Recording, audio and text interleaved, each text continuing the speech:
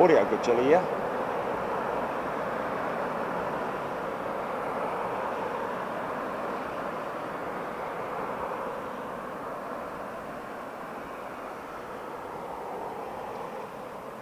Nice. Nice. What will it look like? Hey folks, just a very, very quick intro just to say hello and welcome to the weekend show, Saturday. Please, no spoilers for the sport, folks. You know, the F1 and the golf and all that, but I hope you're enjoying it. But new position, police are on the radar in terms of the CAD number. We've paid for our parking, £8 right here in the Hatton Cross Bus and Underground station. But let's get this 777. Okay.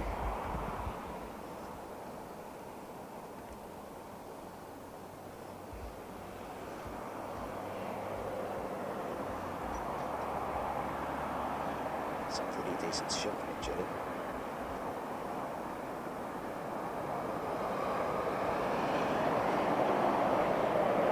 Kind of get a side-on shot. Yeah, well, we've got Cargo Logic. Nice. Oh, wait a minute.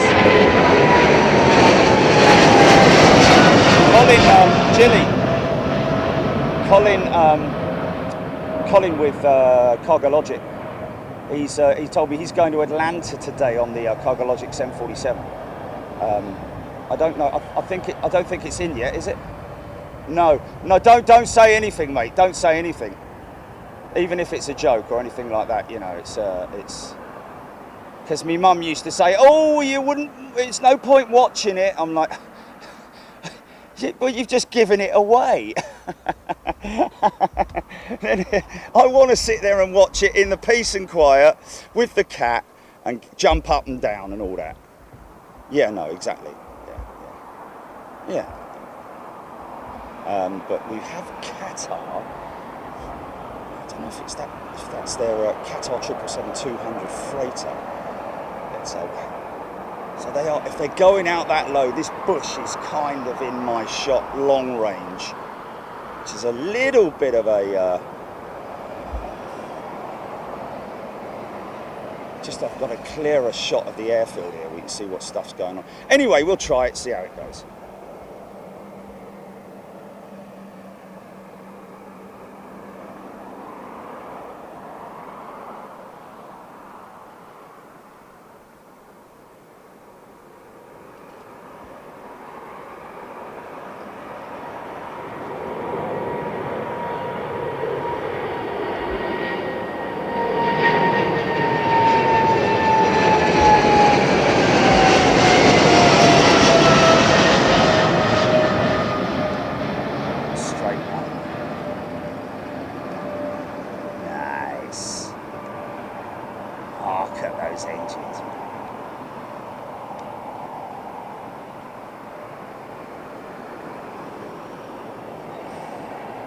Yeah, I sent a message this morning from airside.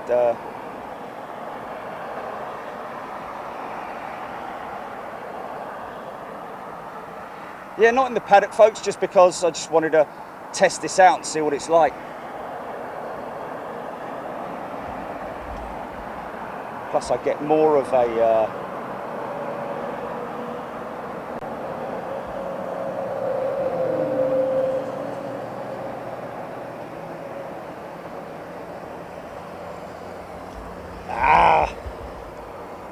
Get behind it. There's always a tree, and there's trees in the paddock, the ones that line up, got a bit of a line up there, which is nice. 321 turning on. Now when JetBlue comes in, question is, will she, is that TAP 320 Neo, I think, will she, where will they gate her? That's a good question, isn't it? Yeah, well, is it?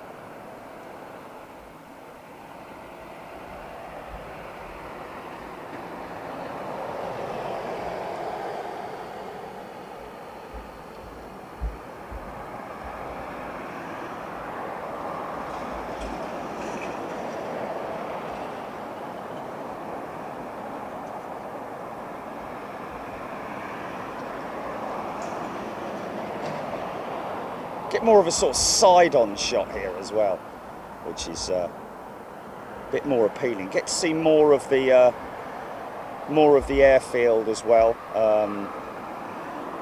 Cleaner shot, because of course you've got that sodding great big tree in the way over in the paddock, which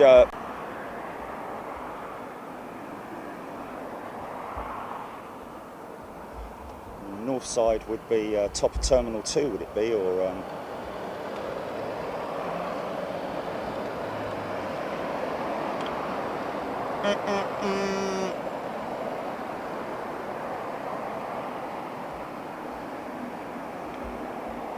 isn't it?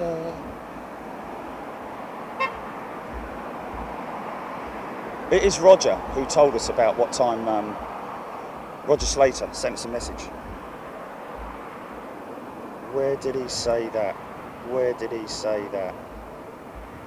He sent me a message. Was it on Twitter? It might be on Twitter, Jilly. Roger. There it is. Just to let you guys know, the JetBlue went tech yesterday, as a lot of people had predicted, to be honest. So during this afternoon at 5:30, so we will indeed catch it. So she should be on approach, Jilly, sort of like, well, you know,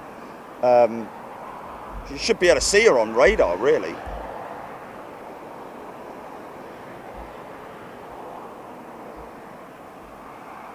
No.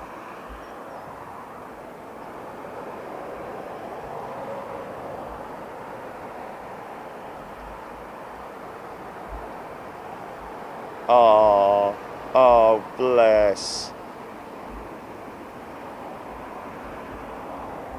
Oh, isn't that lovely, man? Isn't that a lovely thing to say, man? That warms the cockles of your heart, doesn't it? Tell you what I'm going to do. Yeah, bleeding.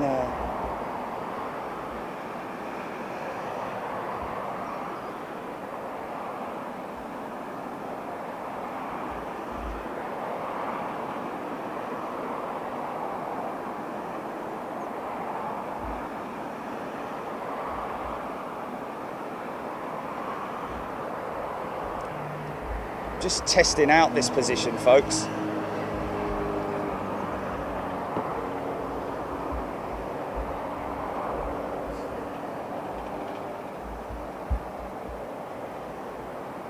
So is that Emirates 200 freighter, I think.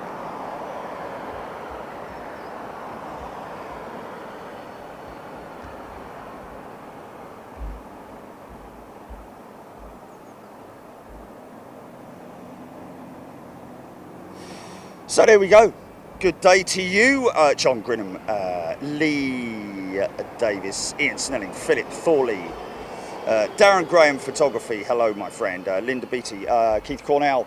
Good to see Chris and his friend yesterday up at the Blue Sky Suite. Both heading off to Silverstone today. Hope they've had a good day. Tony Taylor, Jeffrey Primus, Glenn Knowles, Ben Brown, Bits and Pieces UK, John Godson, Filton 216. Hello, this is Filton 216. Amanda, Kleisenorova, Amanda, good day to you, and a very good afternoon to you. Mark Barr, Mike Spink, the singing salesman. I'm selling shoes today. Stephen Owers, HGC, Lee Hale, Alan Phillips, Roger Slater. Good day to you, Roger. Gate 41 for the JetBlue, 241 then towed to remote later. And I think, Roger, if I'm right in saying, well, gate 41, is that north side, this side? Be kind of great if, because it's all the American carriers are over that side. I don't know where they're,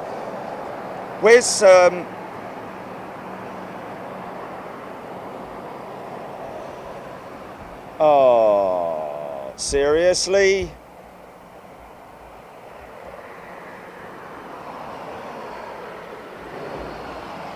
Just repeat that one, Jilly. Which one was it?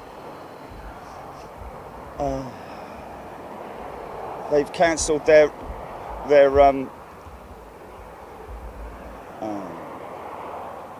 August.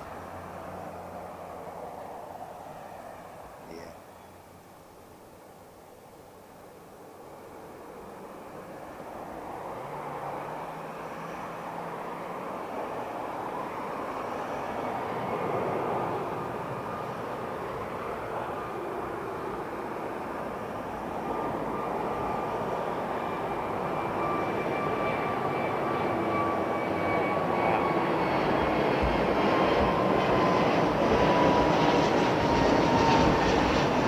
Oh, sorry about that. And fingers all over it.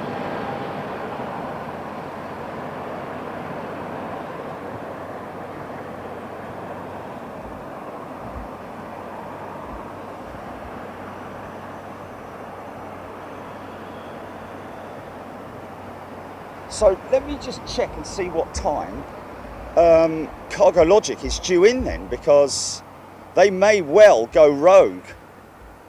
They may well go rogue. Ben Brown, yes it is, my friend. Good day to everybody watching this afternoon. JetBlue approaching west coast of Ireland. Jeff Reed saying, thank you, Jeff. Trevor Dexter, first time in, she was at gate 216, Trevor saying. What's that, Jilly? Yeah, coming in from wherever, but going to Atlanta. Yeah. He's obviously been called over there to handle it in terms of loadmaster operations. Lucky guy, man.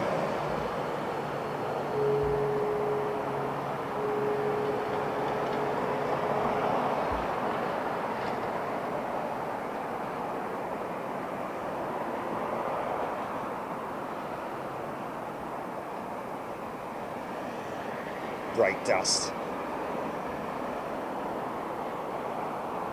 Oh, excellent. Yeah, yeah.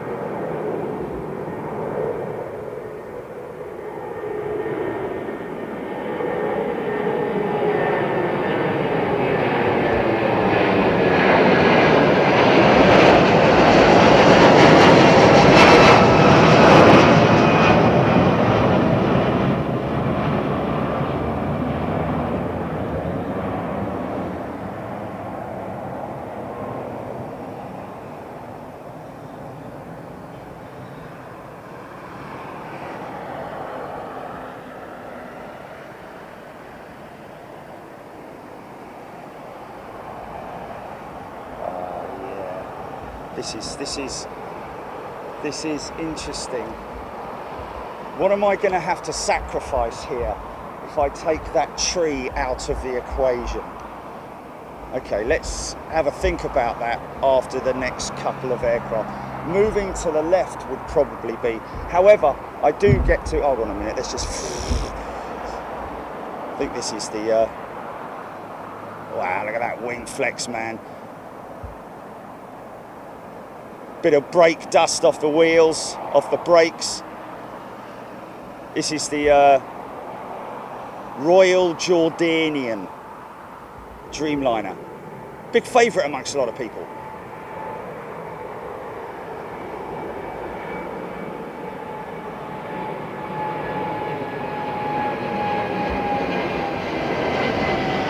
Very derated.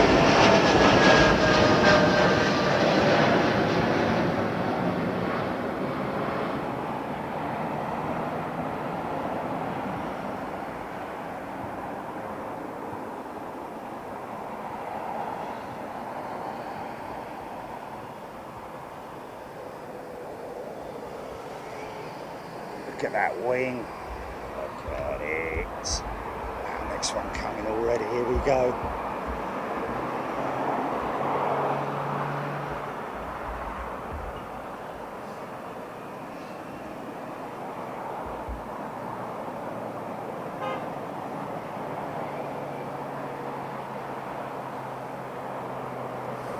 Emirates freighter, I think.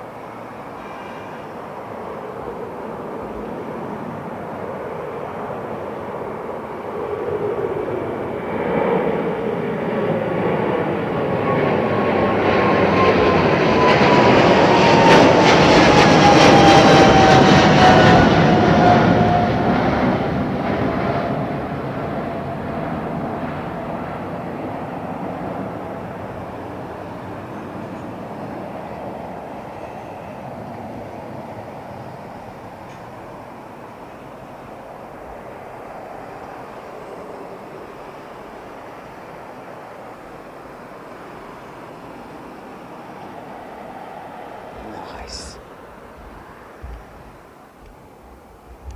Is this another BA jet? Dreamliner. Look at the wing flex up. Look at it flex up, man. She goes. She goes to max flex on rotate.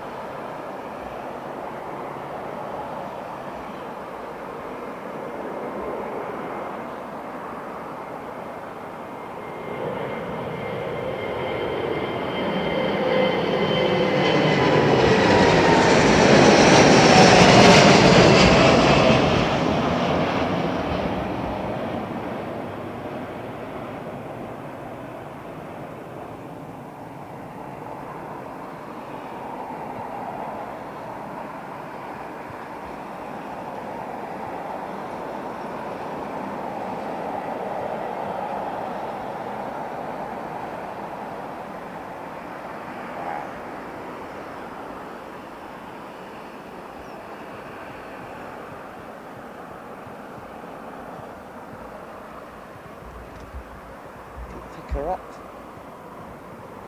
at a later date, but I would probably have to move. I think, yeah, that lamppost would have to be put.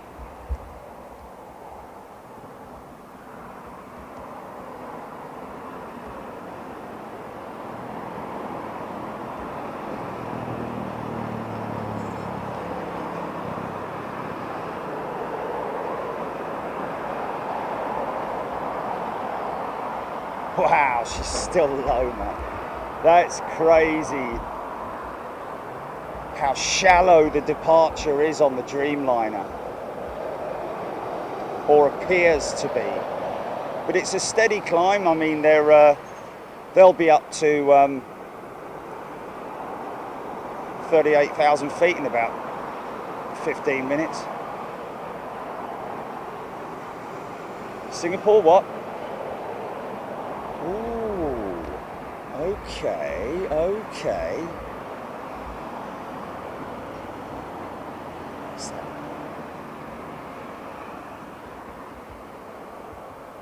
What's that? Oh.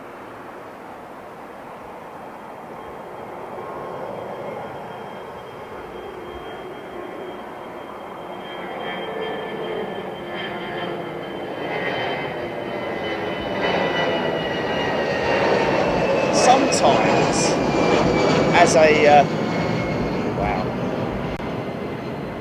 sometimes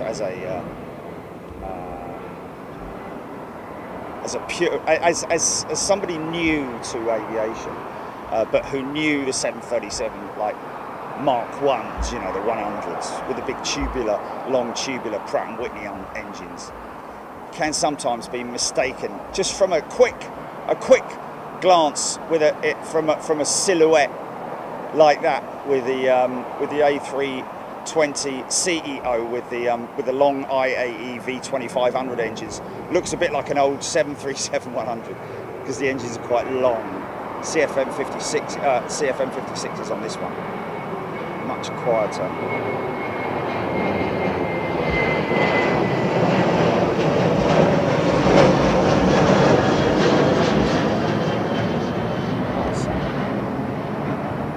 Well, it's the first time here, isn't it? It's a bit odd.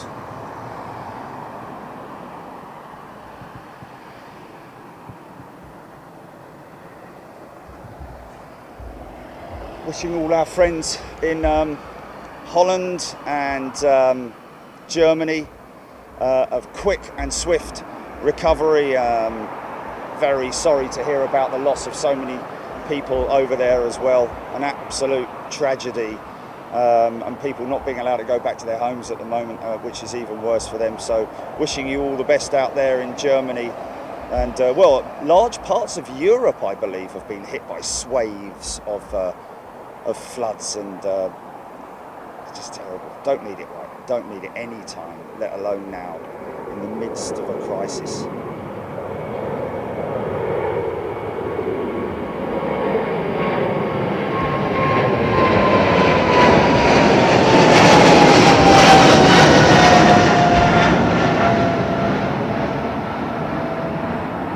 Going up to the left. Is he going up and over the top, or is he going to crank it right now? Here we go. Oh, that's a late turn.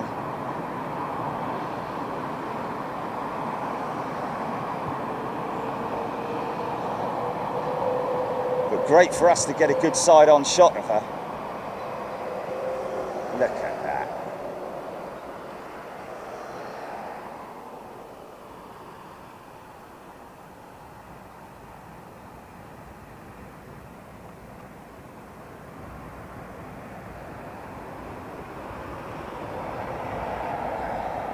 Still be hit by the trees. It is crazy. Just over the tips.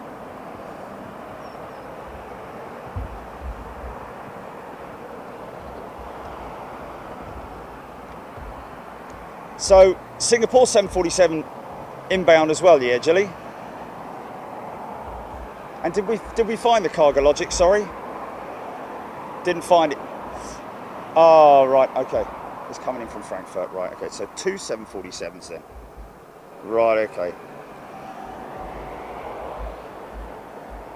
Why isn't my chat scrolling?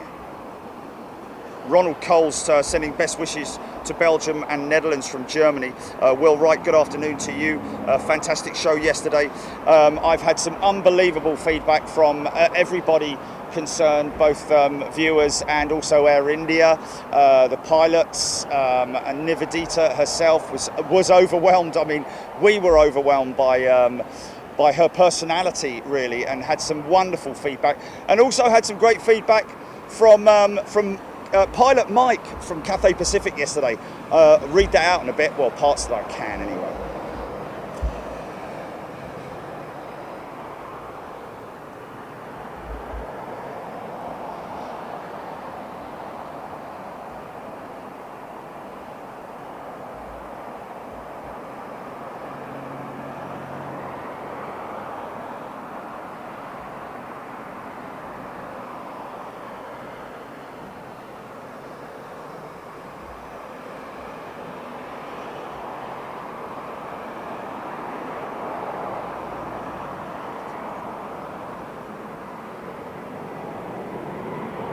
This guy's low.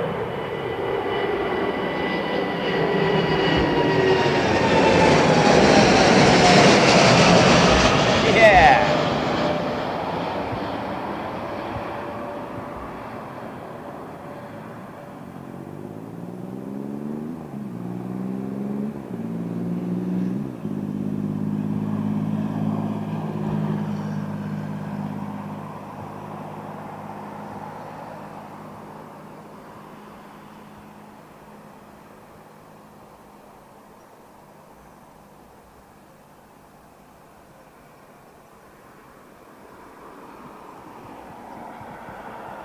Oh, really? That's hilarious, man.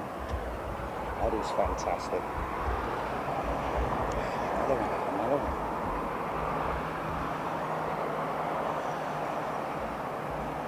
Yeah, the comments, just fantastic. Just fantastic. And thank you to everybody for your wonderful feedback.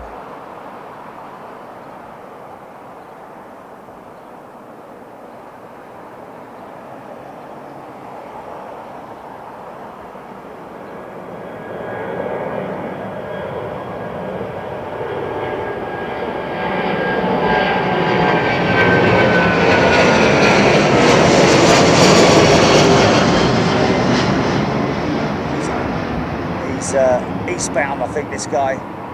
Off to China, possibly.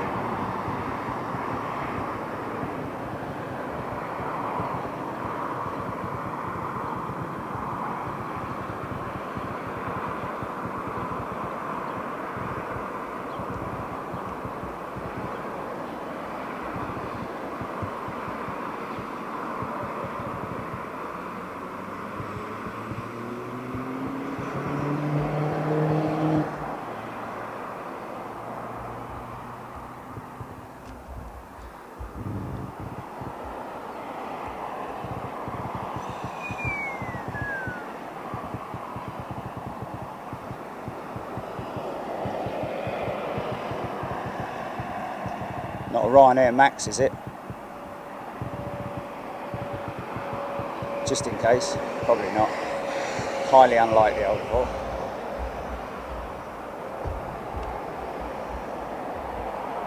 Gordon Bennett!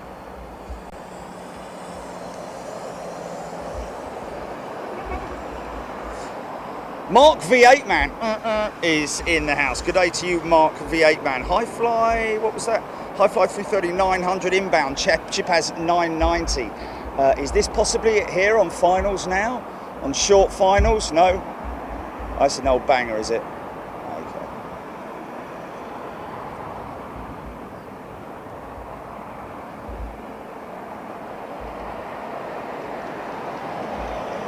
This was an aircraft that Nivedita flew with Air India. And Gilly, remember I had that A300 model of Air India, didn't I? That I used for the aircraft recognition shows. Yeah. So I've got that and the little gift that she gave me on my desk.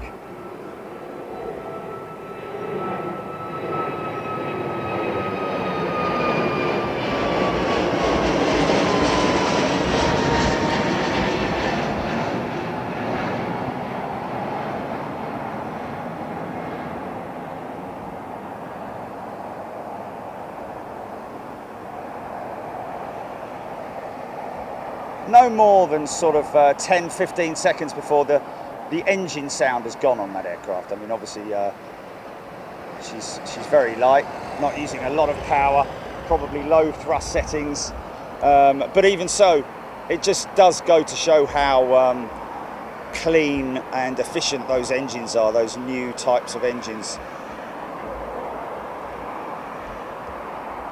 Is that the High Fly Neo there? I think it is. Carly, nice banking shots today. Fantastic, thank you, Carly. Randy Fry tuning in from Missouri. Now, how do they speak down in Missouri? I don't know. How do they speak down in Missouri? Probably nothing like that.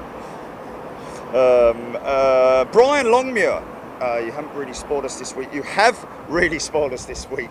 Your shows yesterday were awesome. And here you are again today.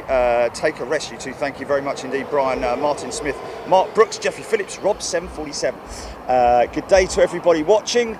And a big thank you once again to Nivedita and for her lovely, lovely words. It was almost, you know, just very, very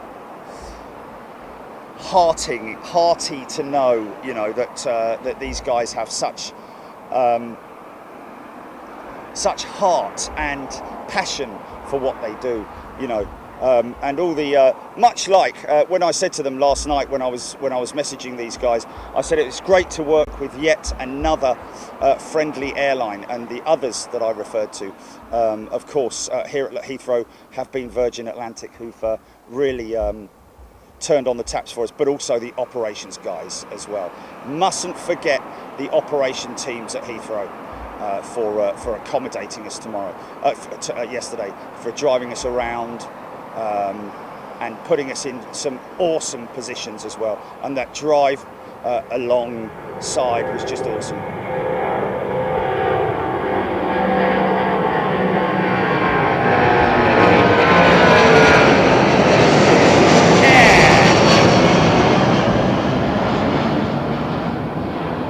Noisy old set of Rolls Royces. Trent 800s on the American 200 variants, and you can really hear that, those fan blades, because they're titanium, the blades on the Rolls-Royce engines, so they make more of a clanging noise than the hollowy sort of like howly noise of the GEs.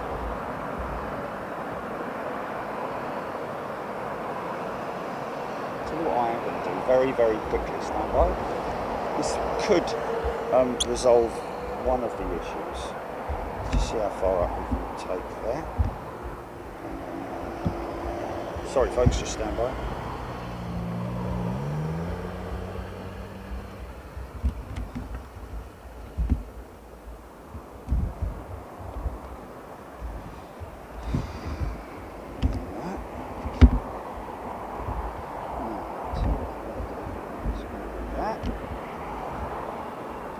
Stand by, ladies and gents.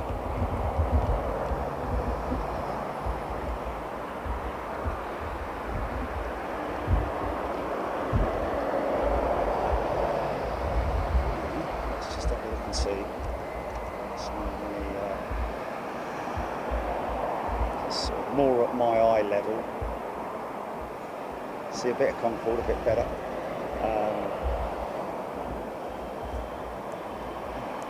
Happy with that. Maybe a little bit higher, a little bit more. Let's just put that over there for now. And hello! I'm good, how are you? Cool, man. Hey man, how you doing? Oh, you're not, oh, yeah. Yeah, just here today, seeing what it's like, you know?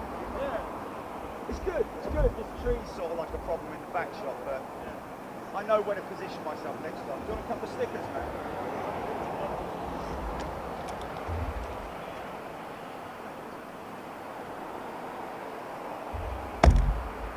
What did I do? Nice to meet you too. Yeah, man. Did you see the Air India show yesterday? From airside, Air India. I'll stay up here, man. There you go.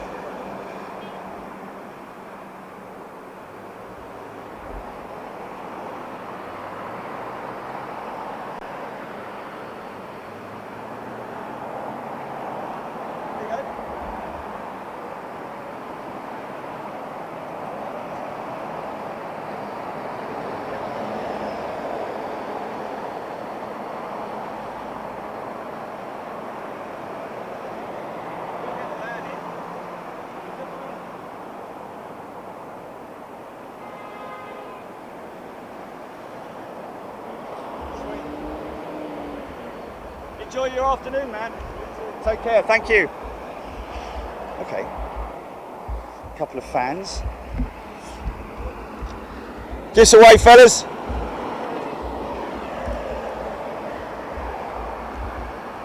Okay. Right.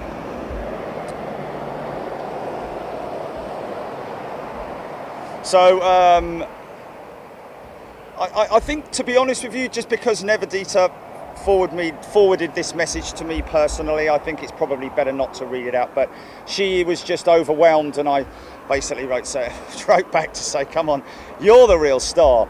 But she was very happy, and I'm, like I said yesterday, looking forward to putting together a video which will she can keep for prosperity to show all the family. But mind you, as the people are watching that the now edited version of the Air India airside show, Nivedita's final flight, that was her final flight from London Heathrow. However, she her final flight out is oh, it was on there, wasn't it?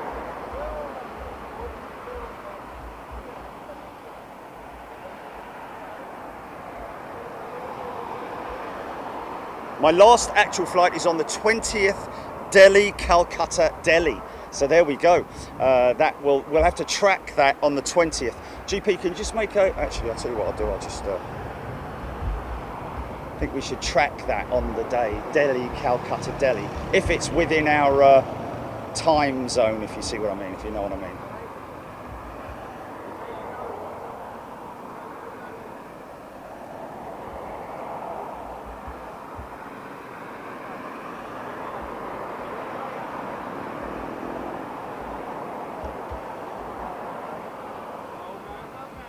Easy, easy, come on camera.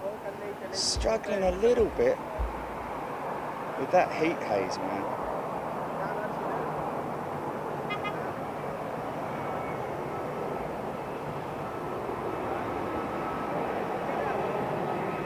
How derated is it?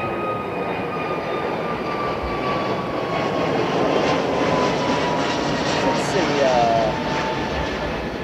I was just about to say, should see the 300 DHL.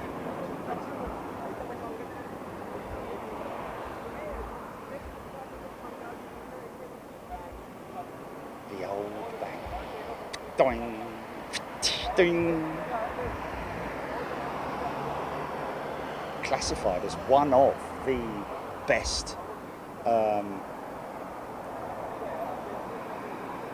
all-round freighters, really, the A300. I don't know if when Airbus developed the passenger variant, whether they actually at that time considered a freighter variant, or whether it's something that they don't think they did. Most of the A300s P2Fs, or are they, or was there a freighter variant available?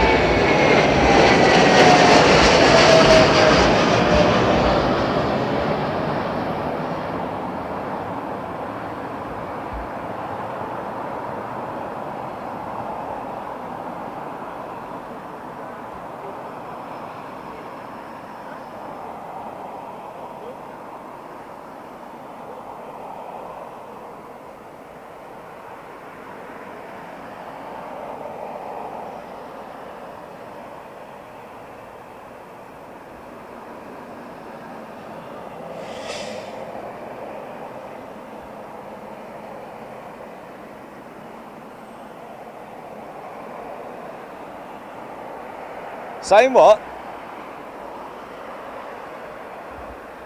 I thought we didn't go there anymore. Oh yeah, but wasn't it only just for one day? Cut it, GP. Just cut it. Just cut it, mate.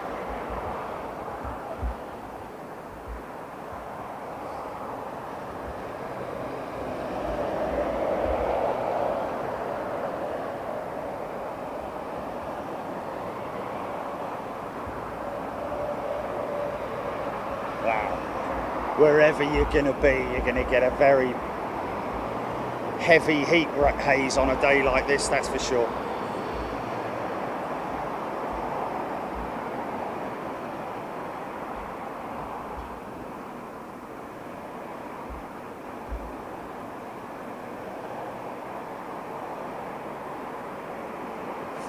Oh, from the pilot, from yesterday, from pilot Mike, thank you for all your effort. That was beyond anything I had expected.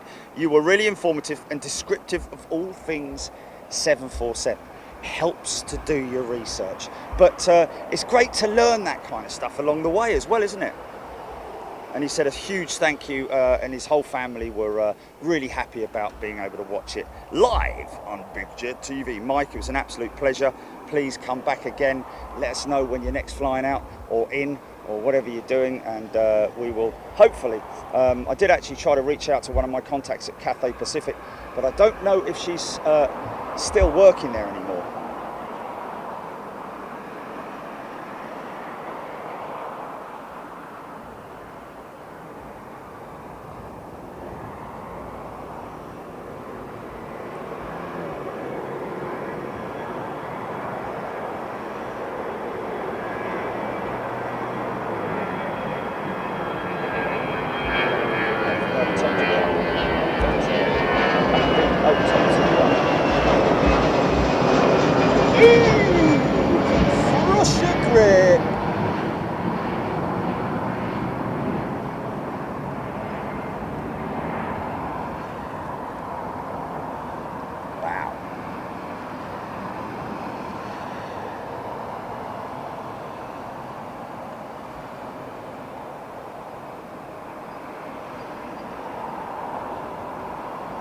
Croatia.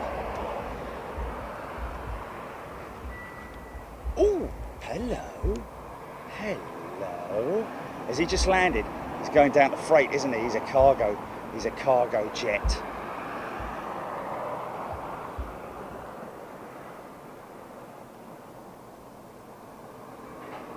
Nice.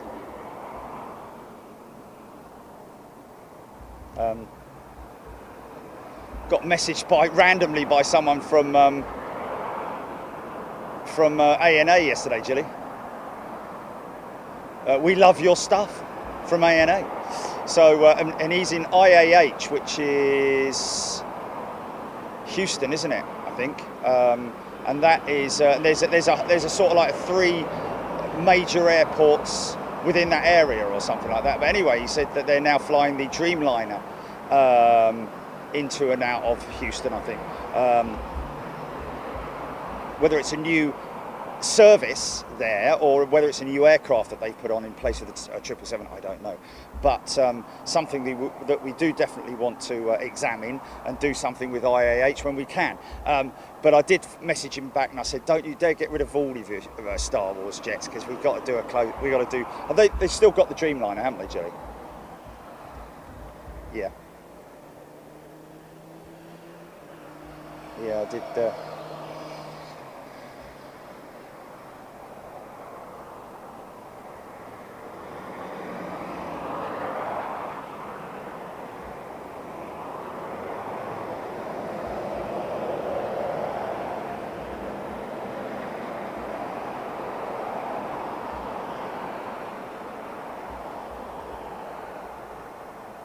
Oh, okay.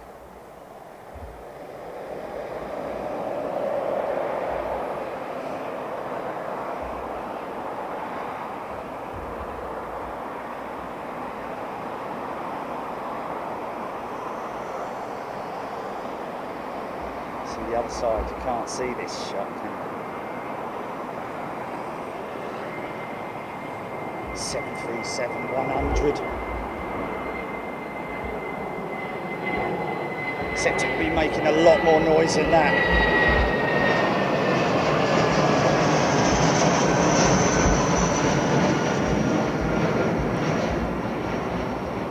JT8Ds.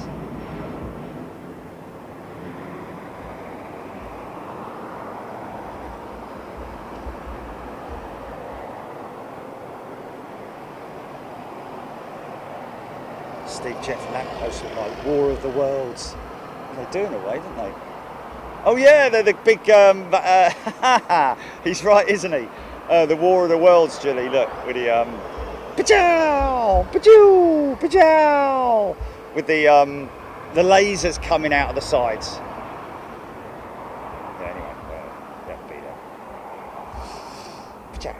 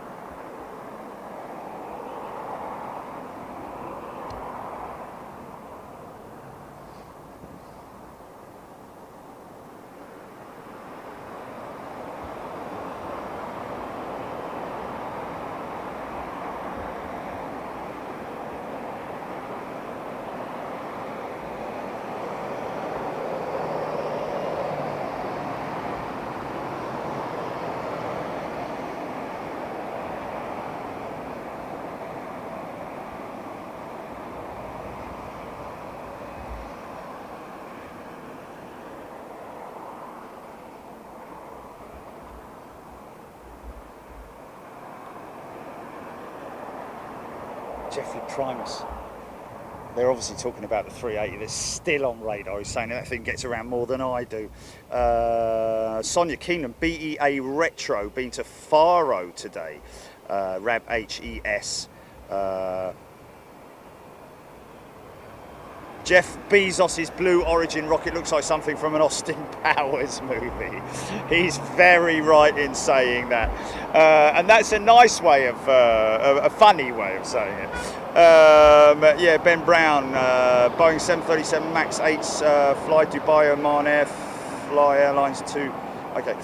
Ubi Aviation A380. Hold on a minute. Let me just have a look. The boot all that. Good day to you. Marianne Edwards, Glenn Knowles, Rab H, Chris W. Big ask for his big sis Karen, one of the RAF's finest, and also my idol and inspirational best friend, Chris W's sister Karen Carly. Phoenix Night Rose. What's that, Julie? Oh, okay. I don't know. Phoenix Night Rose. I'm curious of the stats of how much more freight and cargo plans have increased during the pandemic versus before. About 100-fold, I'd say. Phoenix Night Rose. That would be my best estimation in terms of freight requirements from airlines, at least. But air freight most definitely has massively increased global demand, especially during the pandemic because of all the people being in lockdown. And of course, but now, still most of these jets flying a significant amount of freight. This could be taking sort of like 40 tons of freight potentially, with a limited amount of passengers on board.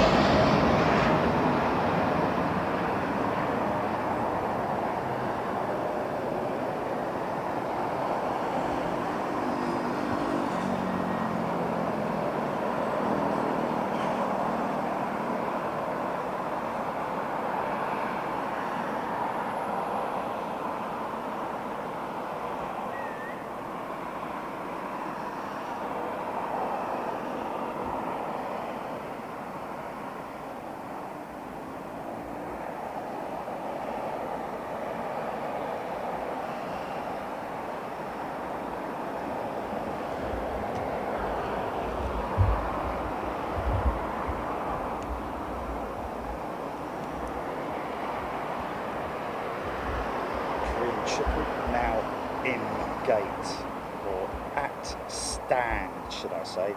It's not a gate, it's a stand. Mirrorman, awesome nose profile of the Concorde.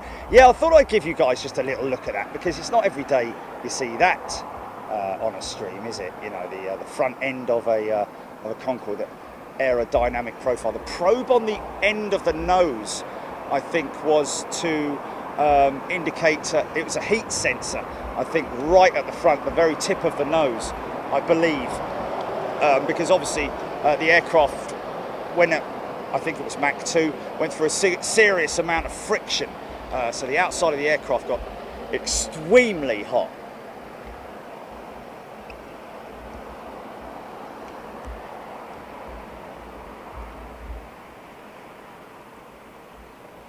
Wow. Captain Ron, 32 degrees. John Grinnan, thank you. Martin Ralph tuning in from Cornwall. Dane Grayson. Yes, Dane. The inside of that Concorde is probably rotten as the inside of an old dustbin.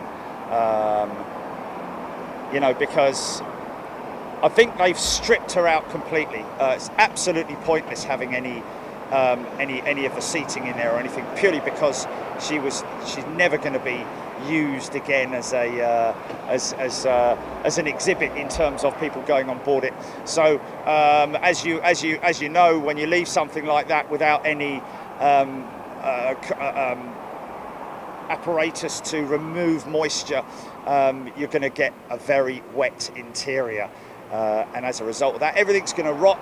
All the carpets, the interior as well, you know, all the plastic framing around the internal plastic products, everything there. I think more or less everything was ripped out of the aircraft, including her engines, and have heard that I think it was just a joke, but it was infiltrated with rats at some point. So, put a rat catcher in there.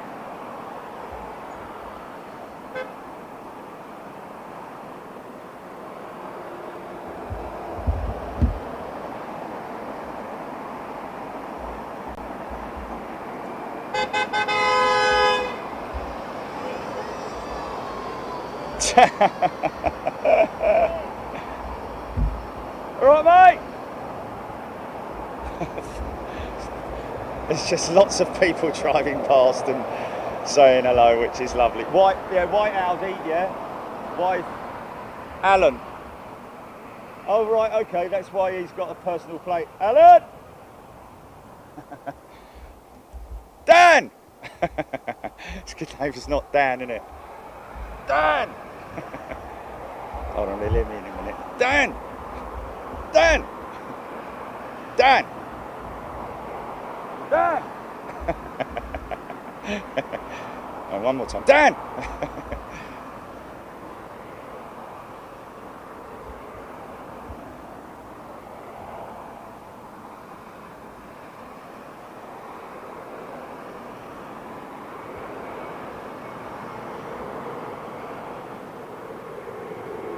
Come on, some heavy traffic, man. These little machines, do we?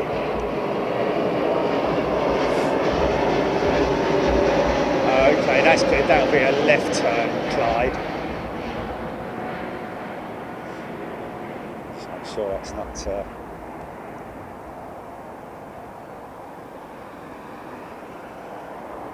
Johnny Hotel.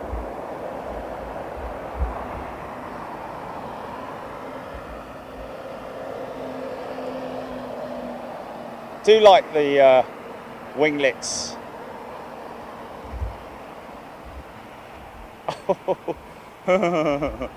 Okay.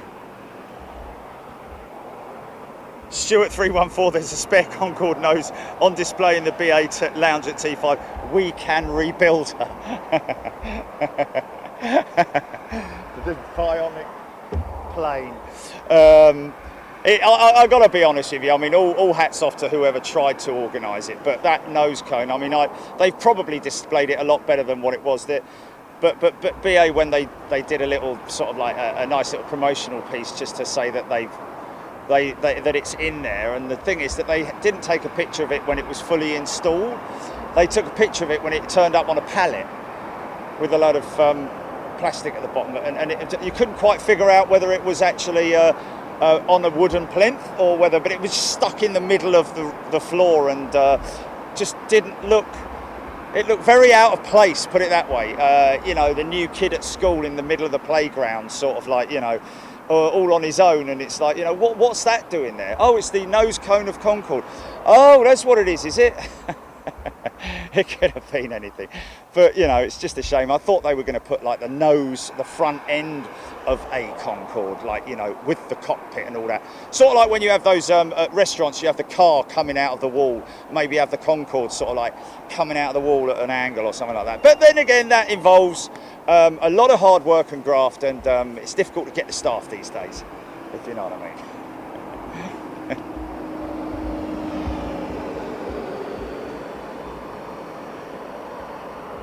Amazing technology for its age, though, for its era.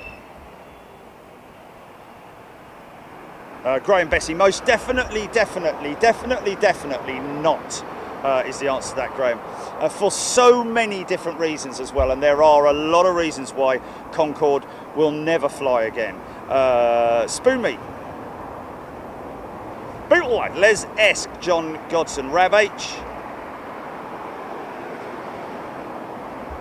Oh, well, yes, leave it out. He's really, look. He says, I did say I was 58 and he doesn't look a day over 48. Fair play, mate. I'm 57. Well, I'm closer to 58 than I am 57. John Grinham, Concorde was loud on Taxi as well, man. Yeah, of course she was. She was just straining at the leash. I just feel like I've been 57 for about 4 years, Julie. Every time I ask you how old I am, I say, am I 58? You're like, no. Yeah. Are you sure I haven't gone beyond it? Jet Blue, 23 minutes out, Mirror Man. I know, man, I know. Good evening, Jerry. Sanj Sharma. I drove to Bristol yesterday and saw a wide load truck and trailer with a BA 747 cockpit and upper fuselage on the M25. It really put in perspective how huge the 747 is. I drove to Bristol yesterday and saw a wide load truck and trailer with a BA 747 cockpit and upper fuselage. Wow, that must have been a 40-foot trailer, I'm guessing, a low bed with, wow, where's that going then? Is that somebody, somebody's bought that for possibly, believe it or not, they might be getting that delivered to to someone's land, farm or something like that, and they're going to break it up and make collectible pieces out of it, which is nice if you've got the machinery and the time to do it, you know, polishing bits and bobs and all that, get part of the cockpit, you know, the throttle assembly, make a lamp out of it or something like that, I don't know, polish this, polish that, mirrored this, mirrored that, keyring this, keyring that, you know, yeah, definitely. Probably didn't cost very much as well, but if you've got a spare bit of land, if you've got a spare bit of land and you've got some sheds with some machining equipment that is not being put to good use, then buy yourself, get down to Kemble and see if you can buy yourself the top end of a jumbo jet. Anyway, whatever.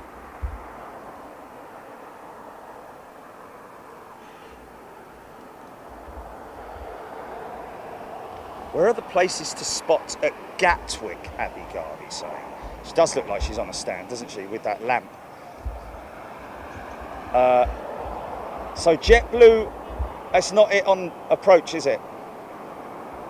Okay, she's about 15 minutes out, something. Okay. That approach over Liverpool is beautiful because you go over the, is it the Lake District? The beautiful mountains, beautiful mountainous areas. Yeah, over Cumbria and all that sort of stuff. It's absolutely beautiful. Looking down on our green and pleasant land.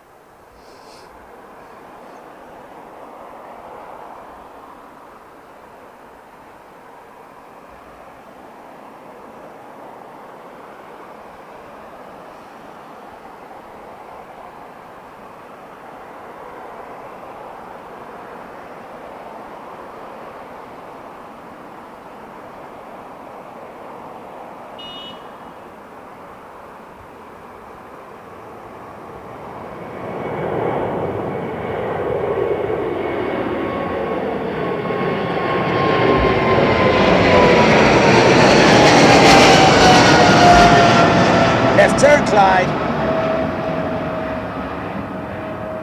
Yeah.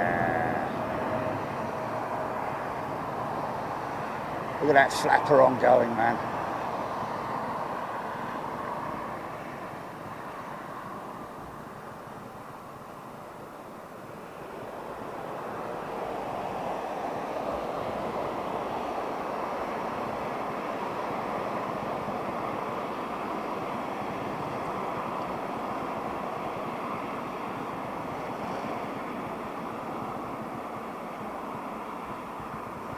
Nice.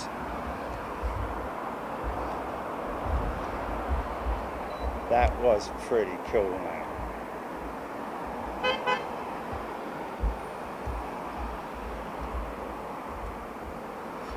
Yeah, Abby, sorry. Where's the best place to spot at Gatwick? Well, to be honest with you, Abby, there is no. I mean, I'll be honest with you. Head to spotterguide.net, ladies and gents. We've got them on our website, haven't we, Julie? A link to their website. Should have anyway. I don't think so. I don't think so. So best place to go at London Gatwick would be the end of, I think it's is it 0523 or whatever. 0523. So I think it is a sort of it's the western end of the runway, which is the less built up end. That's where the best place to spot is. There is a hotel there as well, by the way, but I wouldn't go there just yet because there's nothing to see really at Heathrow. Nothing to see here. Move along, please. Nothing to see here. Maybe a 777 once a day at the moment, I think, but I don't think at this point in time Qatar or or any of the big movers and players have made it back to Gatwick just yet. I don't know. Maybe I'm wrong. I hope I am, but I can't wait to get back to Gatwick. But the far end of the runway, you just got to literally get yourself into the bushes and find a position there if you can. Along that road there is a lay-by, but it's not official. It's not Gatwick's land. I actually did quite a lot of research into that to find that it's actually public highway. So, you know, but the police don't like you parking there. That's why whenever we go down there, we let the police know, like we did today, that we're going to be here, just in case any of the namby-pambies out there phone up the police. Oh, there's somebody on the roof and he's got a big camera on his roof, and you know, because we know where those people come from, don't we?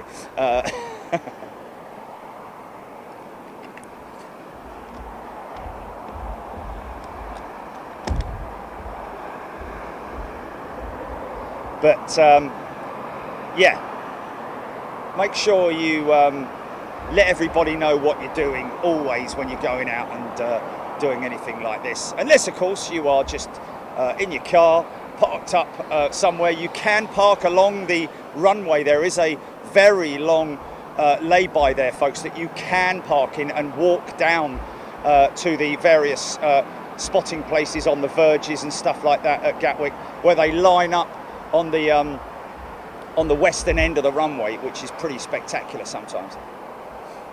Can't wait to get back there.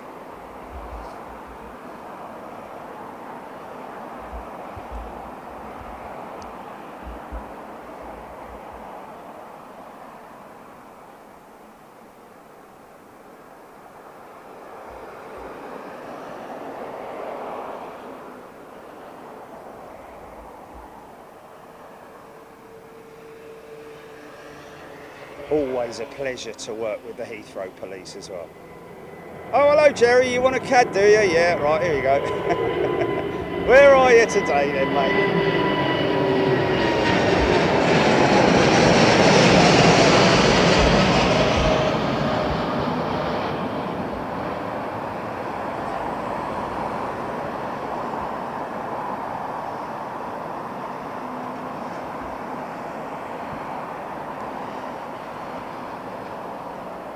Big old flaperons on the Dreamliner as well, much the same as the flaperons on the. I remember somebody telling me, actually, he was a pilot, that they don't call them flaperons, but I have Googled it and researched it and looked it up, and it is, if you type flaperon into Google, that particular control surface, wing control surface, is actually called a flaperon. It shows you a picture if you look at it, but hey, look at that wing flexing.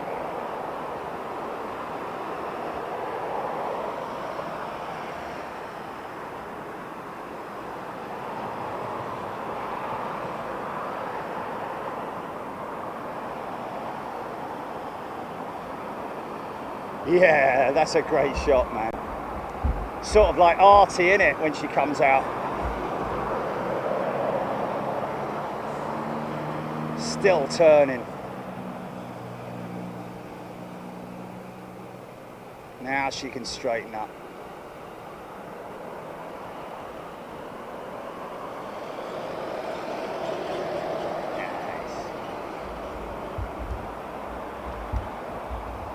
Wow. It's very quiet today, I've got to say. Saturday's good day. Sarah Deal, Simon Toon, Debbie Speller. Banking shots are just great. Brad Bell, good afternoon from Summery, Minneapolis. Wow. Good afternoon, Kathy Collis. Glenn Knowles. Thomas Much, been watching the virtual React 2021. Okay. HGC, Rab H, Gary, Jerry Gray. Stephen Barry, tuning in from New Jersey, USA, New Jersey, Northern New York. Yeah. great great place. A friend of mine from the US who lives in New Jersey.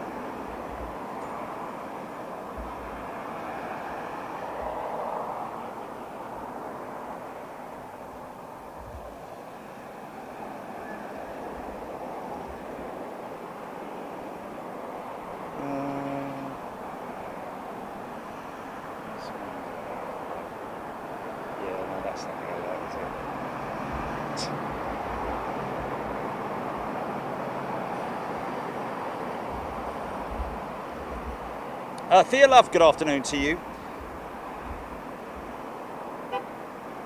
G6, good afternoon to you. Gary Fellows, Jerry Gray, Ian Lyles.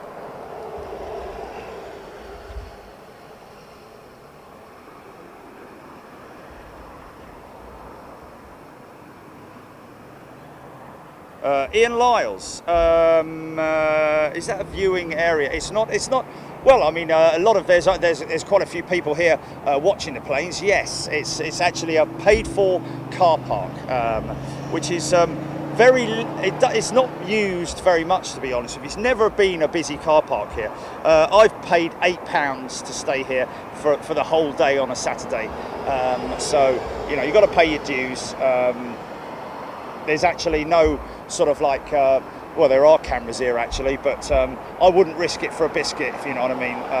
I know we all try and get around parking, but what we do here is just do the right thing, do the honourable thing, and respect people who've got parking areas. The only time that it didn't work for me was that other one outside the academy, which would not accept the machines were actually shut down. So. Michael Newick, I wonder what China Eastern Cormac C919 will be like. Martin Ackerman, JetBlue straight in to 09 left. Not seeing it at the moment, Mark, but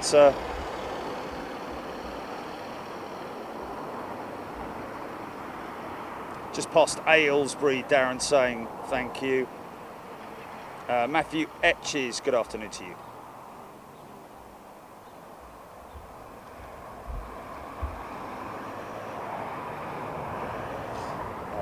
Brad Bell, if and when, well, at the moment I can't see British Airways changing their livery. However, that particular Concorde there, I would imagine, was in that livery when she was retired. I think I'm right in saying that. And good question, whether they would paint her for the new livery or leave her as she is. It's a bit of a question, that, isn't it, in terms of like, what would you do? Would you leave it in the well, if they're updating it, they're kind of going to want it in the most up-to-date, I'm sure, possibly. Michael G. Kelly, great to relax, watch the Jets after getting roasted in the peat on the beach. Dear oh dear. Singapore Airlines cargo 1 hour 32 minutes away, might see it go out later tonight. Didcot twist. Anthony Davis, spoon me. I tell you what, I'm hoping that we might have, because especially at the moment, as there's very little traffic, we might have a rogue arrival of the of one of the two 747s that are due in. Let me just have a quick word and see if I can get hold of Colin and see get an update on that.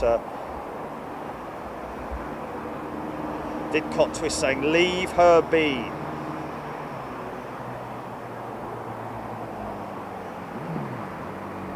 Stuart, how long have you been filming planes? What, today or in total, or 5 years with Big Jet TV? And of course, I've loved planes all my life. Dad was a pilot, blah, blah, blah, blah, blah.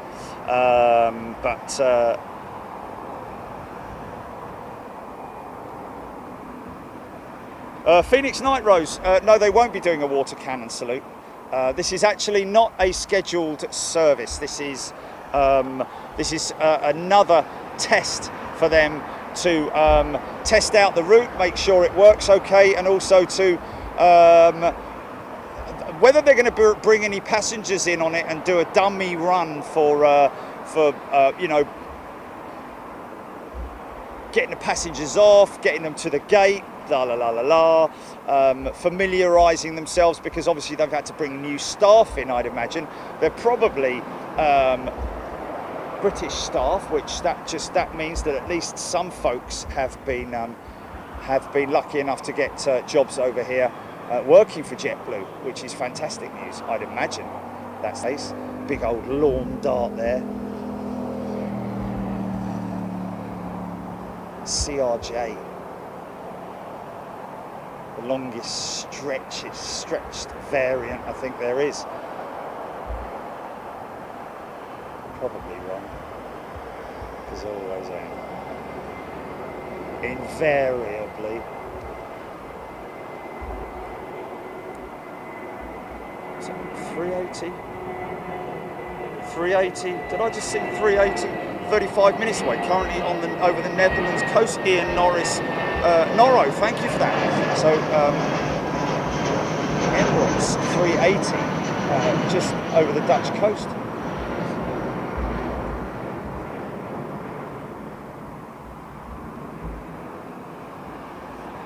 Gary Fellows, all of the Concourse had the newer livery. There we go. Robert Mendes, tuning in from Palm Springs. I edited a video in Palm Springs once. Great place to go. Bob Hope, I think, frequented Palm Springs back in the heyday, played golf out there. I think he actually had a house in Palm Springs, Bob Hope, didn't he? Great place, like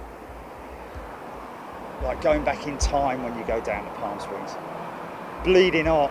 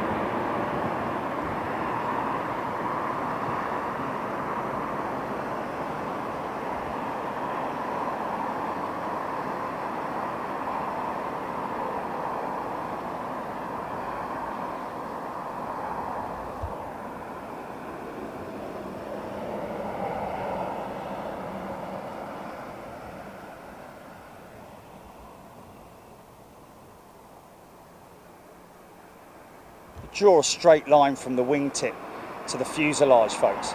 You'll find that wingtip is actually flexed up higher than the fuselage. You can actually see it when she's flying directly away from us, or especially when she's in the turns.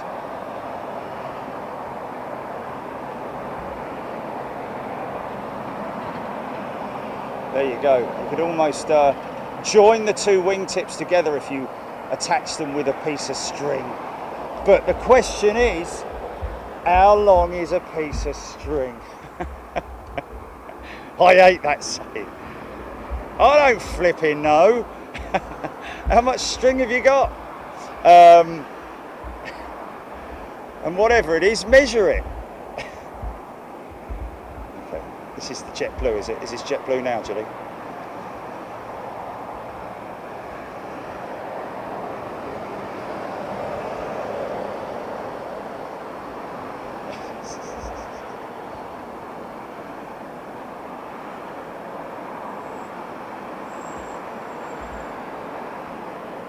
Not going to see anything. That could be anything.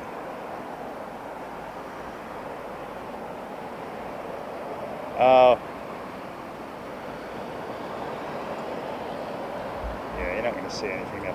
I was just hoping that she might taxi around this side and park up down on the southern side, but apparently was it Roger saying that it's on the north. She's parking on the north, isn't she? I think. And touchdown. Well, nearly. There you go. JetBlue. Not a passenger service, folks. John Grinham, thank you. Jerry Gray. Glenn Knowles, Andy P. Chris James. Eve Hosgood. Tridents and British Midland Viscounts off to the Queen's Building. Yes. Now that there, yes, somebody mentioning those buildings. That is actually a protected building. They're not allowed to do anything with it. Much like the buildings that are, you can just about see them through the gap there, where they used to park up the old VC10s and 707s. That building there is, and they've just adapted those buildings to, well, the ones down there anyway on the right hand side of me, they bolted on front ends to them so that they can still use them mainly for offices and stuff, but the actual main area that they work on the aircraft is a bolt-on front end hangar assembly, which you can kind of see the top of just there. That's the bolt-on front end. So you can see it's bolted to that back section there, which is like the old semicircular front end, which is where they would have worked on Concorde and 707s, like I say, Comets and stuff like that. Lots of very famous pictures taken around there back in the day as well. And this area here, these hangars here, were actually the hangars that they did, like Anthony saying there, used for the Tridents and the Viscounts and other small aeroplanes. And they do still use them, stick the nose in for a 320, 319s, 321s as well, I think, but mainly used for at the moment especially used just for a parking area in front of it. Don't think it's being used extensively at the moment because they're not under that much pressure in terms of servicing their aircraft because they're not flying a lot.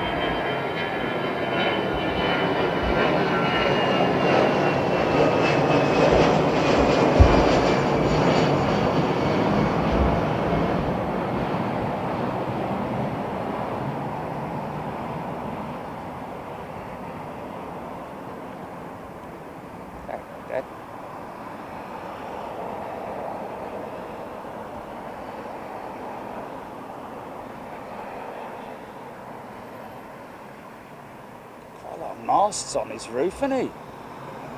2 little blisters and three masts. Wow. Satcom. Interesting little shot there, actually.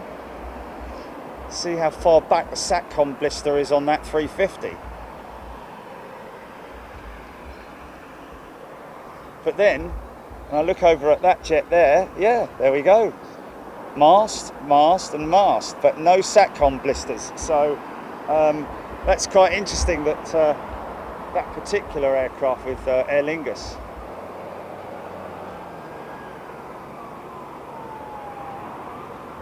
Can't see it now.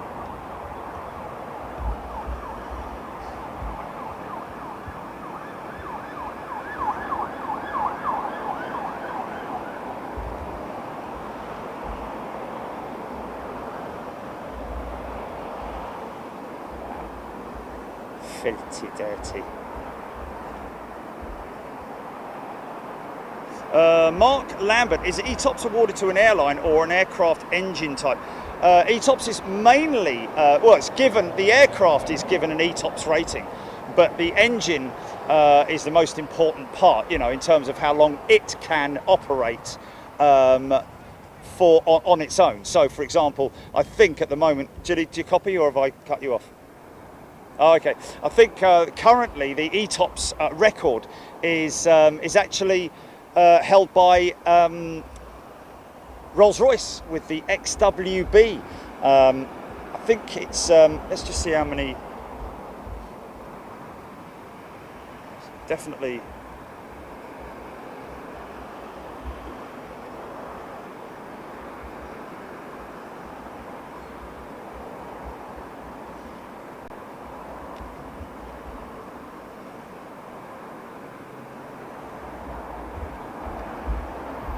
is he going out? Is that Rwandair going out? Or is he? Yeah, he must be. Wow, going to Brussels. It's crazy. Funny old trip. The Boeing 300ER airplane completed the longest engine-out demonstration flight ever in support of Extended Operations Certifications, ETOPS, when it flew more than 5 hours with one of its 2 engines. What's that, Julie? What has?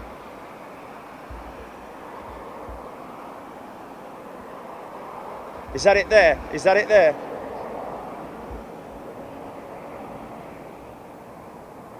Oh, yeah. Here it is. Oh, no. There it is. There it is. It's parking at that gate.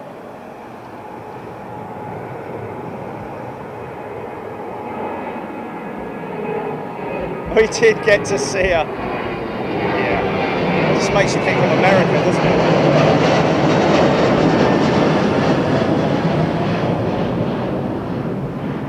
it? Okay, so there we go.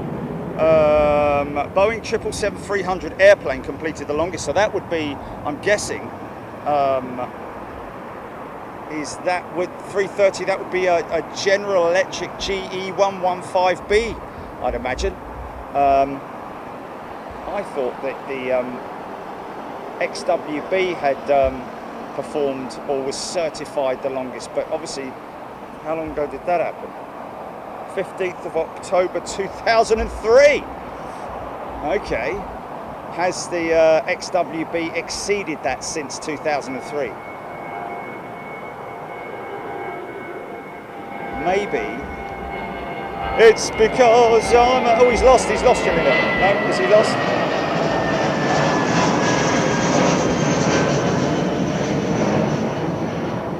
And I was for a minute there.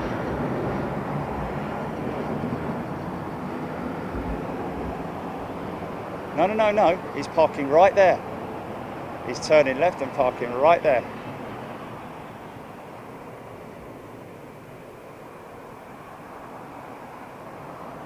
So that was 2003.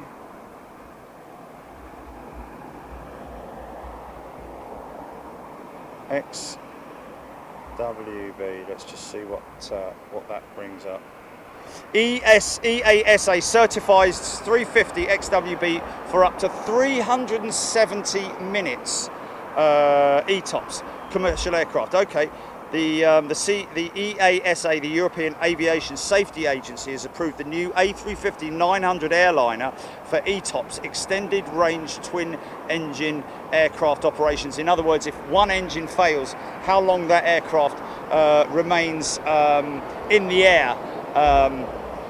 So 370 minutes. Wow. 6 hours, isn't it?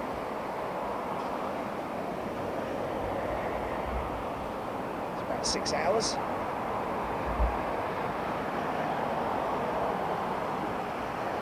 So one engine fails halfway across the Atlantic. You can fly to the East Coast easily on that single operational engine.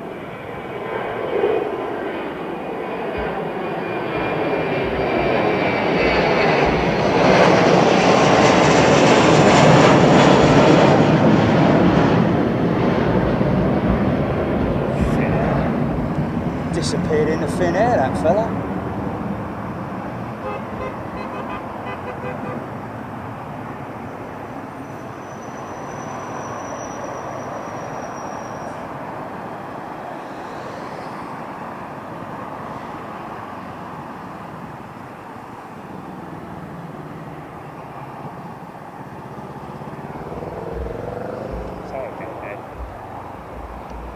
I'm a Londoner, that all of London town. Right, so no walk bridge coming out to this this little aeroplane. Say little aeroplane, 321 XLR, I think, isn't it? Is it the XLR with JetBlue? Certainly going to be the way forward for a lot of carriers. Oh, okay.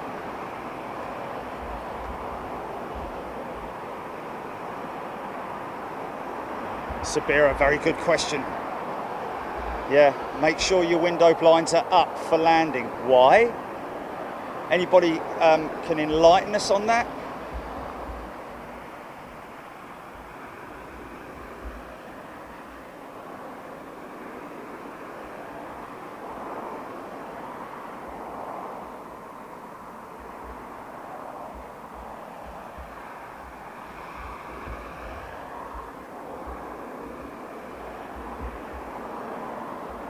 Have a look.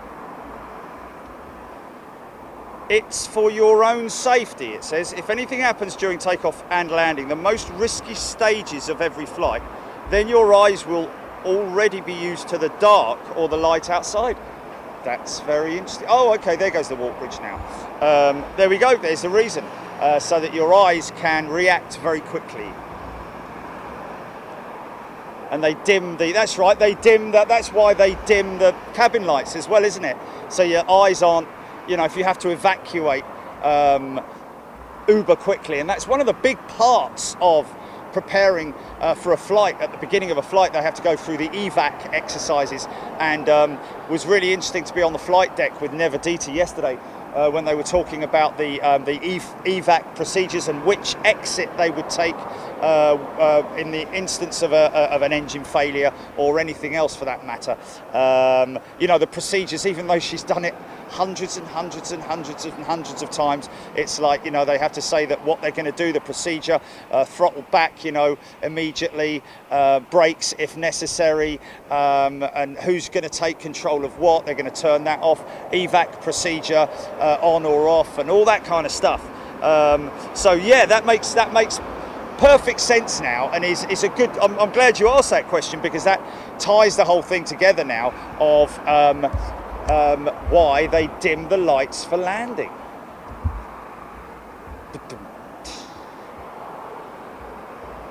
So Rwandair now, go on girl, up you go, quick. Oh. That is just timing like you cannot believe. Short flight to Brussels.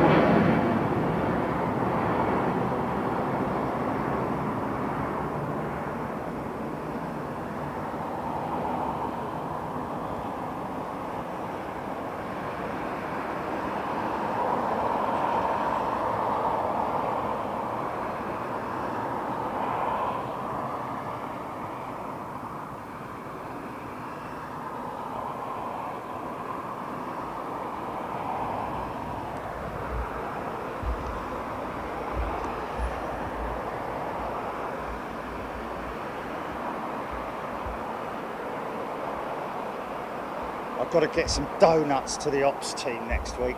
Somehow, I don't know, but there's loads of them working. We have to buy the whole supply of donuts at Sainsbury's. The King of A380, welcome as a new member to Big Jet TV. Stuart 314, Tony 737 Barnes, DC6 from the top of the Queen's building, John Robinson, wow, reminiscing about the days back before the war. No, not before the war, but back in the 70s and 80s on top of the Queen's building. John Grinham, thank you very much indeed. Wow. John Grinham. That's in from, was it San Francisco she's coming from, Julie? It's JFK, is it? Right, okay, yeah.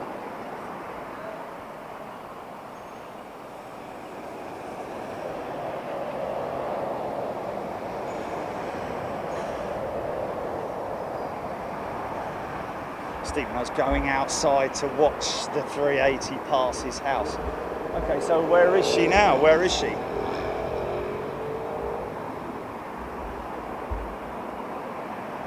Yeah, let's just have a little look. Oh, okay, I've got her now. Yeah, she's just over Billericay.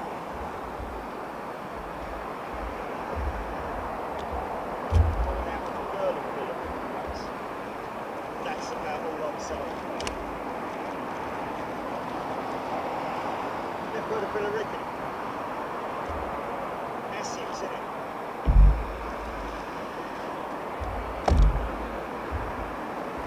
Right, okay. I think that can stay on there.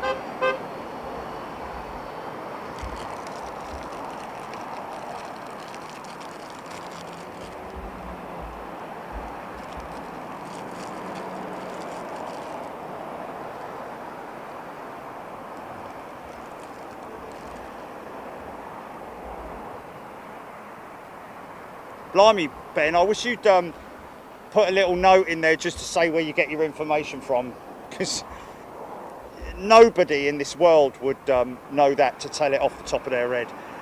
Where do you get your information from, Ben? Is it Google? Don't be ashamed, because that's where Google is the best place, Wikipedia and so on and so forth, or indeed Airbus's pages, but he's putting up some very interesting stuff about the long range and the NX. No such thing as an XLR by the sounds of it. The A321-200 NX Airbus cabin flex configuration for high density seating. Well, high density seating wouldn't be what they'd want to do on a long range aircraft, is it? It want to be low density seating, but I don't know. At TCC, these truck drivers must be ex-fighter pilots with their precision. I love that.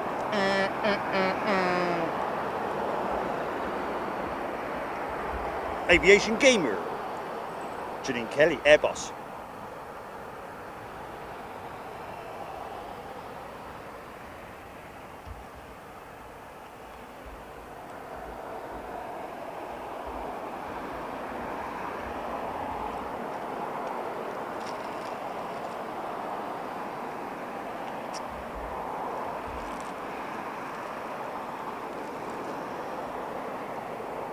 Blimey, fair play, Ben. From an aviation journalist. Who is that aviation journalist, Ben? It'd be great to give him a shout out, give him some respect.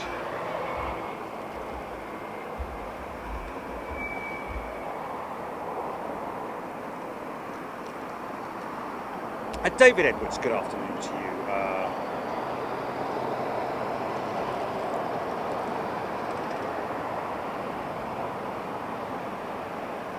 Stephen O's got her. He got her. We should see her coming into sight. In fact, that is her right over there.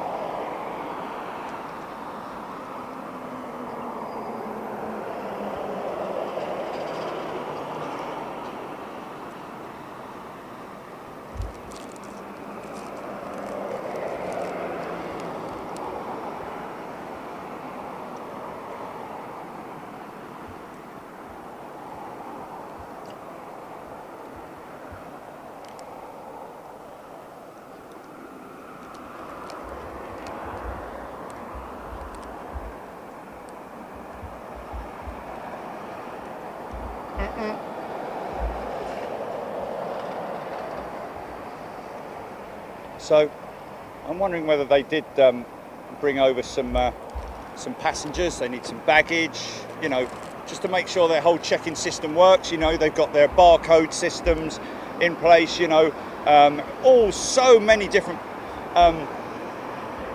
procedures, you know, the check-in area, you know, the new check-in desks, and all those procedures have to be done effortlessly by the time they start bringing passengers over.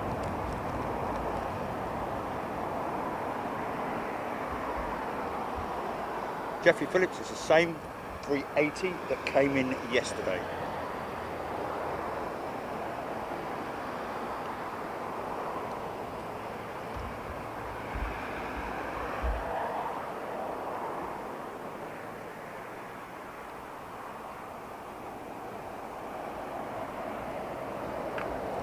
Interesting.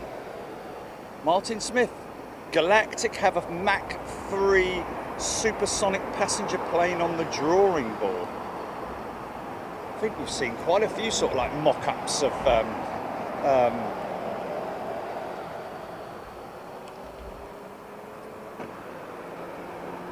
supersonic flight aircraft. Terry Reader is a new member. Welcome, Terry.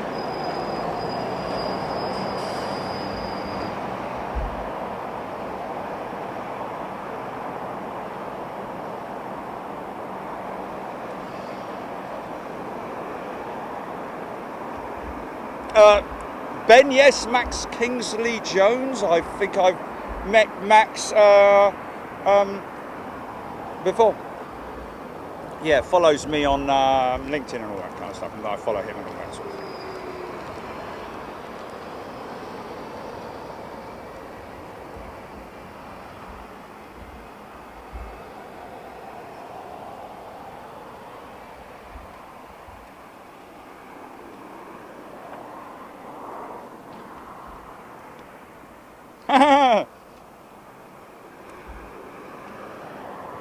Oh really? Oh, that's fantastic. Oh, that is brilliant.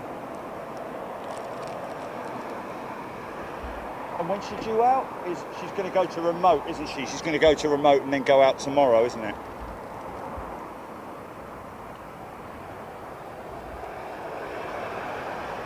Yeah, went tech yesterday, which is why she was late today. I think, well, she's going to remote. That's what Roger said. So,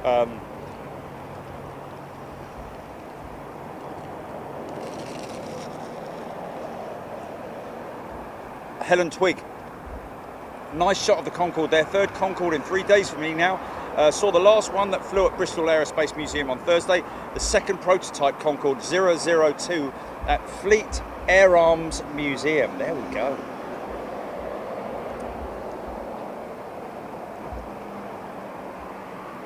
And there's her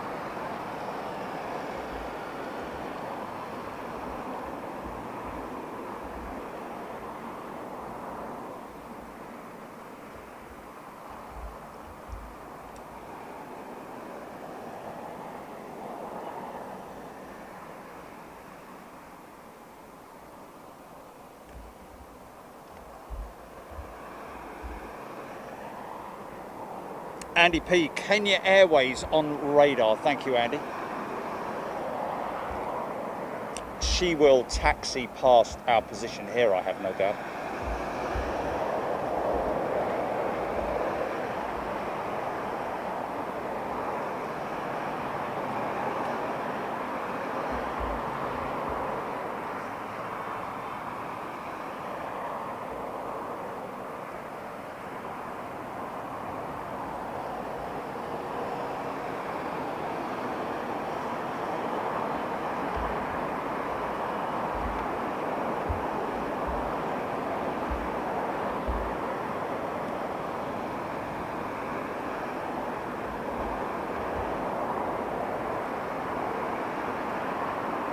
Oh, Zig Games, good question. Let me just have a look at that.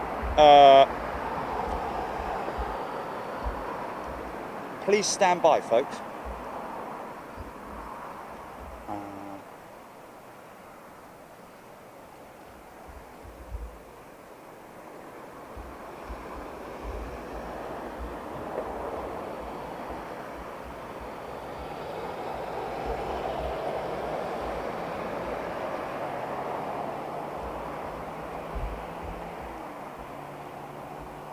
Who's that? What's that? What's that? Who's that? Where's that?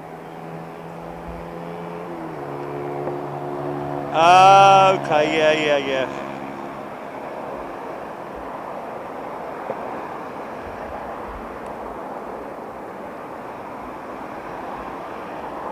Okay, that's there.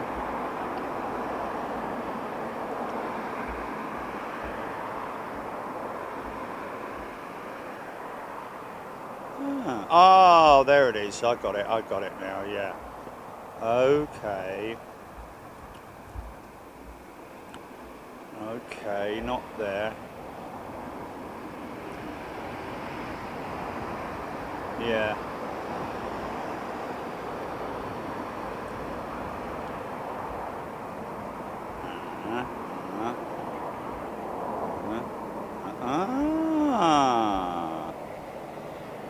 Interesting.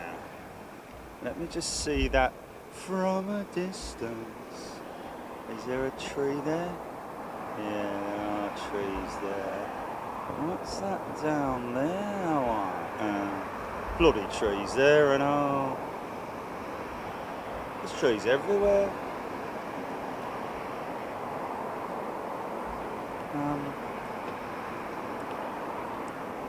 What's that there? Oh, what's that there?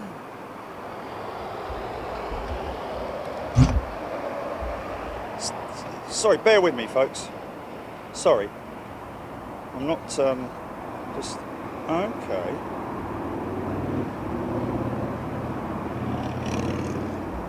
Hopefully they'll bring one of those jumbos in on... Oh, let's just find out with Colin.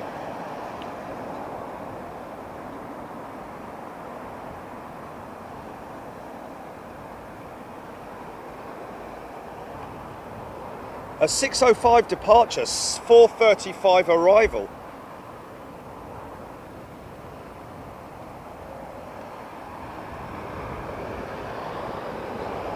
Okay, wait and see what reply we get from Colin.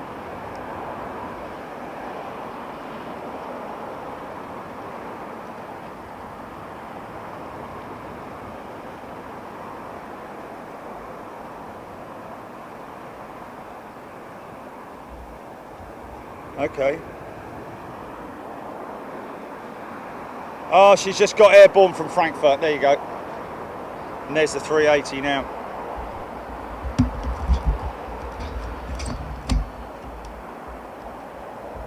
Okay, gotcha.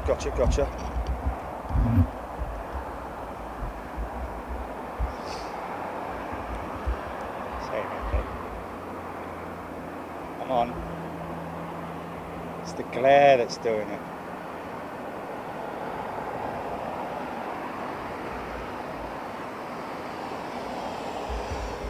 JetBlue liked, what did they like, Ginny? A tweet or something? Someone put up that we just caught them and they liked it. A screenshot of it through a gap.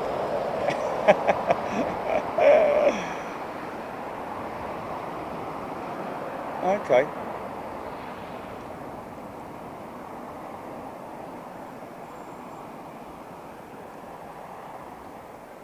What time's Emirates due out, GP? Oh yeah, that's gonna be spectacular, isn't it? Catching this going out from this angle.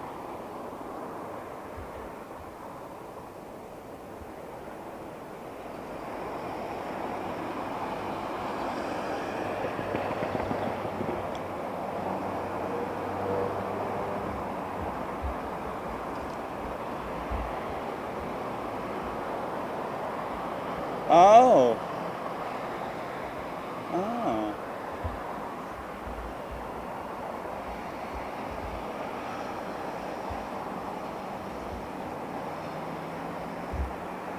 Oh, we said the meek shall inherit the earth. That's nice, isn't it?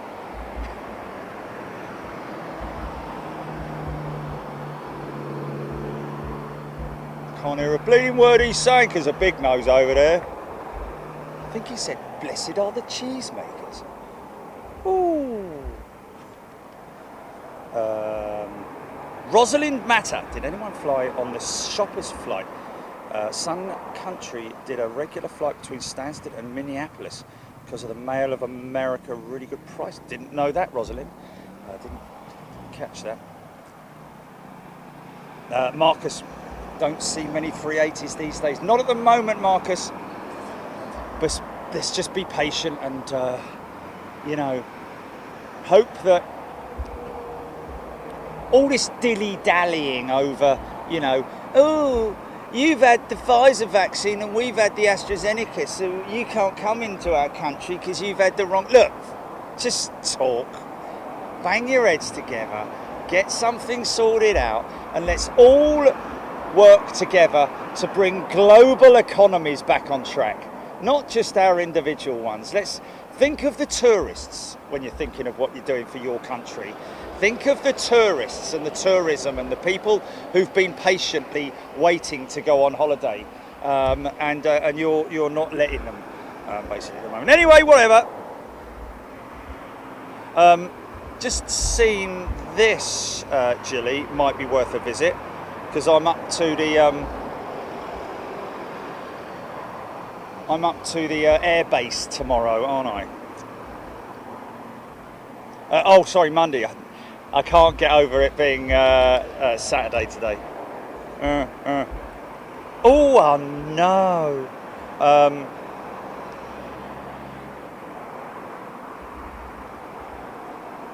Matthew Etches, in 1.5 hours there'll be a 346 Mayleth. Oh, hold on a minute. Got a bit of suntan lotion in the eye. Suntan lotion in the eye.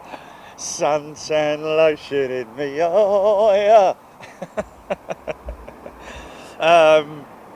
There'll be a 346 Mayleth Aero overfly from Bournemouth to Fuzhou. Is that correctly pronounced? Fuzhou? Ben Brown, unfortunately, we should have a Ryanair Max over around about now.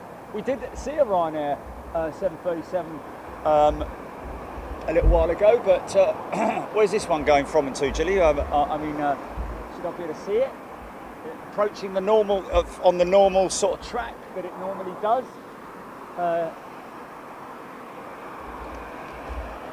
Okay.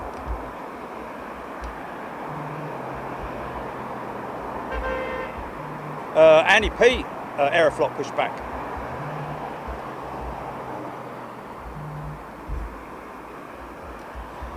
Come on, let's go to the Stoning. Just put do not disturb on because it's got.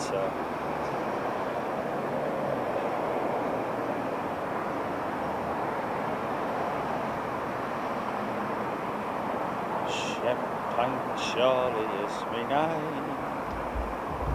Champagne Charlie is me name.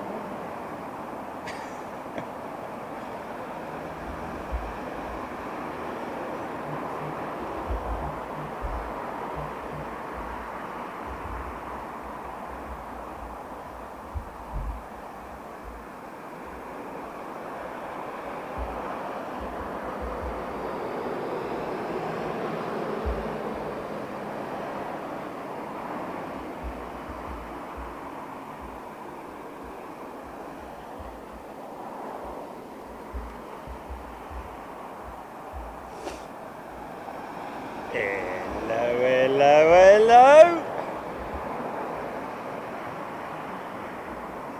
Right, who threw that? She did. Come on.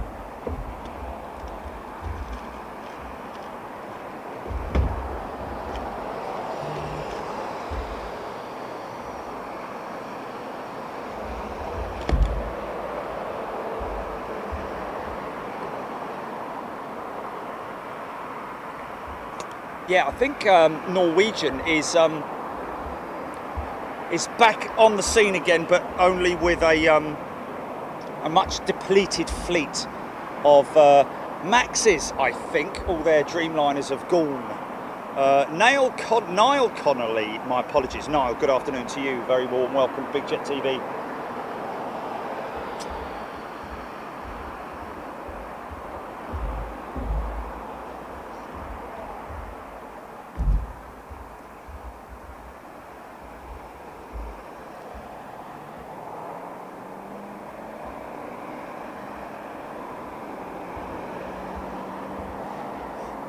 Niall's been watching for a long while.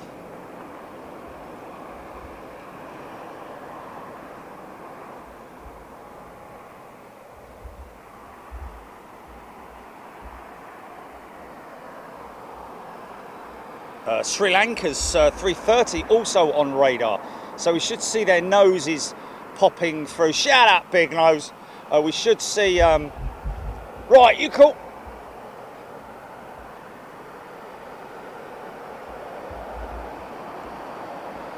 Should see Sri Lankan and what was the other one? Aeroflot also heading out.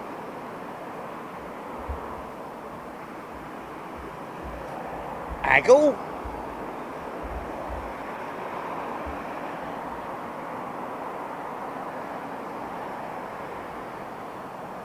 Oh, Norwegian dumped the Max, Philip Sinclair saying. Okay, what's the new strategic? What's the new strategy for them then? Because I was under the impression that they were, or I think I read somewhere that they were holding on to a few Maxes, or maybe older 737s, non-Maxes maybe. Maybe they just haven't even taken delivery of their Maxes. Maybe that's what it is.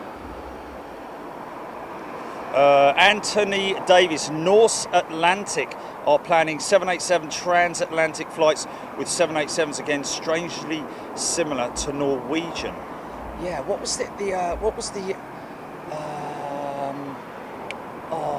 what was the airline that I heard was being dismantled and restarted by Alitalia.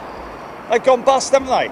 No, finally, Alitalia have actually, after years and years and years and years, actually gone bust. But they are being brought out. I just always remember their 330s when we were out in Boston and New York and places like that. I've kept it here somewhere. Information via LinkedIn, by the way, ladies and gentlemen. Just in case you know. Let's just have a look here. My items, saved posts. This is from Philip Mikalev, former CEO of Air Malta, and the tweet. The message.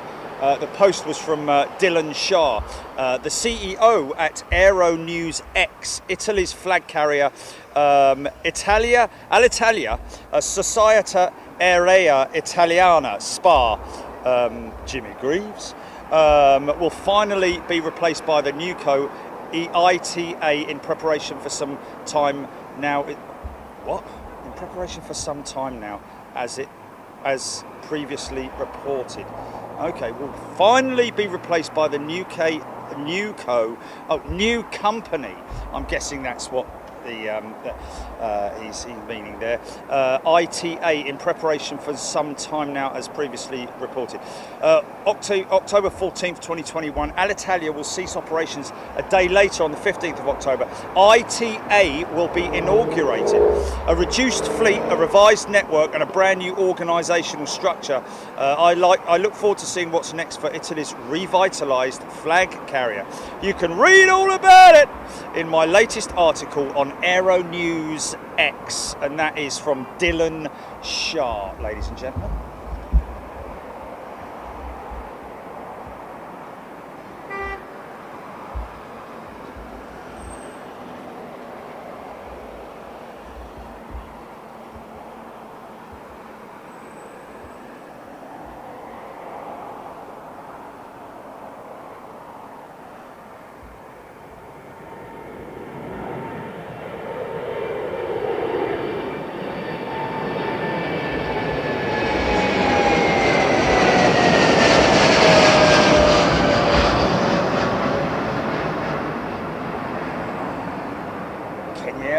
On his way back to Nairobi.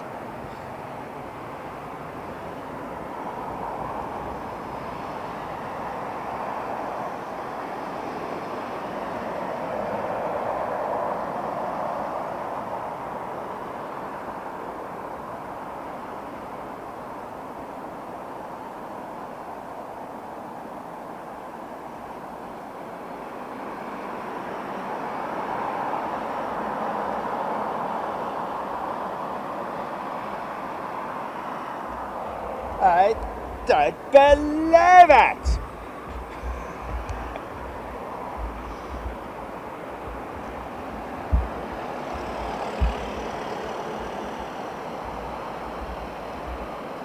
So there we go. Alitalia reforming, restructuring. So in October, oh, I told you, didn't I? He's obviously just pushed back, has he? That Sri Lankan 330. Emirates is only slightly to my right there.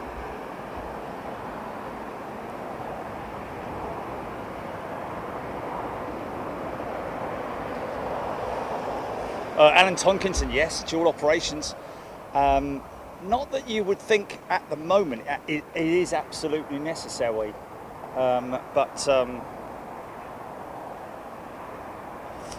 Prince Robert tuning in from Tuscaloosa. It's got to be somewhere in America, hasn't it? Tuscaloosa.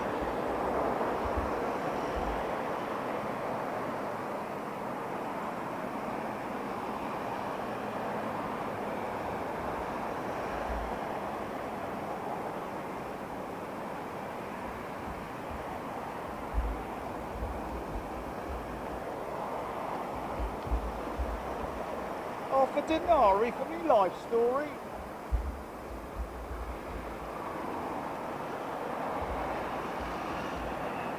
Minding my own business. Singapore 747s near Brussels now. Didcot Twist, thank you Didcot Twist. Malaysia Airlines have put 6 of their 380s up for sale. 6 of how many is the question. 6 of how many?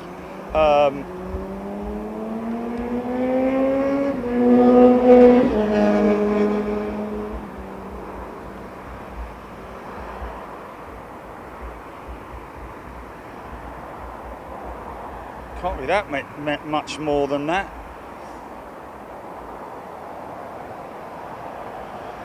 Well, they got 6.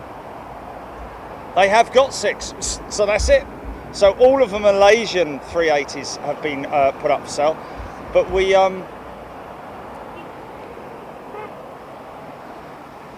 my good God, that's terrible, isn't it?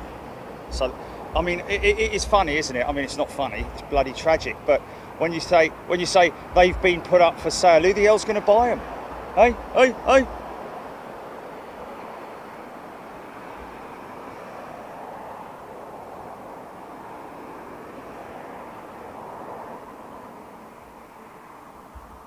Oh, Sebastiano says, I'm Italian, I think that Alitalia will never solve its problems. Well, no, it's actually going to be dissolved in October, Sebastiano.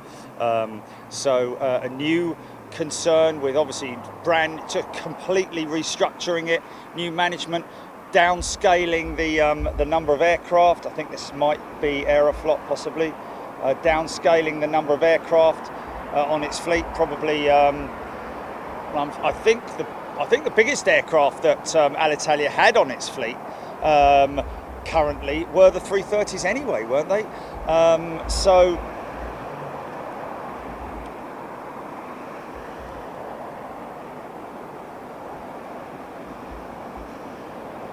Going to be once things are back to normal, it will be a different world, but one thing's for sure, Emirates are not planning on disposing of their 380s anytime soon. Did we used to see Malaysia's 380s here? We did, didn't we? Not that often though, was it? Or was it? Yeah. Yeah, the Thai 380 I can remember regularly, you know. Yeah, that's right. Yeah, because they'll yeah, that's right. They started sending their 350s in place of the 380. That's where the Big Mac came along and all that, isn't it? Yeah. Big shout out to Colin Polhill, who's a new member on Big Jet TV. Colin, a very warm welcome to what people classify as the friendliest channel on YouTube.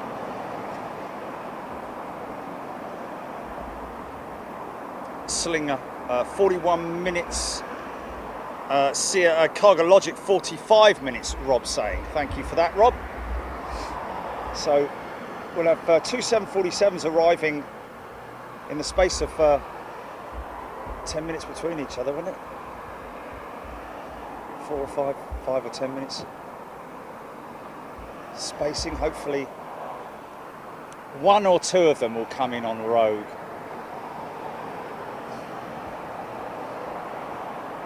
Bit of a stack forming on the Northern.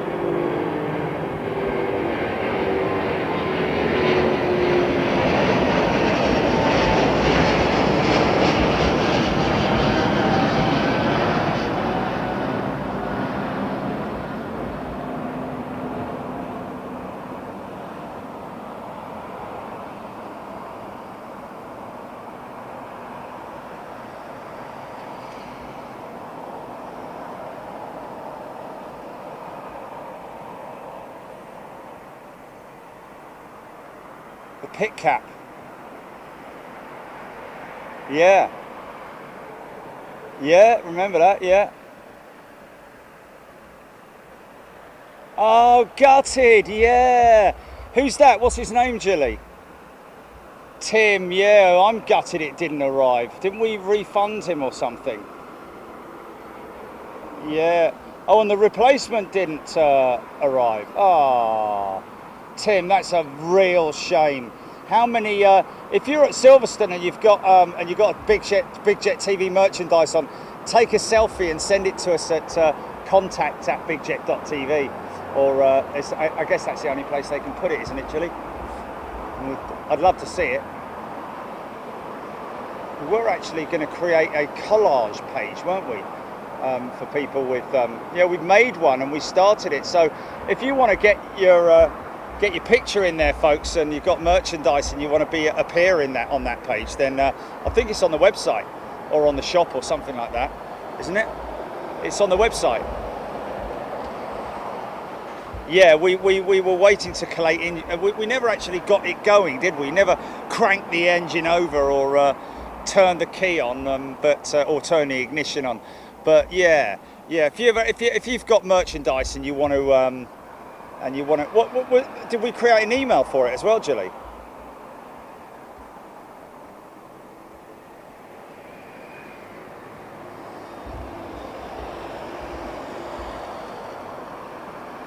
Didcot Twist DHL 300 out to Paris soon. Okay, so she's going to taxi down Sierra, I'd imagine. Thank you for that.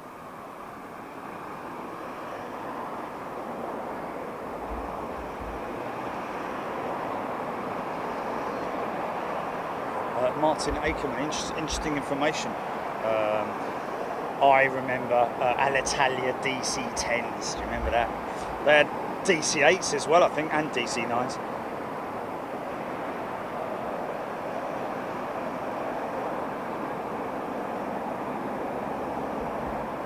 Oh, really? That Max, that Ryanair Max that was gonna be coming over. Oh, it wasn't. Oh, the one that I saw, that I filmed. Oh, I don't know. Lord Geeker, anyone up for a GoFundMe for a Big Jet TV A380? Flipping it. A Malaysia 380, I think, is one of the best liveries, BJC saying. Ian McDermott, good afternoon to you. Yes, well, Ian, that's a lot of people like to do that, prefer to sit back, listen to my voice, I guess you could say, or the commentary, or whatever it is, watch the show and just not get involved in the chat. And that must be the case. I mean, we've got over 2,000 people watching us right now. So folks just having it on in the background, or I did have a little bit of a joke yesterday, didn't I, about, you know, how I could clear a kitchen out in 30 thousandths of a second. But anyway, Russ CT, Adrian Dickinson, Virgin 337 minutes out. Thank you, Adrian.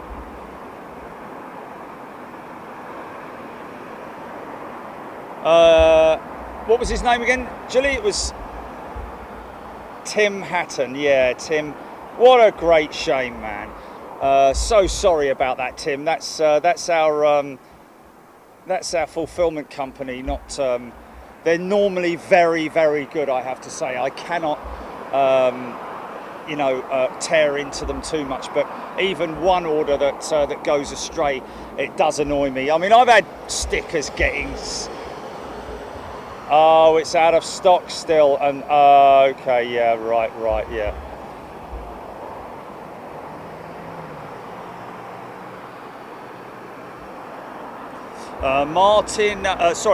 Mark Garner, United have put a new order in of small aircraft, I was reading. Yes, I think it's a massive order, to be honest with you, Mark.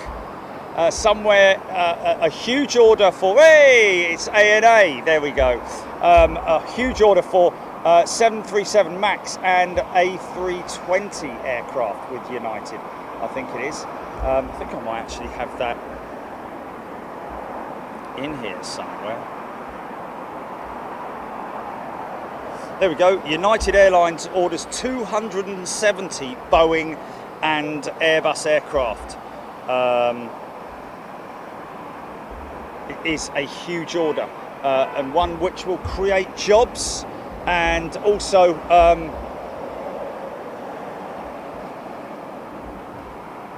make the airline much, much greener, I think is the best way to describe it.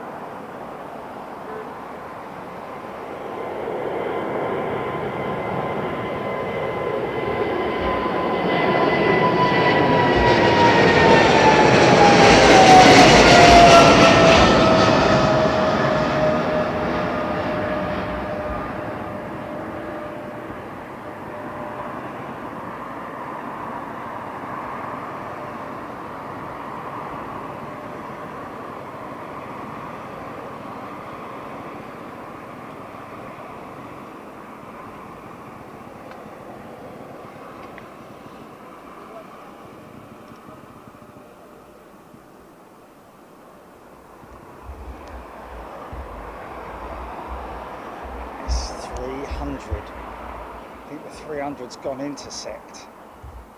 Wow. It's going to go out like Branson's rocket. Sounds like an old Victorian steam train, doesn't it? Branson's rocket. I say.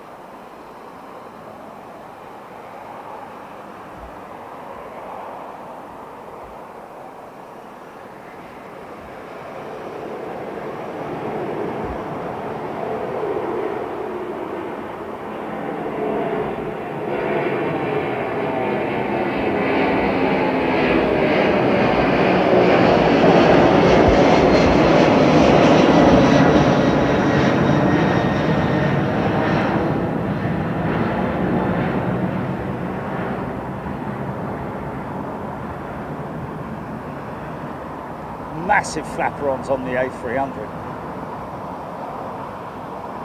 I think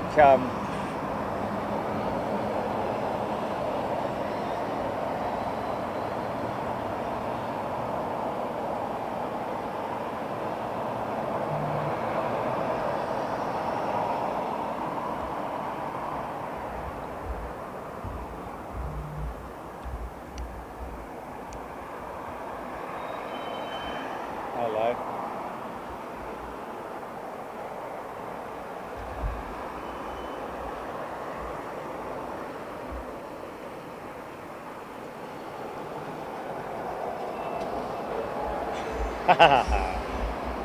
Brilliant.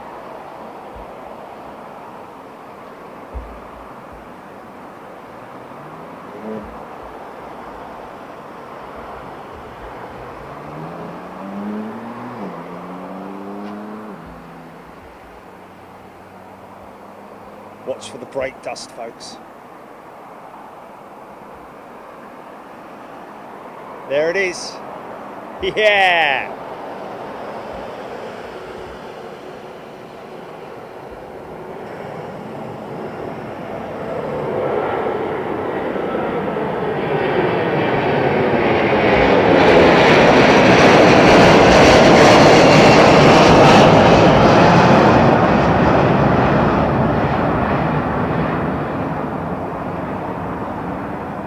Actually says visit Sri Lanka under her belly.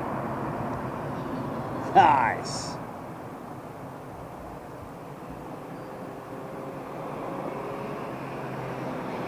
We'd love to. I wish I could fly to the sky, but I can't. You can. I can. Yeah, 'cause you got your hand stuck up me bum.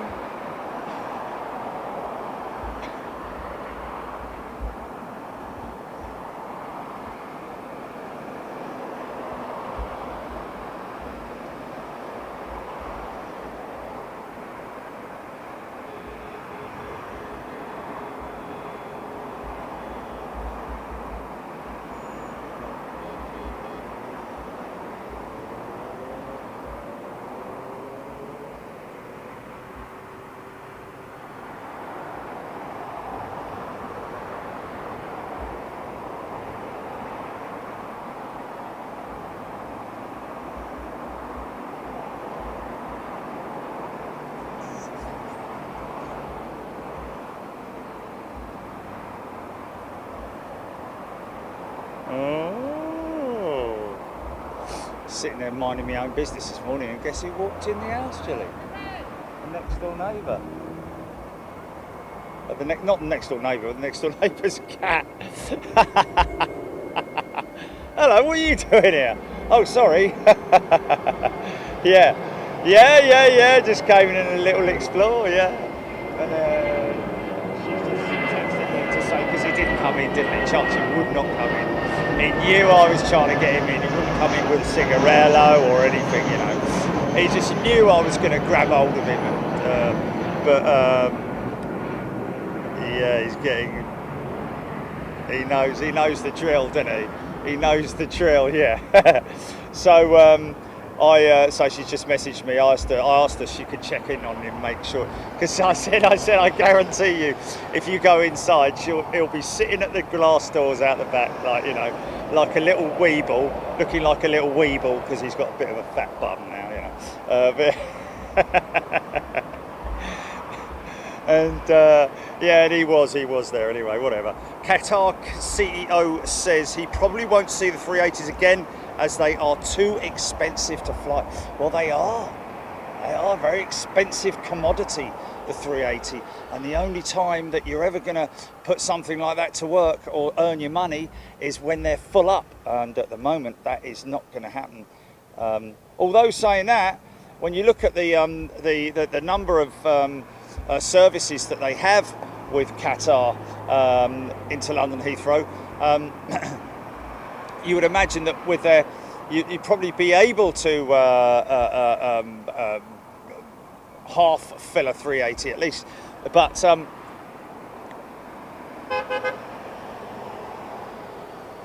Yeah, because that's going to remote. That's going to a remote stand. Yeah. But the reason why they're not bringing the 380 in, of course, is because the 777 alone has more belly freight capacity availability than a 380 on its own, which is just a crazy thing to think, but it is a factoid.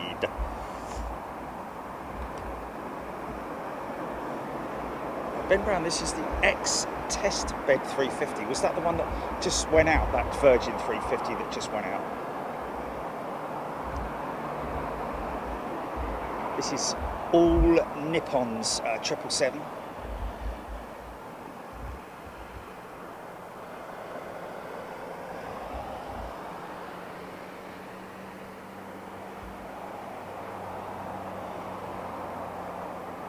No, that's not. That's a Dreamliner. Sorry.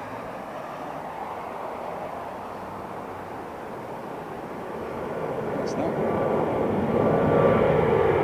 Wow, look at this thing. God, this is a 777. Sorry, man. Just this wings one.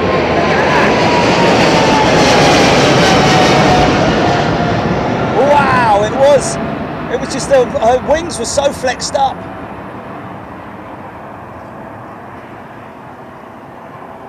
That's a new 777, isn't it? Isn't that a new triple? Looks new. 2 years old, okay, so she's still a young'un. Wow. Sorry for getting that wrong, folks. It was just the heat haze caught me out there. It's just the wing flex on the triple is obviously nowhere near the Dreamliner, but sometimes when you're in the midst of it and it's all going on and you can see it on a little tiny monitor and it's over a mile away, it sometimes does catch you out. We believe, look, the walkway, the walk bridge has been moved away from JetBlue's 321, so the question is, she's going to remote, but because no. Yeah, no. So Ben Brown's saying about the ex-testbed 350. I think that was the A350, the Virgin 350 that we caught just going out, possibly.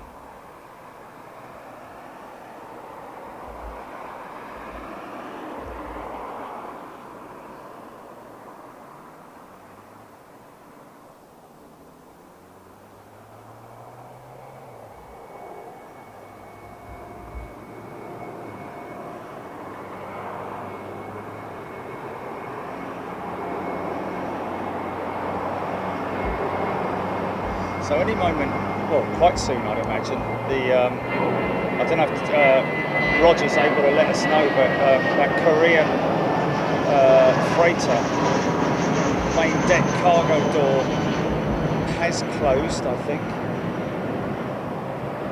Yeah, so that should be.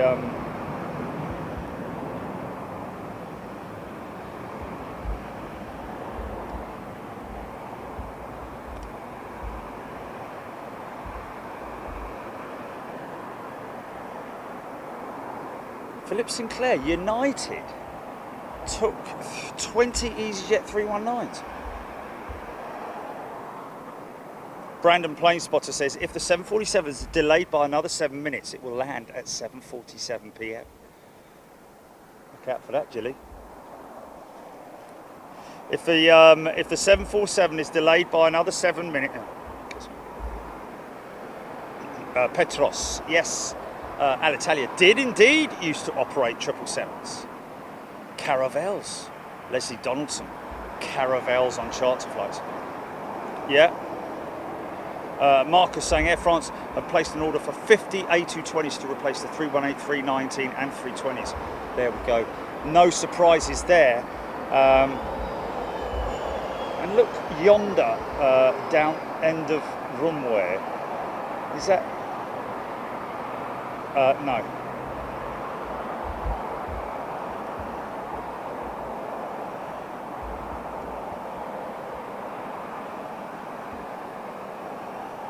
Brilliant.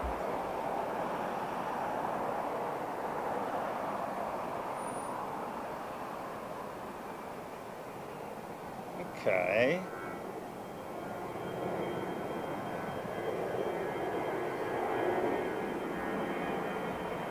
Yes, right, okay, yeah.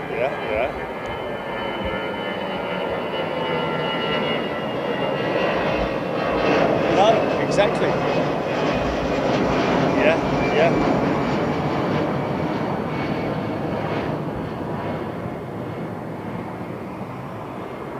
It's very suspect, isn't it? Very suspicious.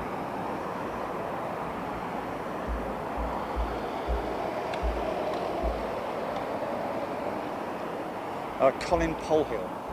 Is that the Cargo Logic one? I don't know. I think the Singapore 747 is first in, and the Cargo Logic is second in, folks.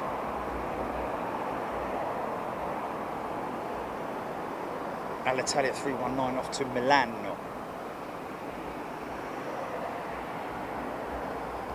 Anthony Davis, Lufthansa used to have flight LH2222 to Toulouse. Oh yeah, LH2222 to Toulouse. They did, didn't they? Remember that? Do you remember that?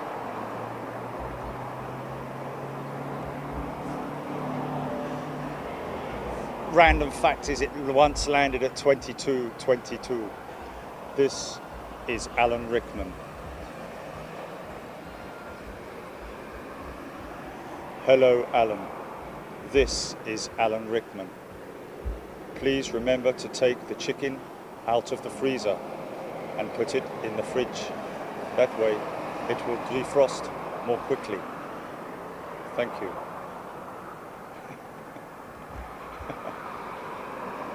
Hello, Alan. This is Alan Rickman again.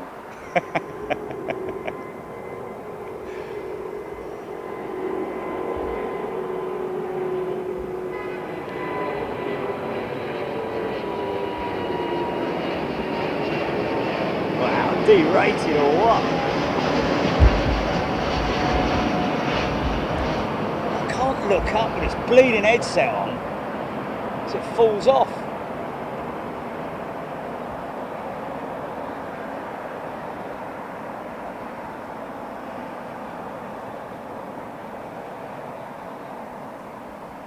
That was Iberia's 350, yes?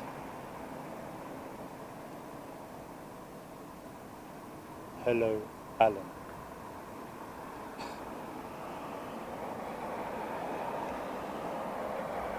Japan Airlines triple taxiing out. Wow. Okay. I see the strobes on JetBlue. Are they pushing her to remote stand like? Mr. Loverman tuning in from Blackpool.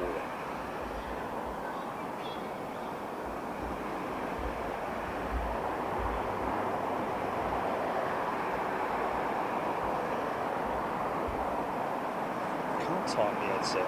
It won't tighten up. That's the truth.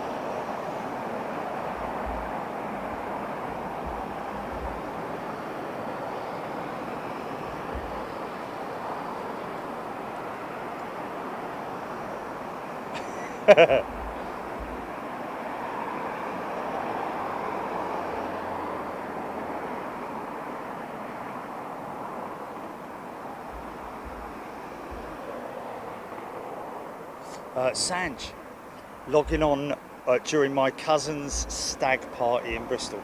That could get a bit dodgy, couldn't it, Sanj? Diesel13, thank you very much indeed. Planes look great in the summer sky. Mr. Lover.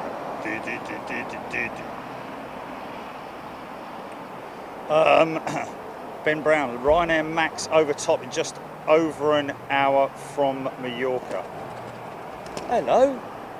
Ah, is that a homing pigeon? Is he in trouble? Is he all right?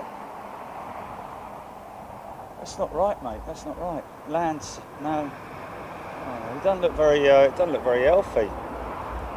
Looked like he was in trouble. Did you see that fluttering around? That pigeon there, he's shy because he's gone behind the lamppost. Looked like a homing pigeon that was sort of like having a few issues. Black and white. I don't know if it's got a tag on it. I didn't see long enough. He came and landed on the rails here. He looks healthy enough. Yeah, maybe he is, but it's a very, very beautifully coloured pigeon, I have to say, as pigeons go. Black and white.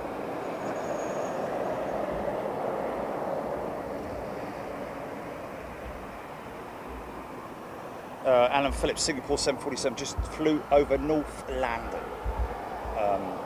Let's just check that. And there it is. There she is. Right there.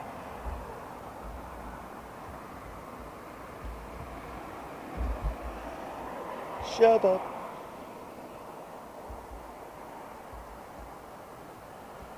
Japan Airlines, yeah?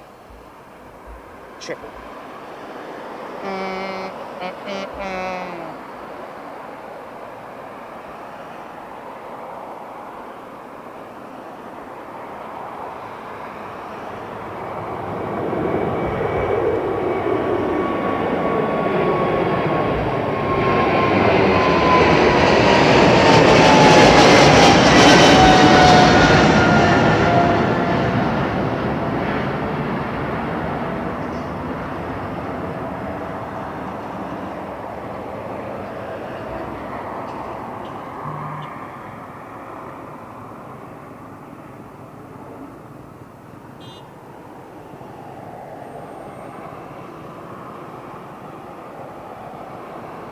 When I say do not disturb on my phone, it keeps getting vibrating with messages, Jilly. Is that just for phone calls then, to do not disturb? Bleeding thing keeps... Yeah, man.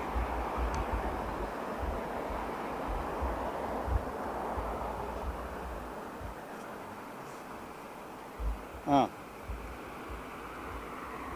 Okay, well let me just check that then, hold on a minute, because it's bleeding annoying.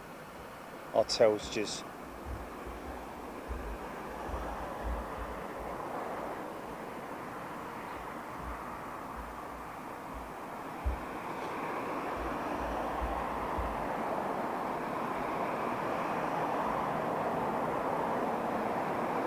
No, do not disturb. Silences calls and notifications. And I'm still receiving WhatsApps.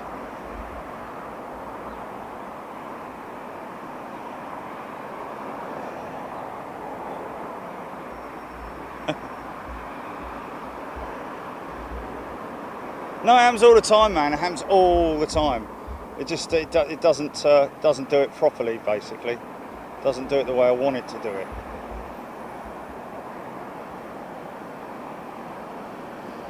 I know. There you go, JetBlue. Take a screen grab of that, Jilly, and send that to JetBlue. That picture there. Oh, okay. All right. Whoa. Oh, okay. Yeah, yeah.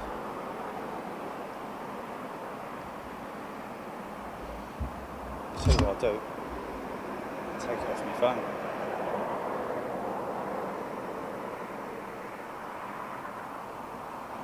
Paul Skilling, Cargologic 747, 12 minutes out.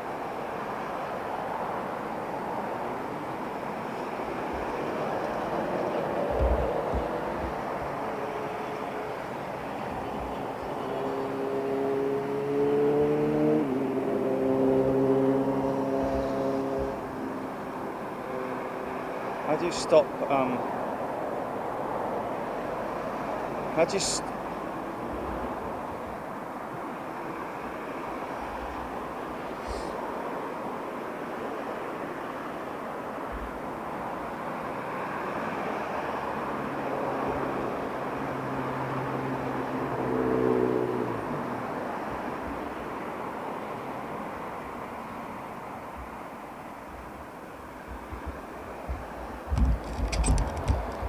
it's gone.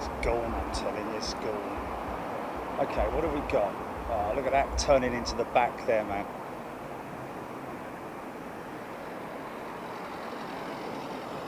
Come on, mate. Come on, son.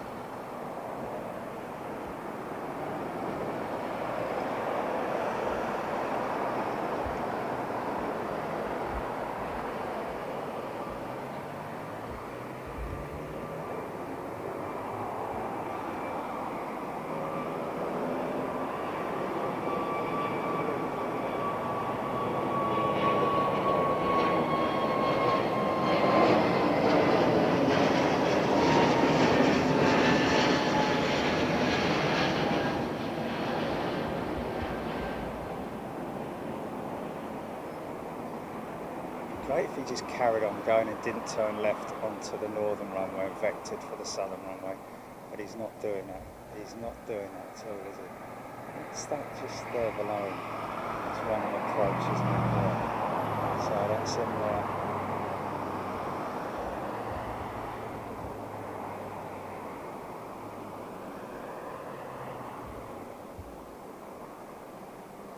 Okay. On the glide slope.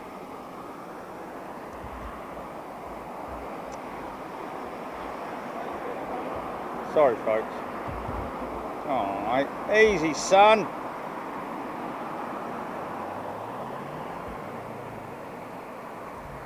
Ah, no, don't do that to me, man. Come on.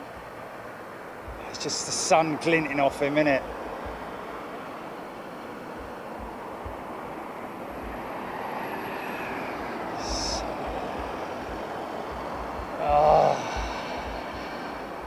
Go back, the gear are going to be down in it. Oh, it's the sun, man. Gear's down in it. Oh, Gordon Bennett. Yeah, he's definitely going northern for sure.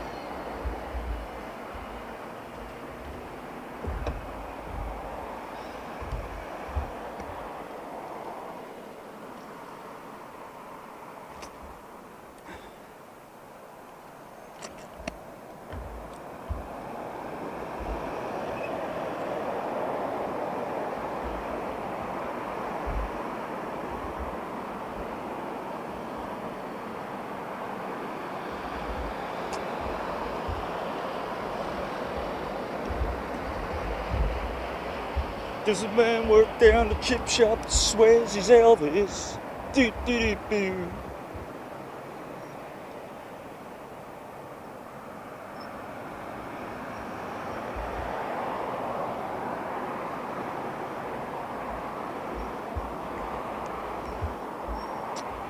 Still not having it, is it?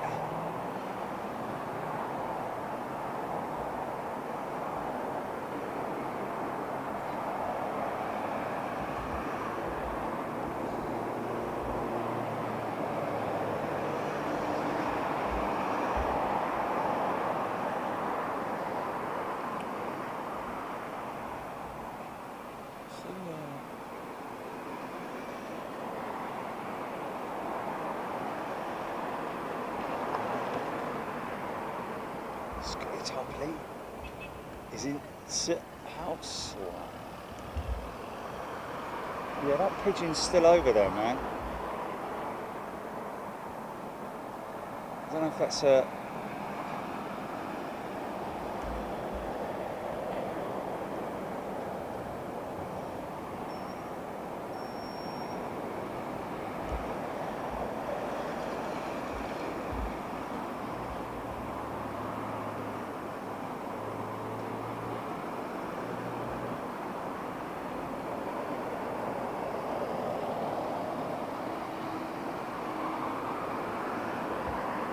Now, dependent upon how heavy or light he is, will depend on whether he comes out here and uses the northern taxiways, or whether he doubles back, does a 180 and uses the southern runway. This is a Dreamliner, and he's flat out. Look at this.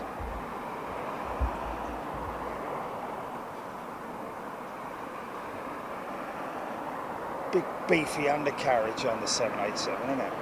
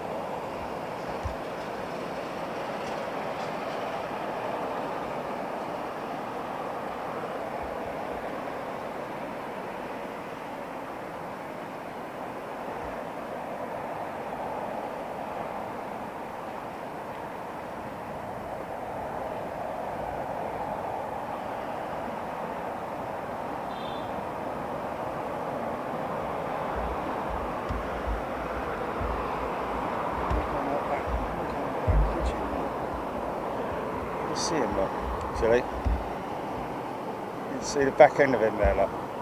The pigeon. Has he got a ring on his? I don't know, I'd have to see a little bit more of a better shot. But that's no ordinary sort of like communal garden flipping flying rat as they,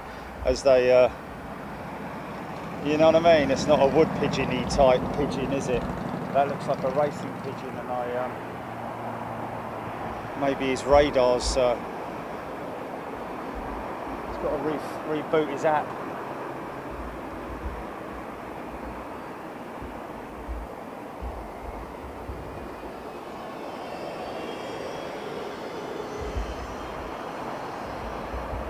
DHL. It's in the game.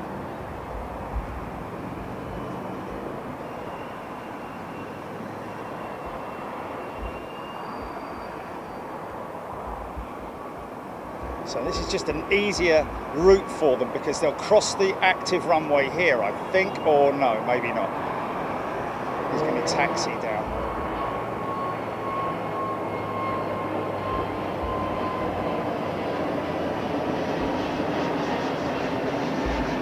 Oh, Gary Fellows, thank you very much.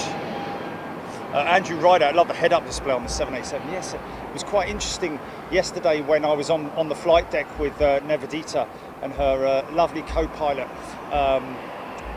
It was very interesting because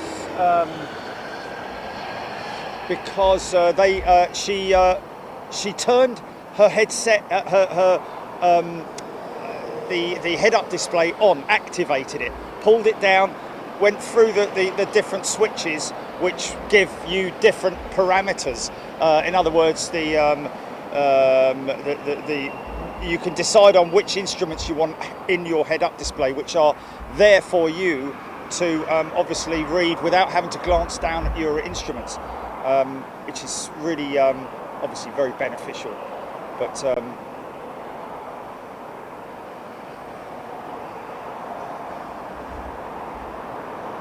another great feature on the Boeing 787 Dreamliner. Lewis Aviation, what altitude do pilots turn on autopilot after takeoff? Well, really, to be honest with you, Lewis, I've heard that it's as little as 60 seconds, a minute into flight, and they could start retracting the flaps and getting themselves up to the cruise, which is crazy. I think get to 38,000 feet in a very short space of time. Never going to catch that. No, you're never going to get it.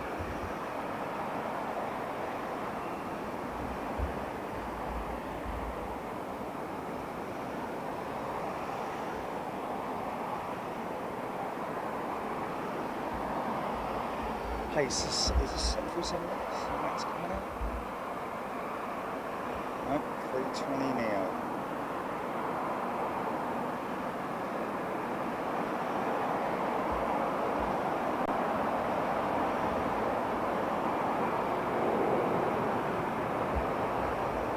Singapore 747 just gone past my position here. Here we go.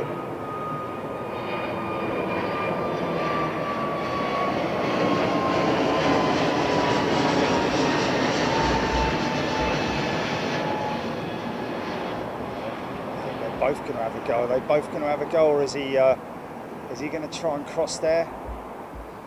That's a 400 freighter. That is a pure freighter. Both of them crossing the active right now. Here's a nice big gap. That Singapore 747 is just going to go straight across. Check it out.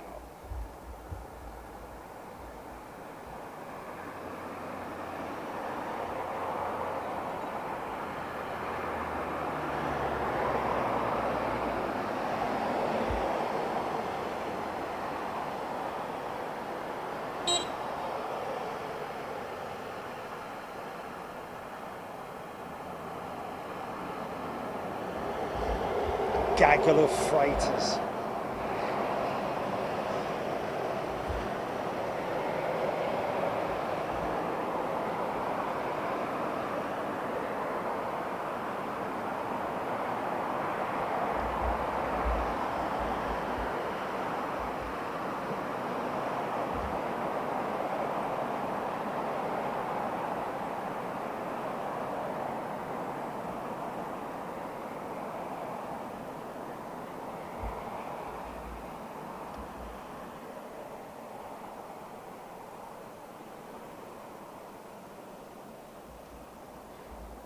Oh!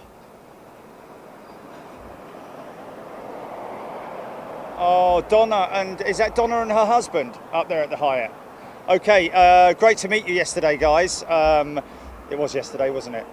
Was it yesterday? I think it was, wasn't it? Yes. But great to meet you guys. And the reason why they don't change runways when they're on 09s is because they don't change runways on 09 operations. They will be on arrivals all day there. So it's a bit of a shame, I have to be honest. It is a. Hey, is that the second jumbo there? Is that her there?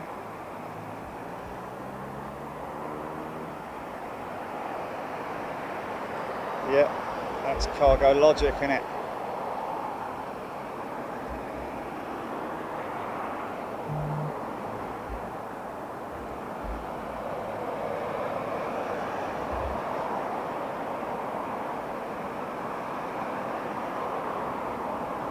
Just going to get a shot quickly of Singapore.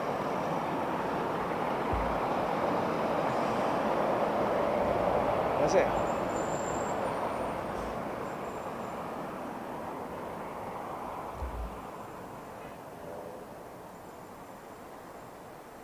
A few people may be wondering why the rudder is moving while he's taxiing. That is generally because the rudder and the foot pedals and the tiller are all linked together once the aircraft is at a certain speed.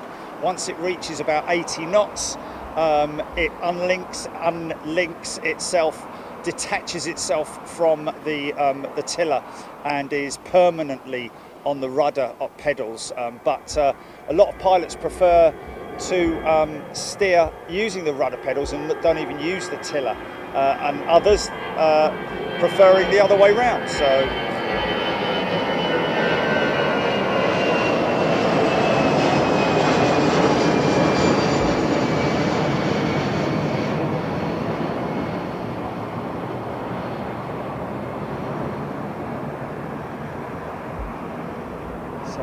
chances are, again, I don't know how heavy that Cargo Logic 747 is.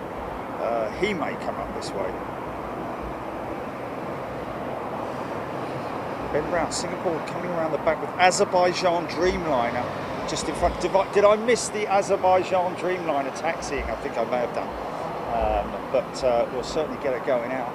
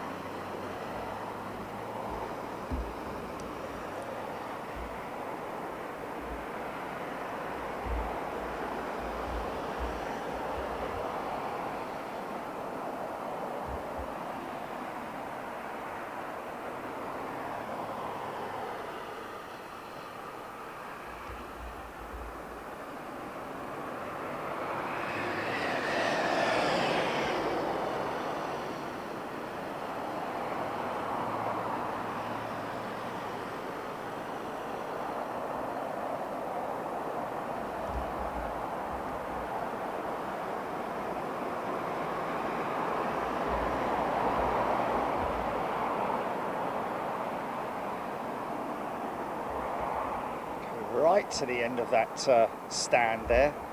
Very last stand at the Freight Hub. So that will disappear off behind the Korean 777 for now.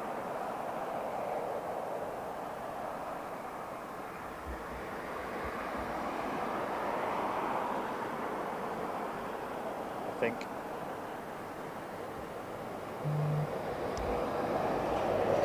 "255 tons she's carrying.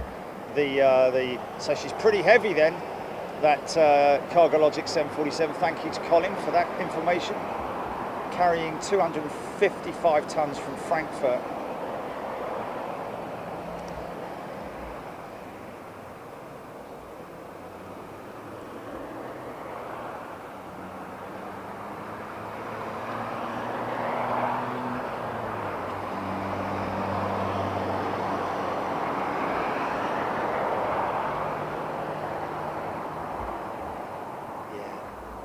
Autoland is an amazing thing, but as a pilot, you'd want hands-on, wouldn't you? Do it manual.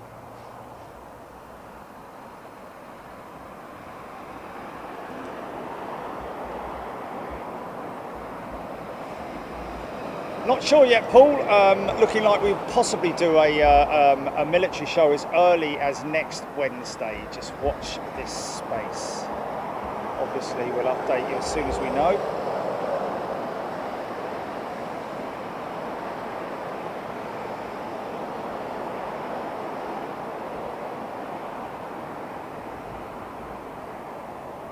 So I'm going to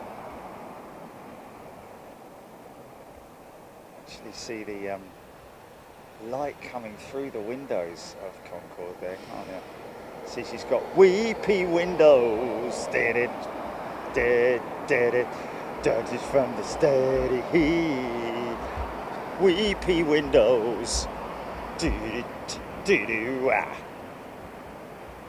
So they do have a team of volunteers, I believe, who maybe once or twice a year commissioned by British airports, I think, or whether or not it's one of the British Airways maintenance teams themselves that clean her, I don't know, but I did hear a long time ago that apparently she is cleaned by volunteers.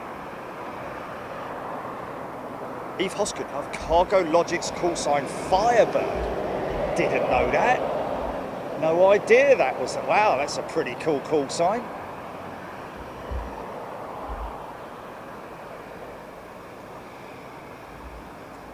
Oh, bloody useless, yeah.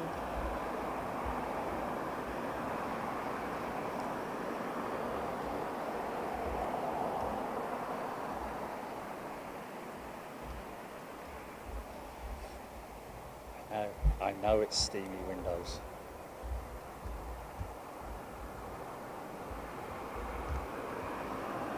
It's a take on the song.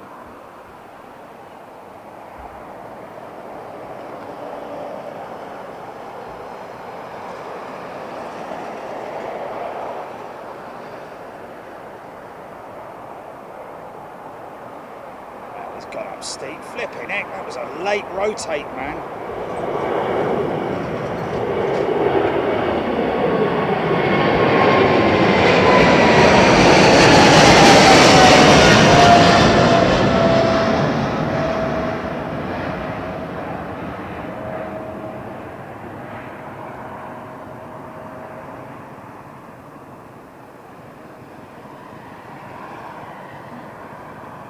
Is that all glitch there, Jilly?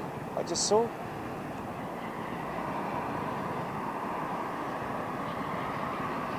On the screen it appeared to be anyway. Did you see that?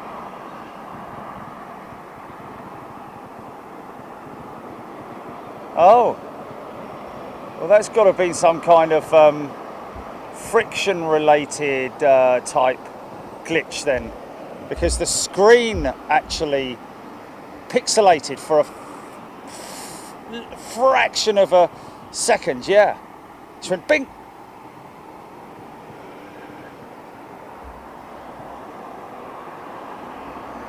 Very interesting, Mr. Bond. Okay, Pigeon has now gone. If he has gone to the other roof, I do hope that he has found a nice comfy area to have a little rest before he moves on to his next. Oh man, I'll get another one later, but let me just show you this.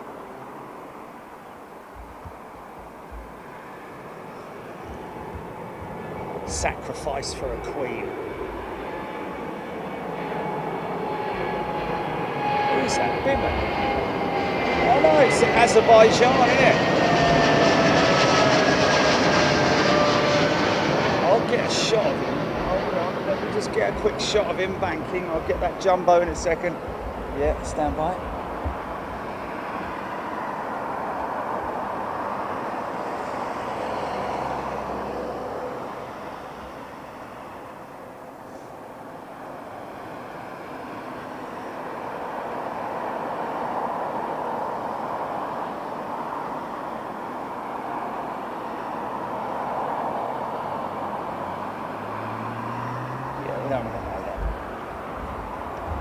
It's a shame, but you know. Yeah. Jumbo Jet. Sanji, take care.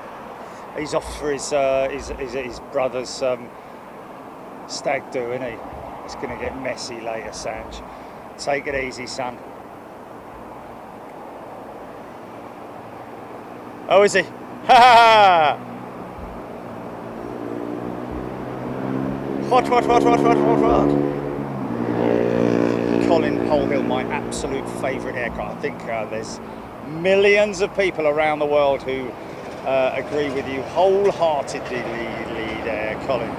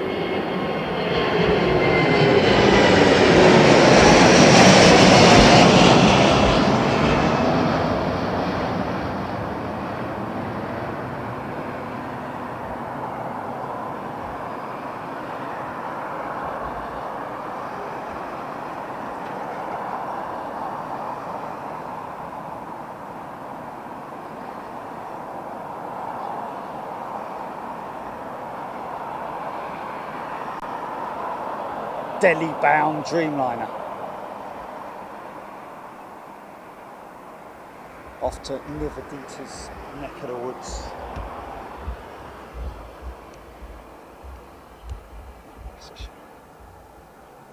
Start crossing the altitude, didn't we? Look at that for a shot.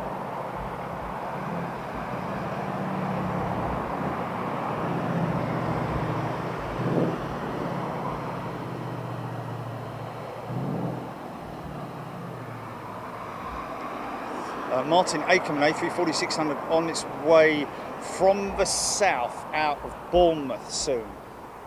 Hey, that's not it there, is it? No, it's not it, is it there? Is that it there, Gilly?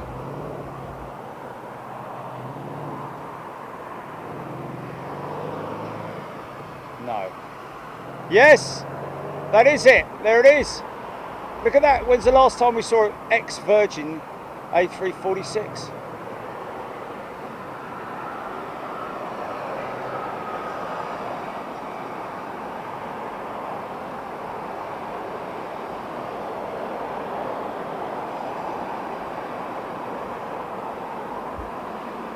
Still carrying her Virgin markings. Wow. I think that was once the longest passenger aircraft, wasn't it? The A346, powered by the Trent 500, I think. There we go.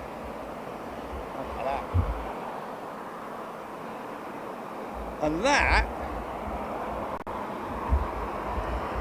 as we're looking in that direction,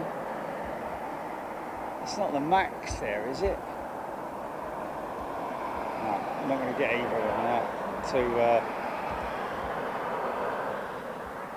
well, hold on a minute, there's the 346.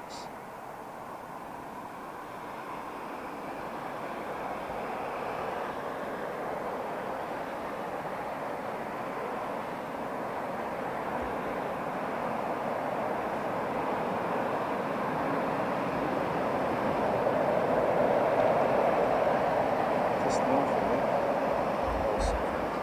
Too small to catch. Wow. Cargo Logic.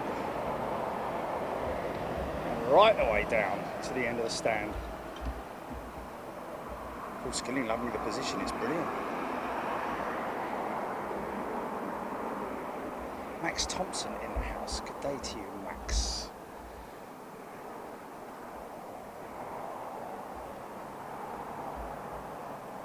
Bits and pieces, good day to you, all the best.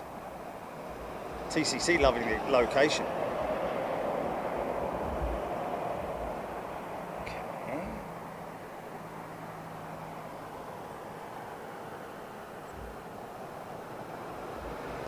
Okay.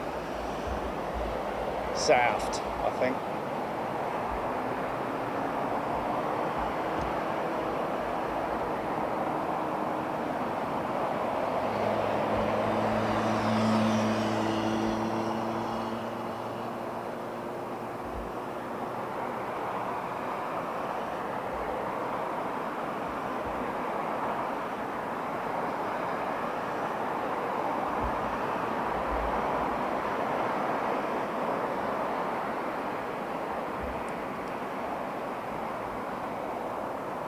Craig Whitmore, even though climbing turns are limited to 15 degrees of bank, unlike cruise turns of 30 degrees.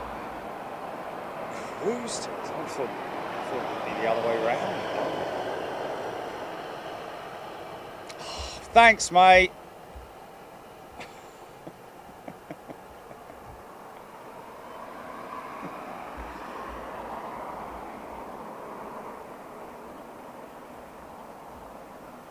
Merriman, thank you. Eve Hosgood. If you go on the extra aircraft info on Plane Finder, it tells you the call sign Firebird is awesome. And there we have it, folks. 777, Korean Cargo, Singapore 747, Singapore Cargo, and Cargo Logic Airlines.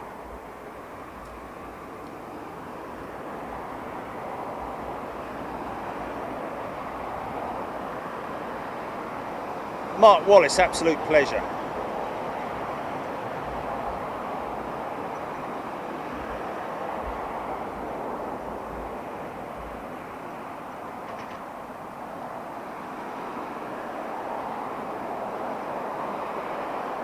Gary Goodchart, 3.6 flew over a few minutes ago.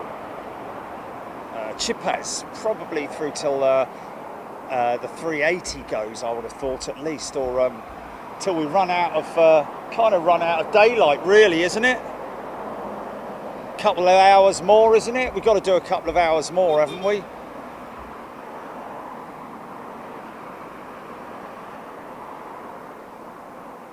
Bootle one.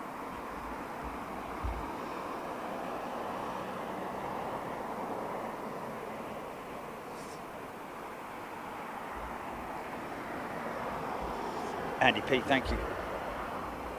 Craig Whitmore, never really looked into PPL, my friend. Kind of got distracted, moved on to other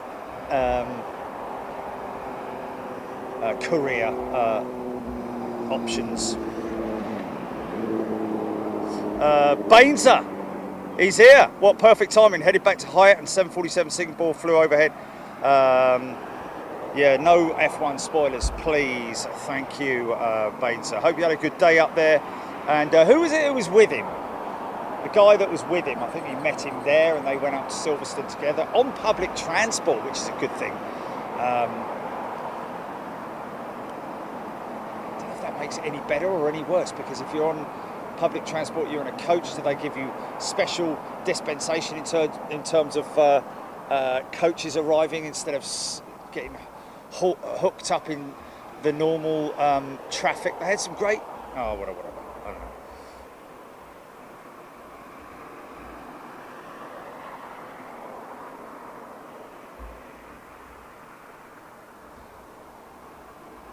Yeah.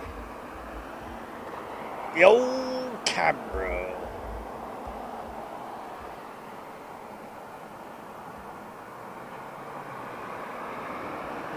Normally, yeah, doesn't it?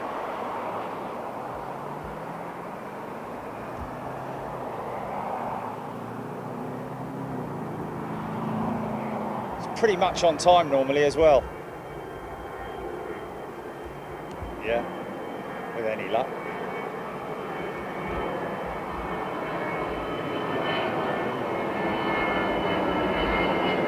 Jim Clark, yeah, no, don't, yeah, I know, yeah, it was a joke, yeah.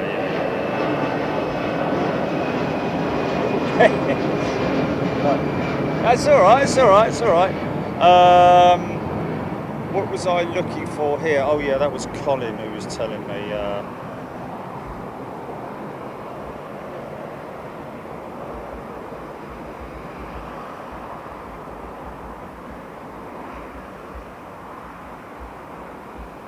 Yeah.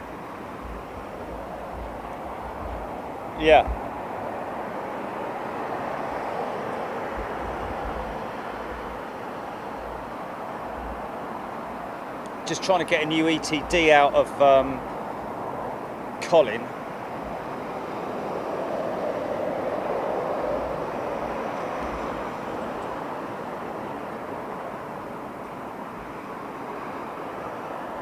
Oh, it was supposed to go out at 6:05. So 4:35 was the original arrival time due for that Cargologic, with an 18:05 departure. So basically about 2.5 hours should be the turnaround time on that Cargologic 747. So based on that, we might have two 747s going out at the same time. And the Emirates 380 is supposed to be going out at what time? Oh, okay, so way ahead. Earlier, yeah.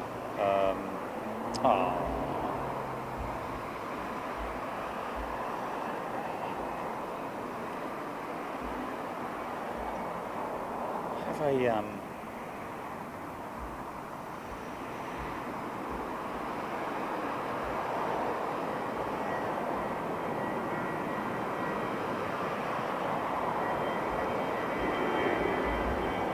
it's not Cargolux, it's Cargologic that's in the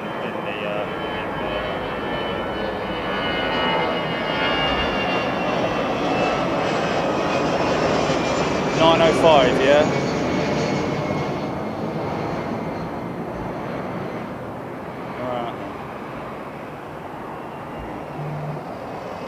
Alright. 8:35 he's saying, yeah.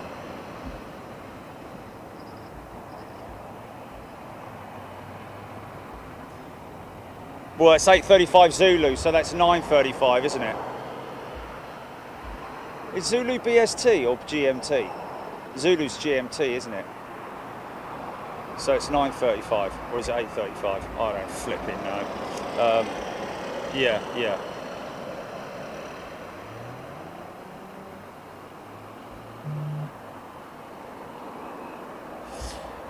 Or he says, or when we finish refueling, taking on 105 tons of fuel. Wow, cool.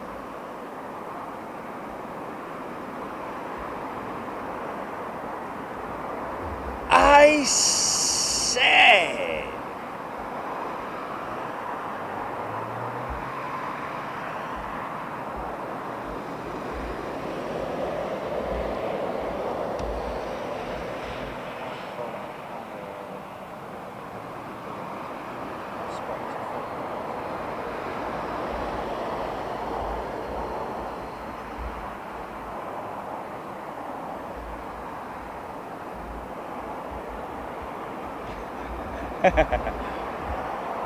Bradford and Bingley.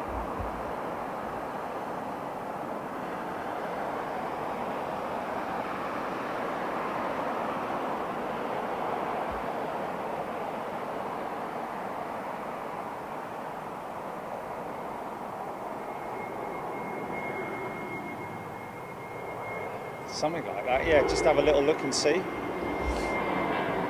I'll just double check it's still on.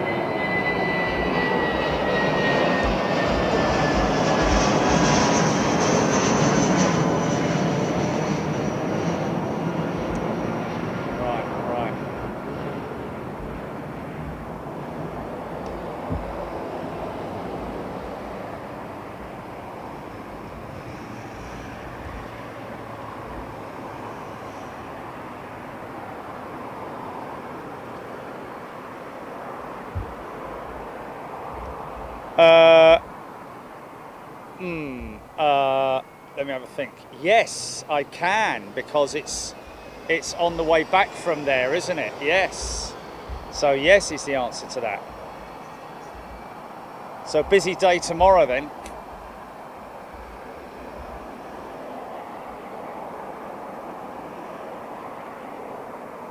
Craig Whitmore need to find another spotting location at Birmingham since the one in the field looking down 33. Yeah, completely been taken up by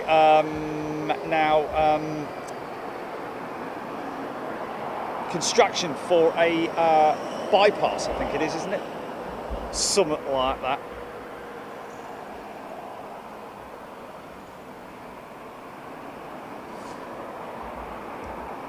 Klaus Nissen tuning in from Denmark. How you doing, Klaus? Good to see you here.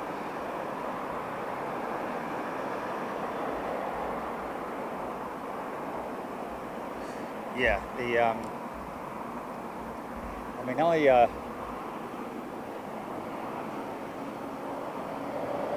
oh, Monday, sorry, yeah.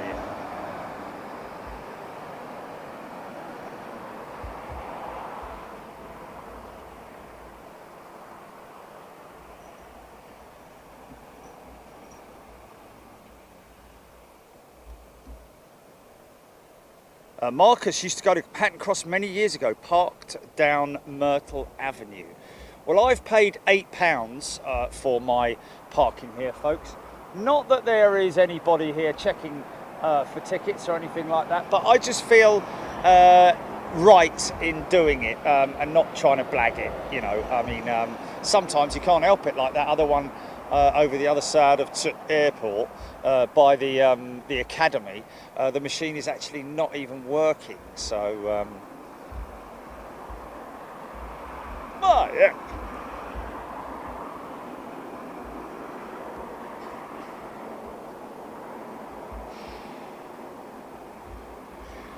Good old Yellow Pages. Yellow Pages. Got thinner and thinner, didn't it? Yellow Pages. Bless it.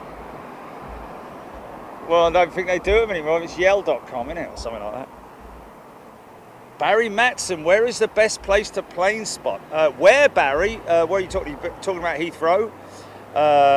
Mark Barr.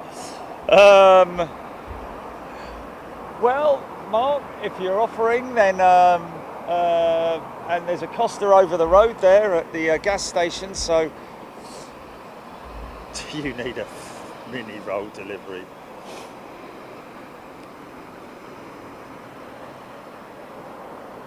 Homie the man!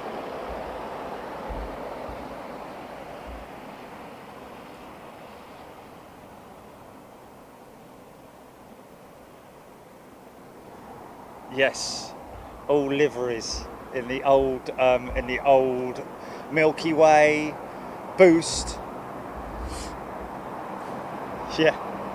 What is it, Jamaica? What was that? Was that Jamaican rum or something like that? Remember that dark chocolate? I don't know.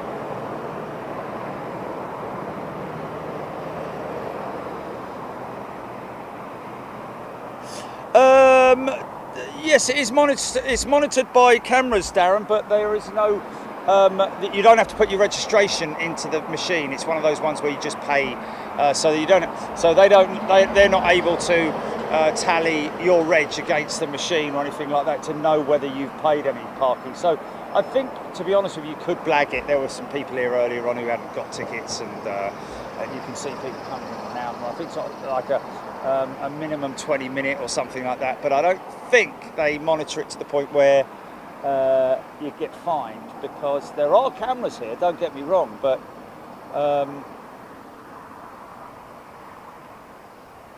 they don't, how do they monitor your ticket? I don't know. Maybe they do, Darren. Thank you anyway. Oh yes, one of them has. Yeah, that's the Singapore 747 has got a nose up. Look, they've done that quite often, haven't they? In recent times, open the nose of the 747. Must have.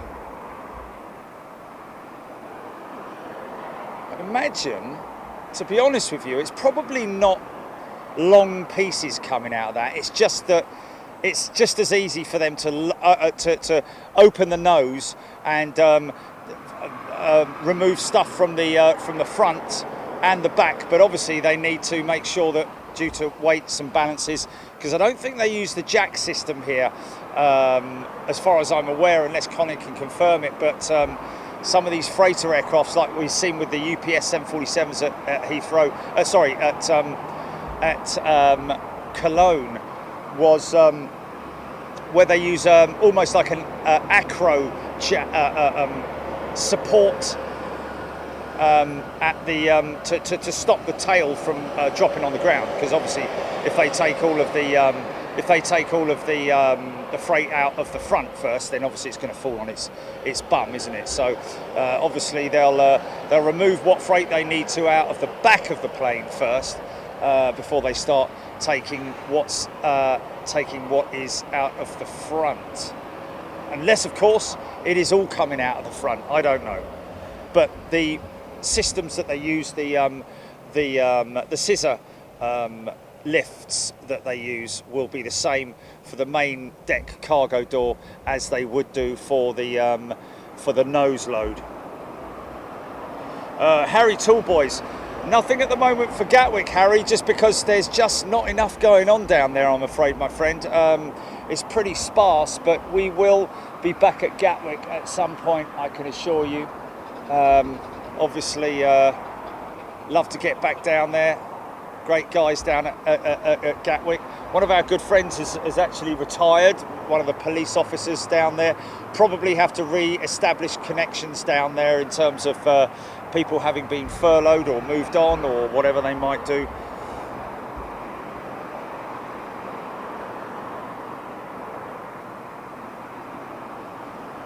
Colin Polehill. A new Concorde, no, but a new SST, yes. The boom, boom, boom, boom. The boom SSL is a very, very small, scaled down version of the Concorde. Although somebody did tell me that because it's only being made to seat around about 50 people. So I think it's going to be a very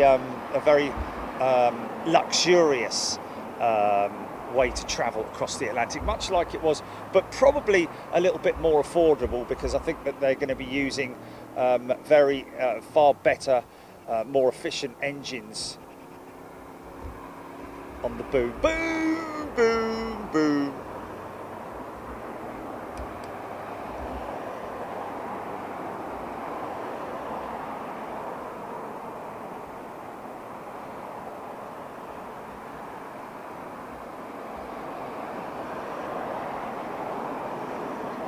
Murray, got my ATC receiver on and watched them take off and bank around 20 miles away. There you go.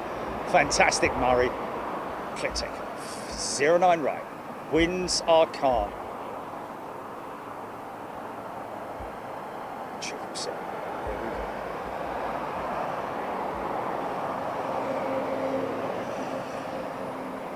There we go. Big old bruiser, look.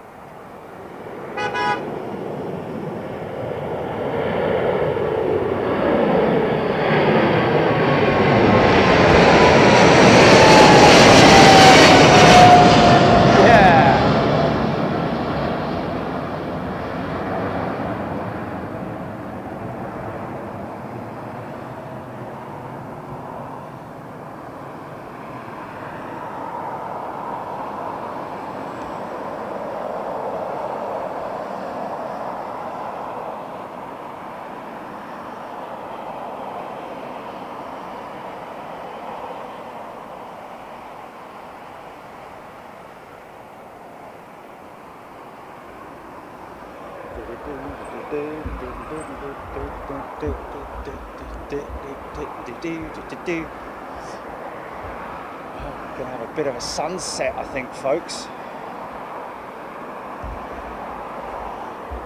Got a new member, Paul H.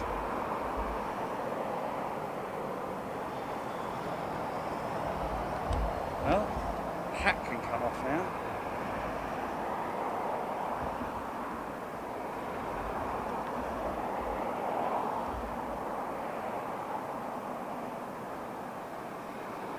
Oh wow, yeah, she's a beauty, man.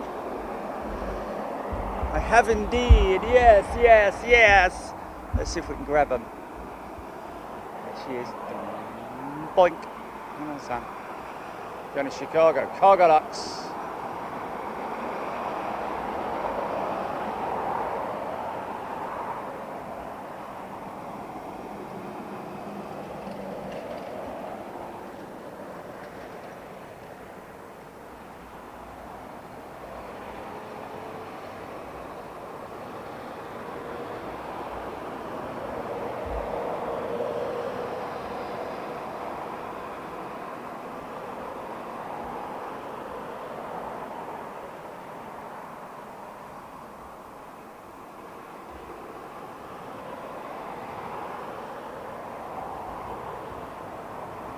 No,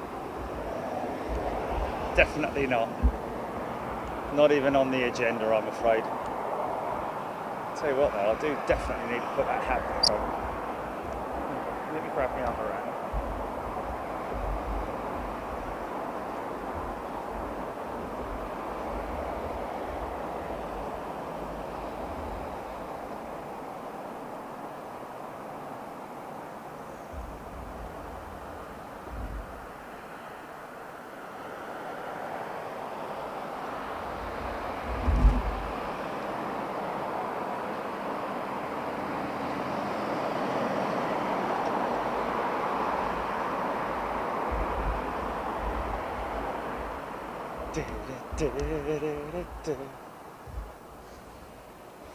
Yes.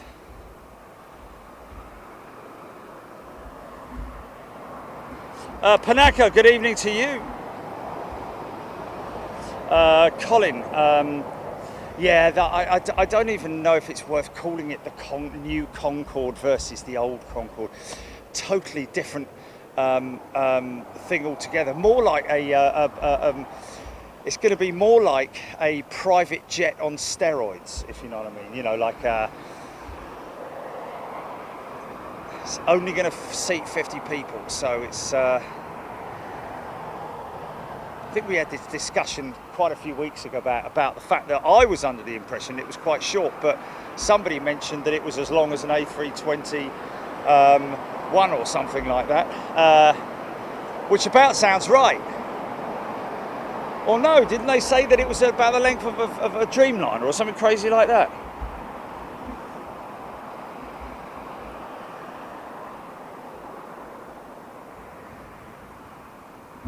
Craig Whitmore, Leeds, Bradford is close to the runway action spotting from a cemetery runway 32.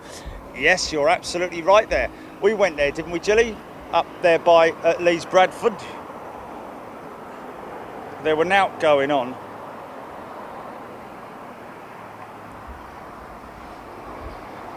World Air, Ward Air or World Air? Ward Air, yeah, yeah. Mark Barr, you cannot send me a Costa from across the road, my friend. Right, that's very kind of you. Don't worry about it, Mark. That's very kind of you.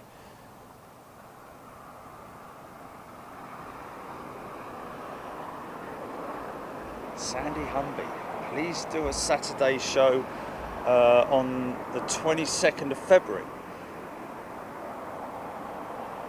Oh, blimey, next year, oh, blimey. Yeah, flipping heck.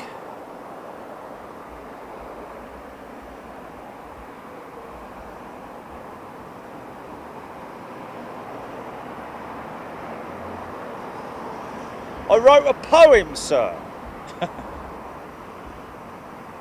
about the bombs. Go on then, Baldrick. Here it is then, sir. Boom, boom, boom. Boom, boom, boom. Boom, boom, boom, boom. Don't tell me. Boom, boom, boom. Yes, that's right. How did you know that, sir?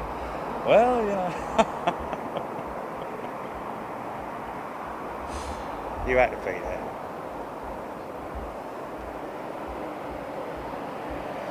DHL A300, 20 minutes out. John Dring saying, thank you, John.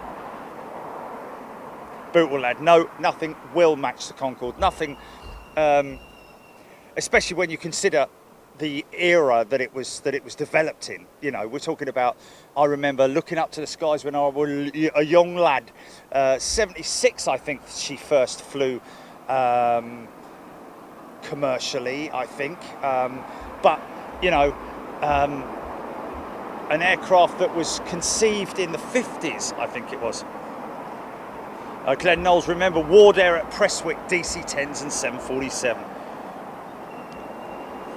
Mark asking for a show from Bryce Norton. Trouble with that, Mark, is that at this stage there is only one spot at Bryce. I do have a contact there, and it's a little bit sort of like up in the air because there is one other spot at Bryce, which I mean, we did try to talk to a few people there, and it is kind of an ongoing attempt at doing something there. What's that?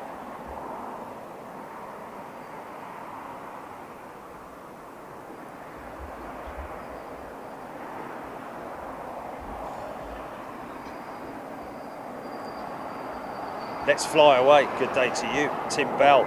Used to watch the Wardair 747 coming to LBA during double German in year 5. Wow. Carl Hannon might be able to spot an MD-11 overflight in 5 minutes or so, going southeast-ish to the south of you. Well, then he's going to be too far south of me, isn't he?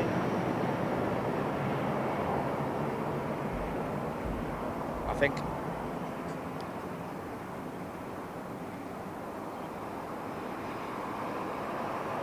Keith Cornell, take care, all the very best.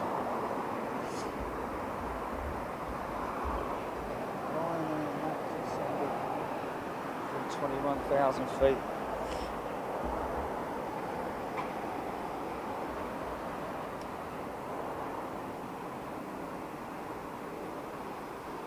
Yeah, Kerno Dreamer talking about Concorde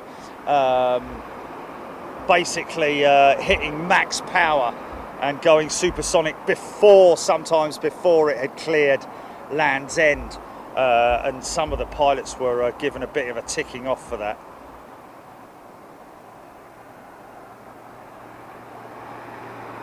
Homie the Man saying, have you asked the Blue Angels for a ride-along? They do PR ride-alongs. Well, I'll tell you what I'd love to do. If they do things like that, then they will definitely be up for me going and filming them, wouldn't they? Most definitely, I would have thought. Yeah.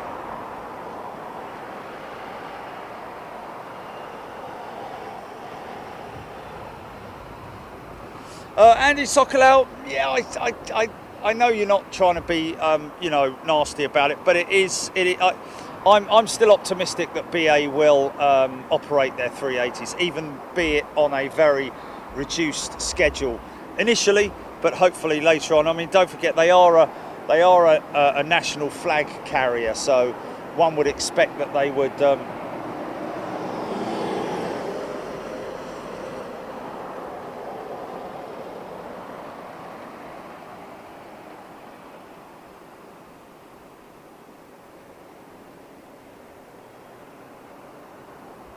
Yeah. MD-11. Basingstoke going 5 o'clock direction.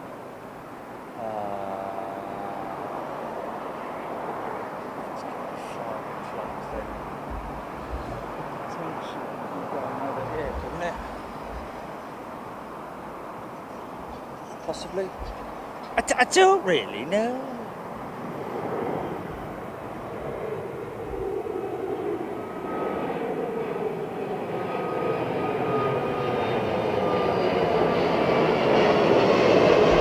That's fine, Mark. Don't worry about it. Thank you anyway for the kind offer. Yeah, it's too far south of me, isn't it? If I can trap my eyes on it, I'll be able to do it. That's MEA's Neo, isn't it? That's just gone up.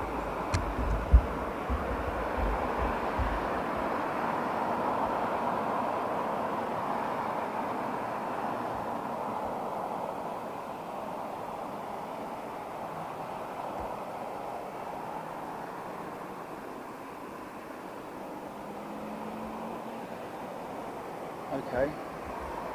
Well, keep me posted on it.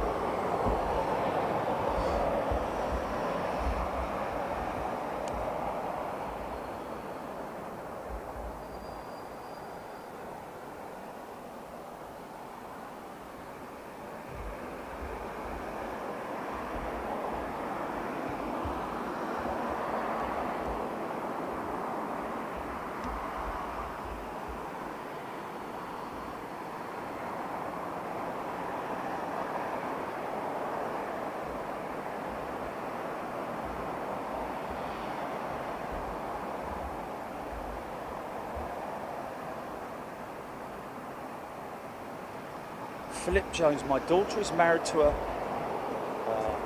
mother. Is that a mistype? A mother at Bryce?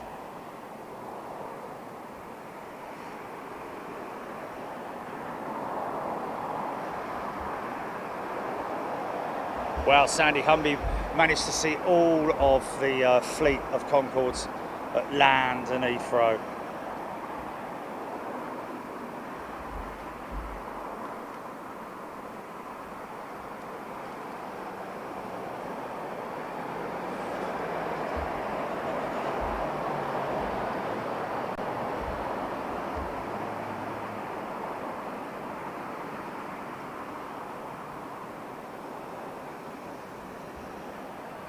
Paul MK, my booked flight to LAX in December is down as an A380 for now.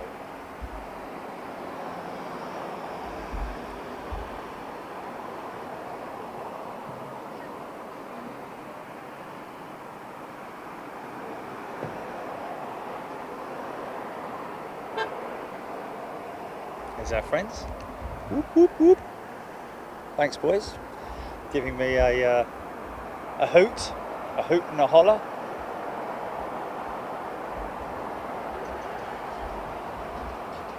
You and Lee, I think you're right. We asked that one last time about being an A380 or 350 pilot. Tricky one, that. In fact, you know what?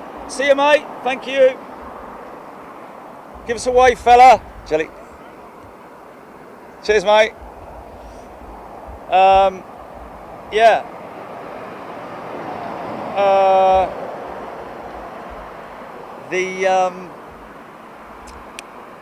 Yeah, well, Captain Dave was actually given that option, wasn't he? 350 or 380. Lucy Roberts, quick fix of Jerry on my break at work. Paul Smoker, how many 380s do BA have? Oh look, it's just turned up.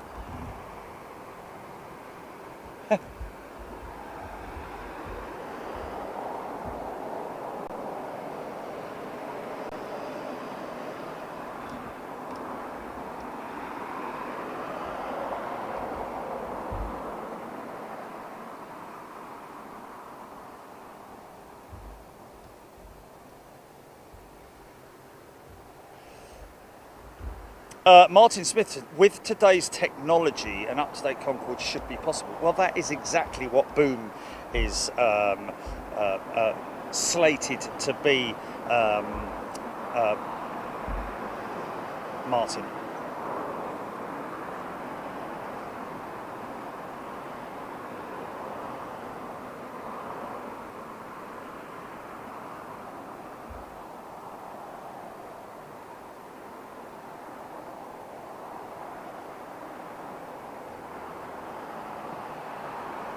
God, sleepy.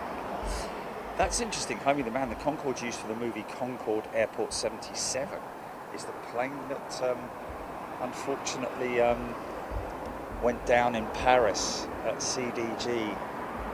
Wow.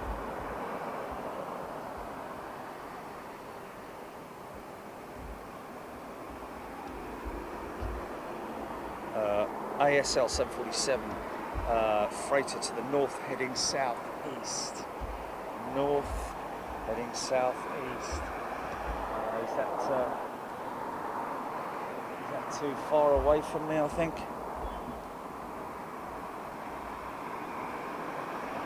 Christy, I'm at the Hilton in T2 watching this.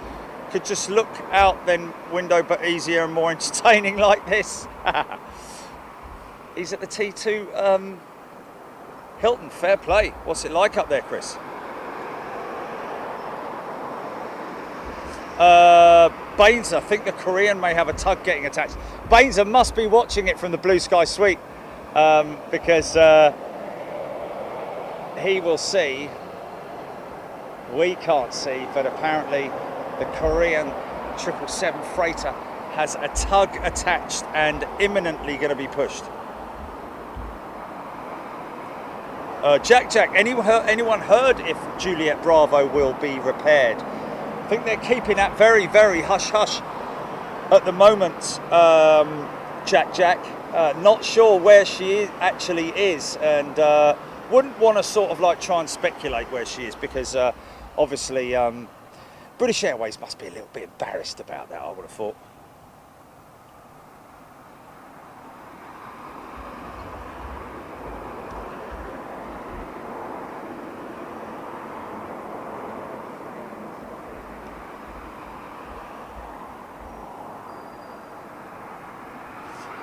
Andy P, Etihad 787 Dreamliner just came on radar, EY18. DHLA 300, 10 minutes out, Rob, now, thank you.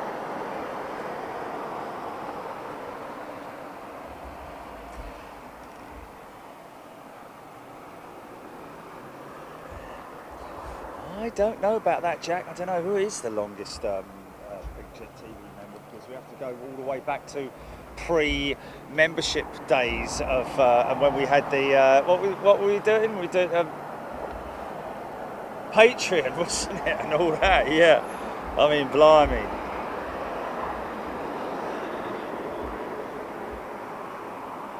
Wow, Jimmy G61. I can remember watching 7.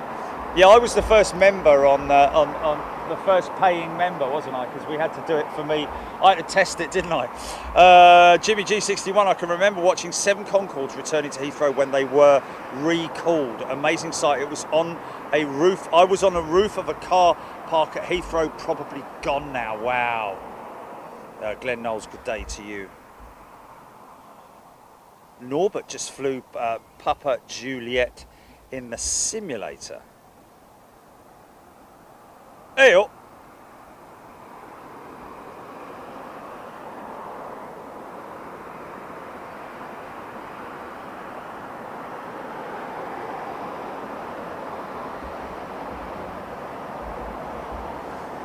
ASL 747 over Watford, Gary Thorpe saying. So he's heading away from me, isn't he? So I'm not going to see that.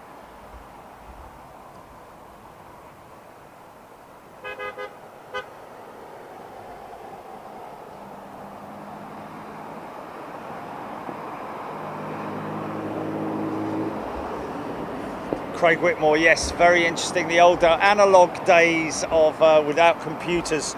To think the old airliners used inertial navigation systems, VORs, DMAs to navigate just by inputting latitude and longitude for coordinates.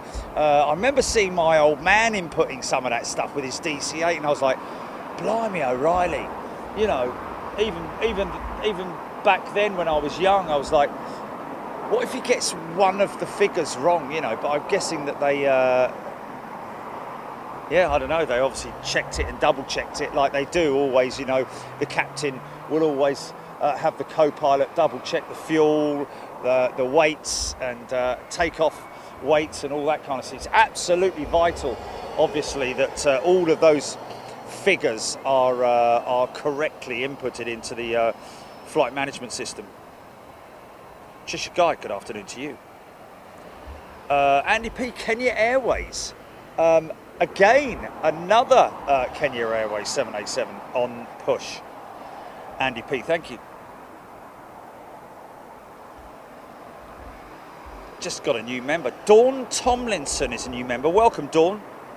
Christy, T2 Hilton is fantastic. The runway bar on the 14th floor is amazing. 360-degree view. Christy, but is that behind glass? I think that's the one that we can...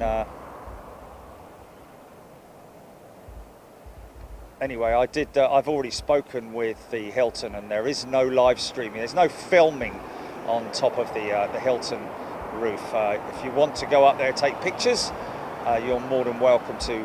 Usually opens around about 3 o'clock in the afternoon, I think. But I think that that is the Sky Bar up there. Yeah, look, you can see there's people seated up there, look. Look at that, look at that, look at that.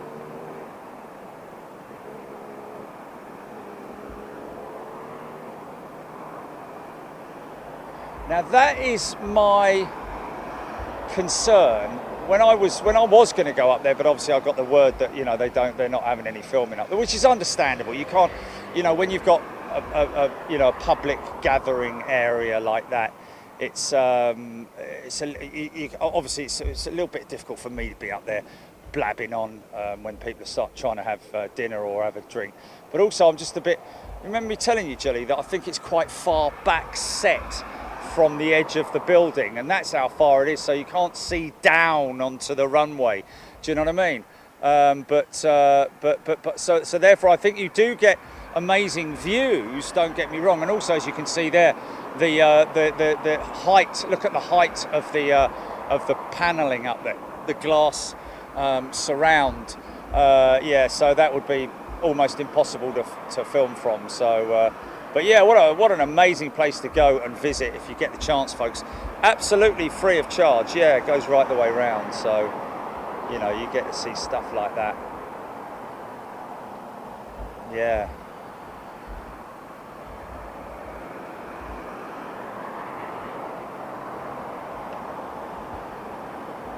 Yeah. Mr. Aurora's hotel, that is.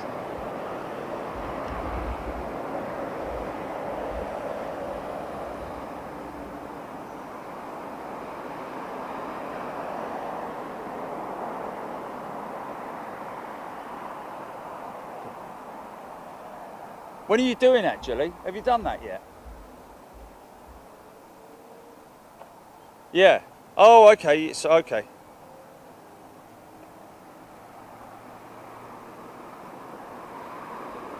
Adam Todd went to a car boot sale last Sunday and picked up some old Britannia Airways hostess trolley trays because they were the first airline I flew with. That's brilliant, man. You can make a clock out of one, couldn't you? Very easily. Is that turning onto Vackleton Stack Line?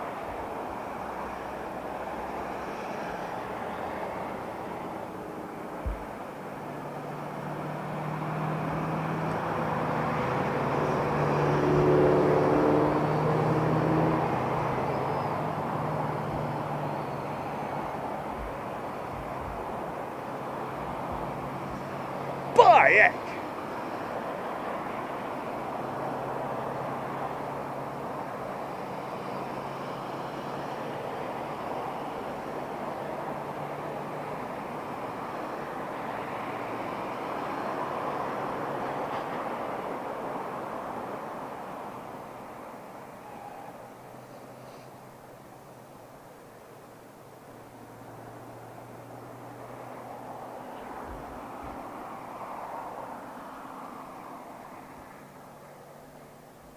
I'm going to lose it.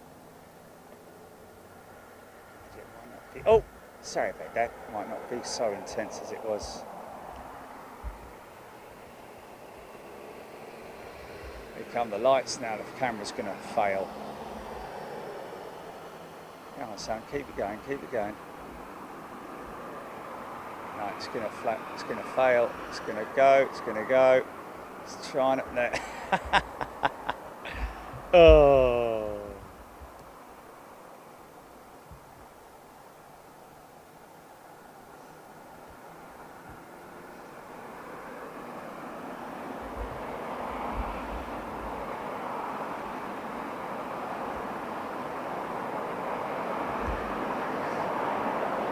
APU on the 777. See the heat haze from the APU. Look at it.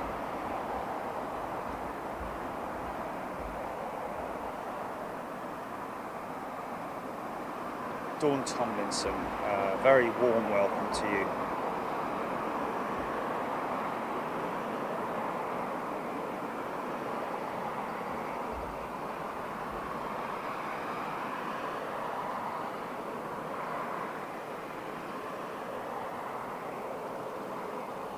Yes, Jim Monteith, I did see that. Street Cat Bob. Etihad 787 out next, thank you. Hey, we have a Rogue. We have a Rogue, ladies and gentlemen. It's DHL A300, there we go.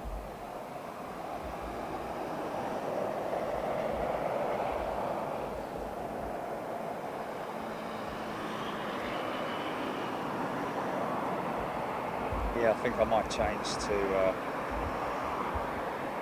Bish Bosh mode. Should be right at the end of that line there.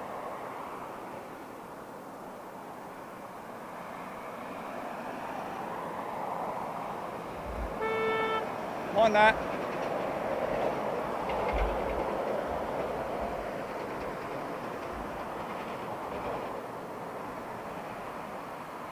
Jimmy G61, first flight with Dan Air. My stepmum flew with Dan Air on the 727s and maybe the 707s. I'm not sure. There we go.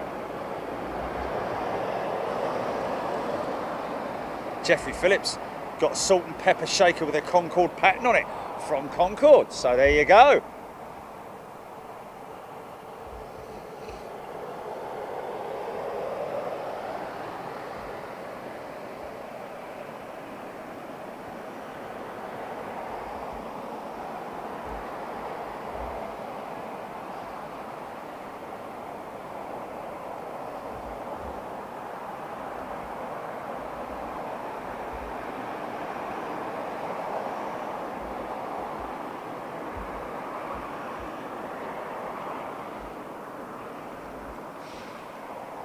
Wow, Craig Whitman flown the Cyprus. What's that?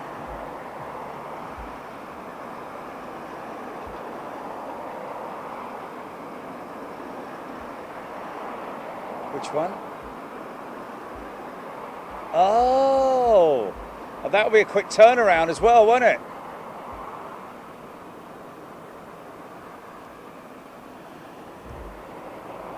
Hello.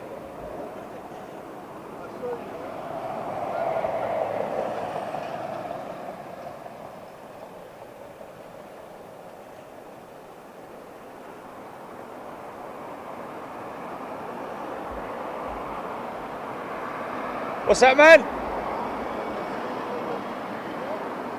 So what? The channel on YouTube.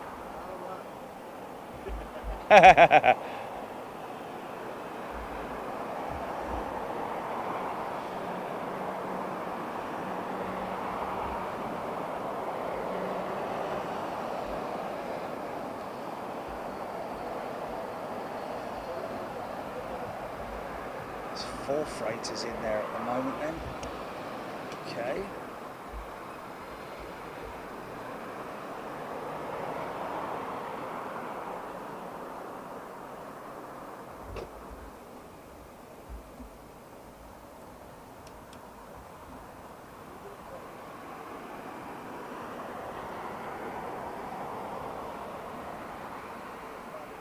First flying a Chipmunk, Carl Hanlon, blimey.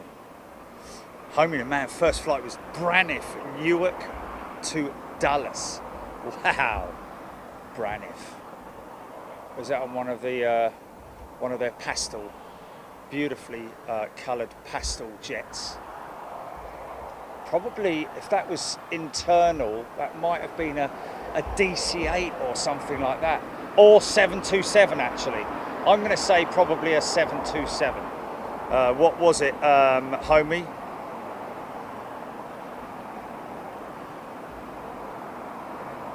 Andrew Todd's first flight, DC-3 Dakota at Mildenhall Air Show. Lively, there you go. Here we go.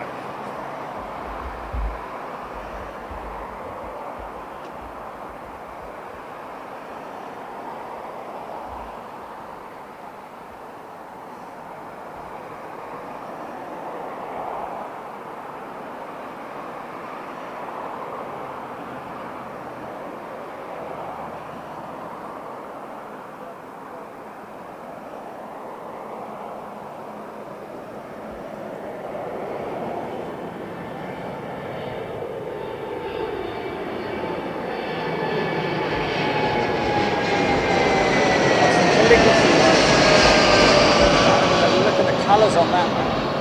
Oh no, it's the choose. No, it's Etihad. Choose China, is it?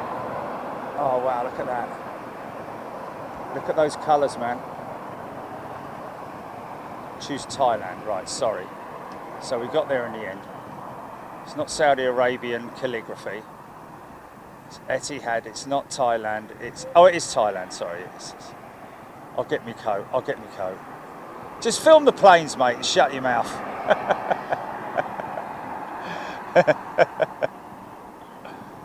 Stupid boy. Right, they were great colours, man.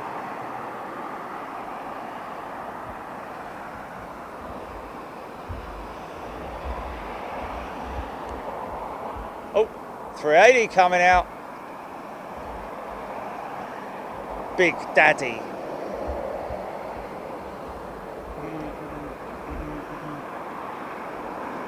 Wow, someone's first flight was a BEA Trident. Someone's just said there.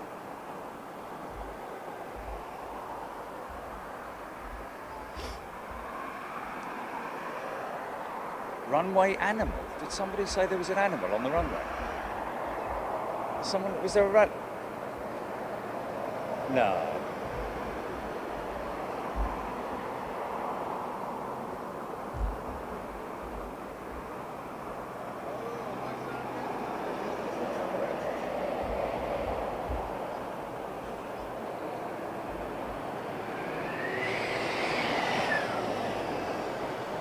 Yeah, John Noel Wojcicki, was it?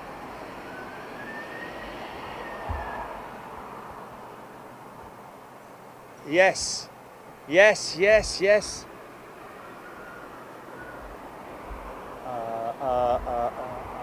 Over the top. Can't see anything at the moment, mate. No.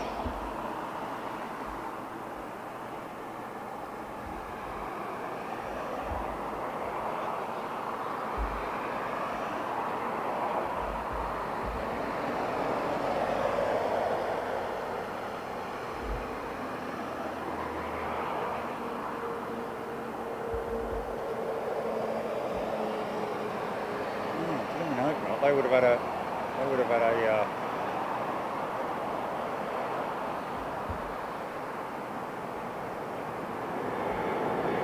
bring out the holy hand grenade. I'm blooming hope not.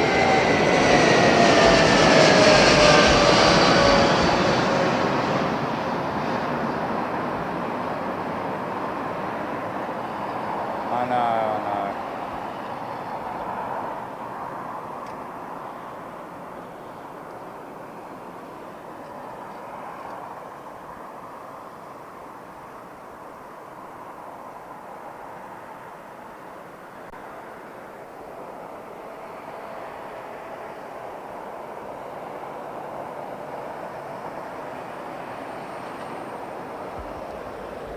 Really? Oh, what's that? I'm not going to get that, am I? I'm not going to get that. Oh, look at those birds, look. I did have something. I'm not going to get it, am I? It's too. No. What was that that's flying sort of south of me? Ah, Singapore mini slinger.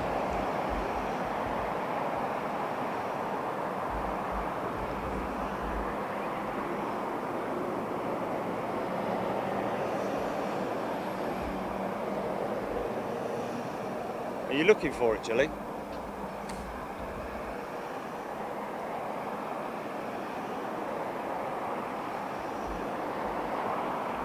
When the DHL was taxiing.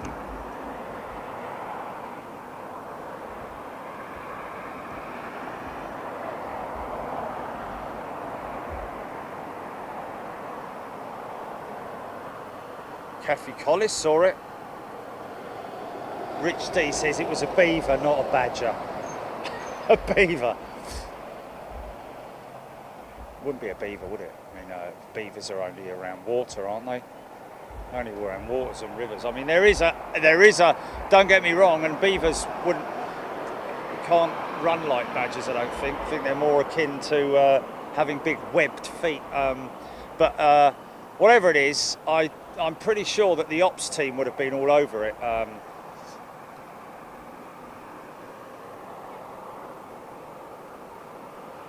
It's a puppy!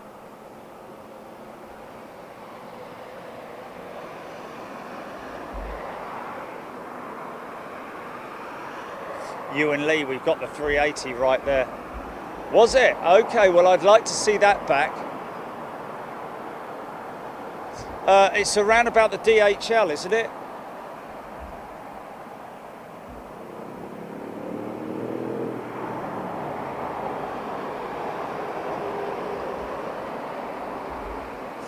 Jerry caught the Norwegian 747 in shot during the Jambo flyout. Paul MK saying, well, that I did see an aircraft above Paul, but I don't know if that was it. Okay, we have a pushback, approval, and start for Korean.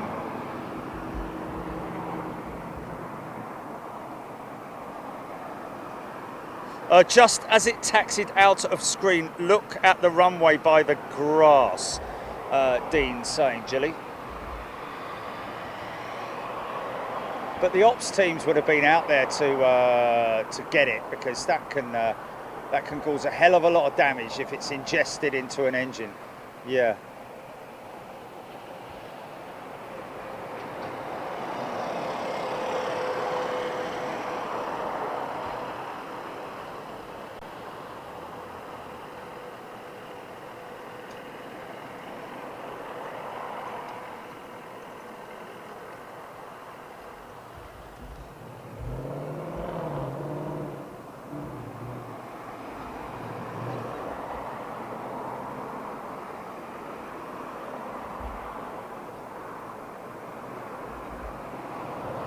Yeah, I can't understand why a badger would be out here, because first of all, it would have to get through the security fence.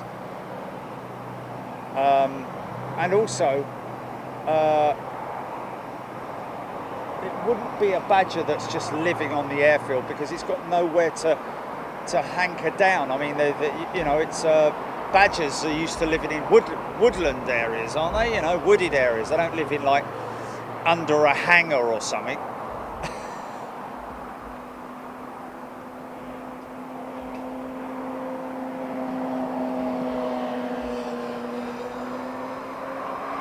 Anthony Roberts, good evening to you. About being late, my friend.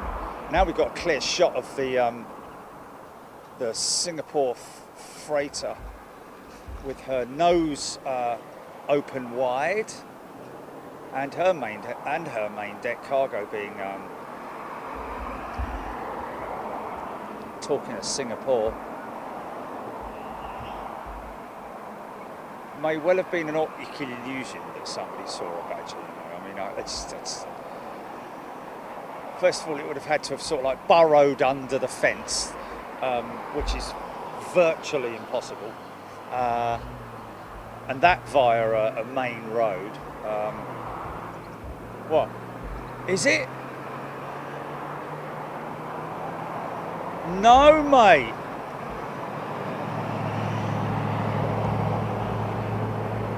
Well, I'll tell Colin.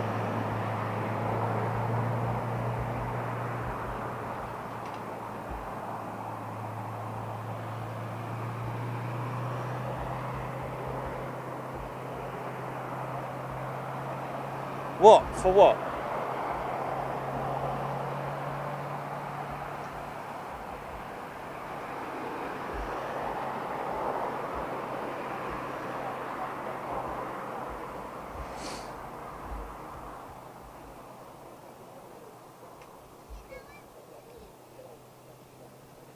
Are you serious, Jelly, mate?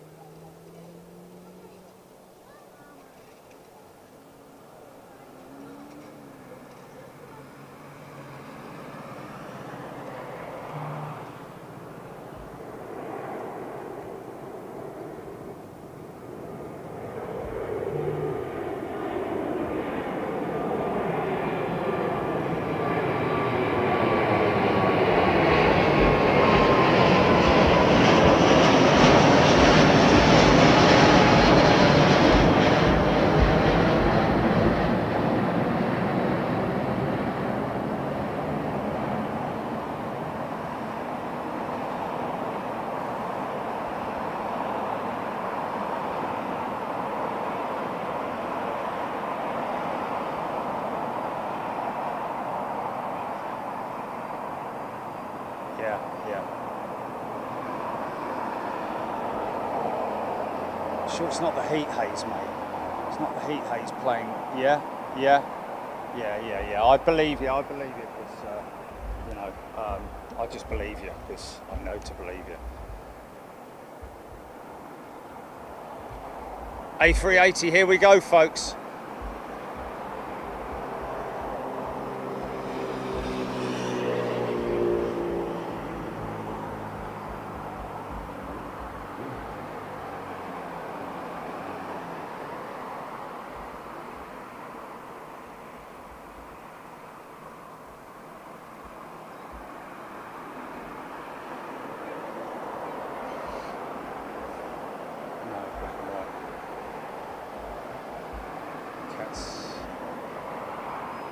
Badges up there with stubby tails.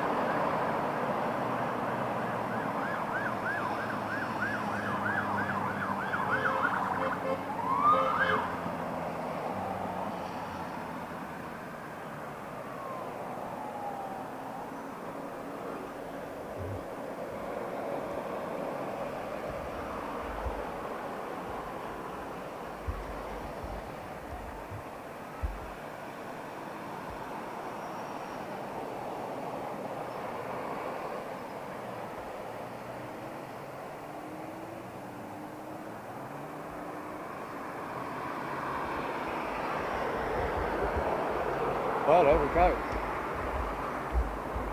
In the world. Oh, she shut her nose, man, whilst we were doing things.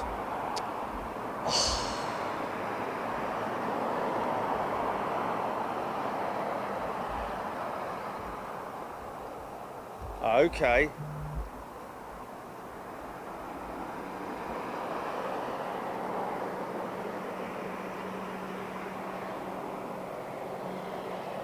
Oh my God.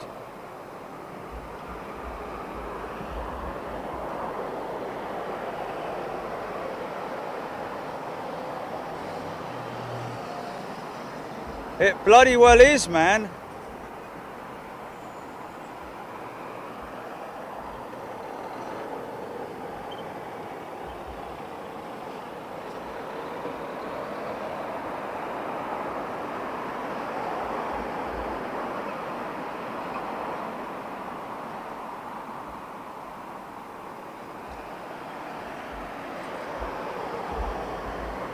Blimey O'Reilly. That is definitely a... So that was where? That was about there, wasn't it? That that animal. That's about there, wasn't it?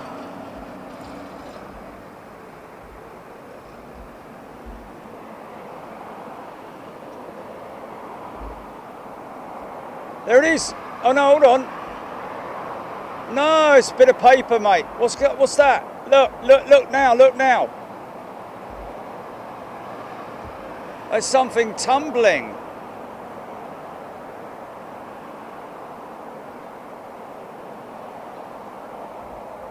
No,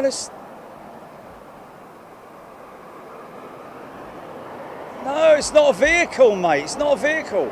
It's a piece of paper. It's a puppet.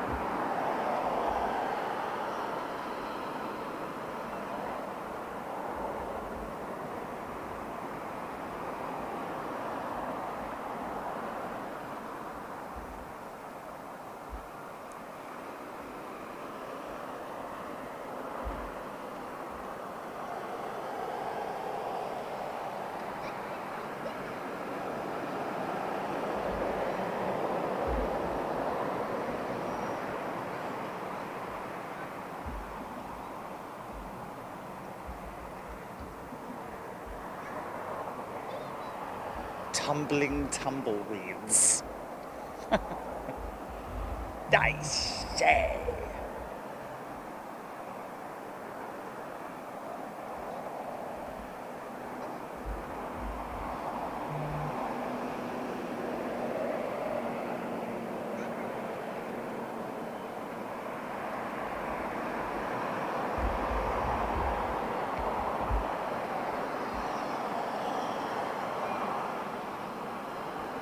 Yeah, but hold on a minute, Chilly. We're talking about something very close to us compared to. We're talking about nose lights in the.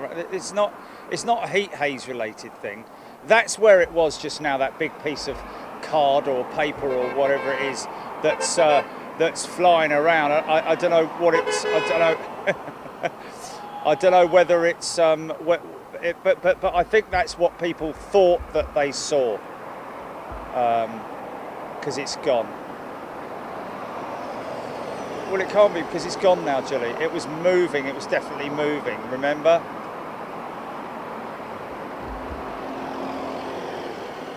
Yeah, but I was talking about just then when I was filming. Just then, there was nothing there for it to reflect on, or there's nothing. There was nothing there. It wasn't under an airplane or anything. It was right here in front of me, more or less. It wasn't. There was no plane moving.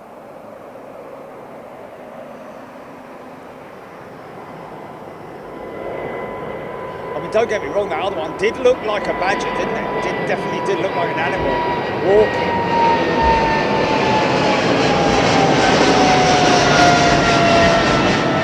Left turn flag. Oh, it's going right.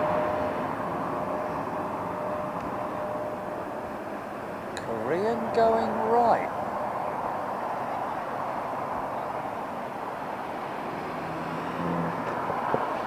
Oh, it's a freighter, so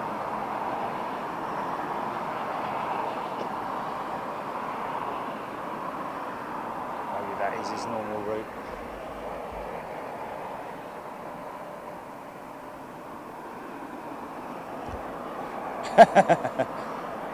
Unidentified rolling object. It was though, wasn't it? It was like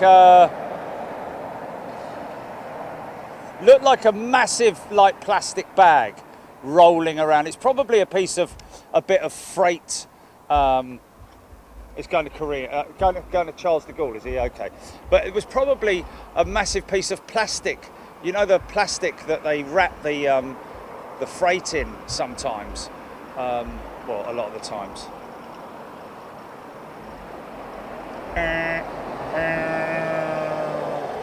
Hey?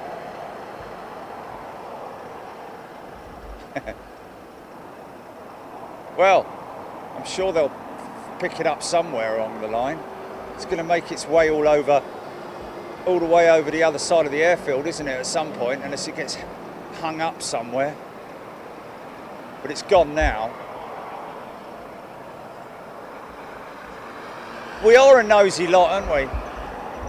Oh! Yeah, I know. It's a mystery, it's a mystery. I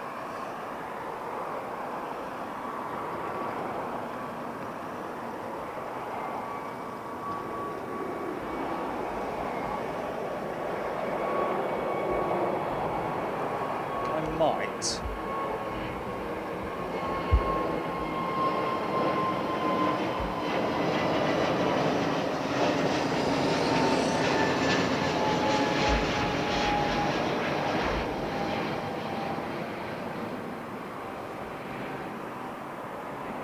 It had 4 legs and a big flipper.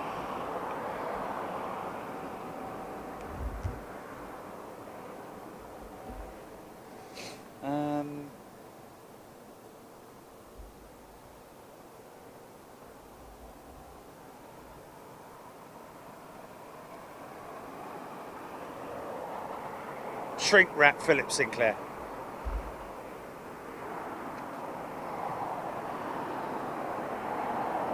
Who's that?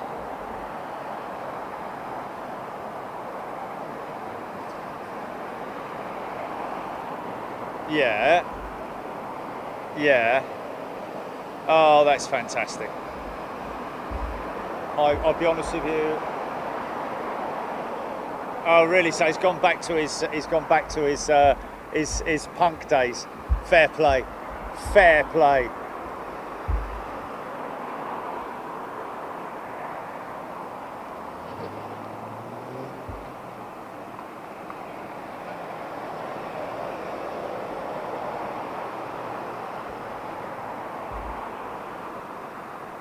Look at that. Where's the Sea of Tranquility? Is that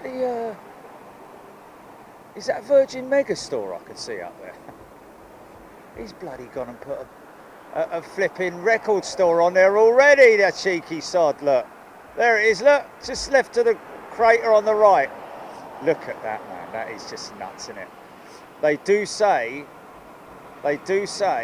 that if you were to strip all the sea away from the Earth's surface, it would look like that, with craters and everything. Oh, okay, we have a Singapore 747. All doors closed now. Now that doesn't specifically mean that she's imminently going out. It just means that they've got everything on and offed. So.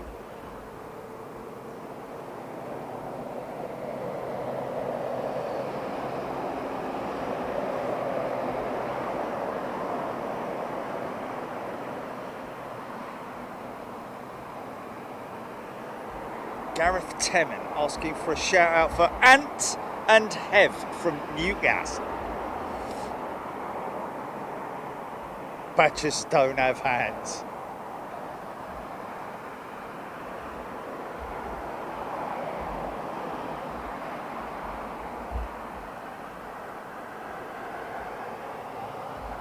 For what reason? What was that? Oh, I might get a ribbon or two here. Oh, okay. Might get a ribbon here out of this 330. We won't because it's a 350. That flipping sun got to me, didn't it?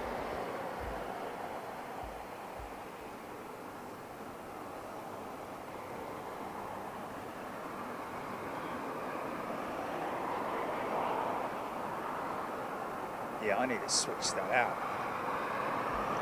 Take it out of fun mode.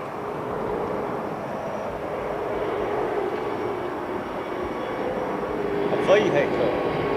Yeah.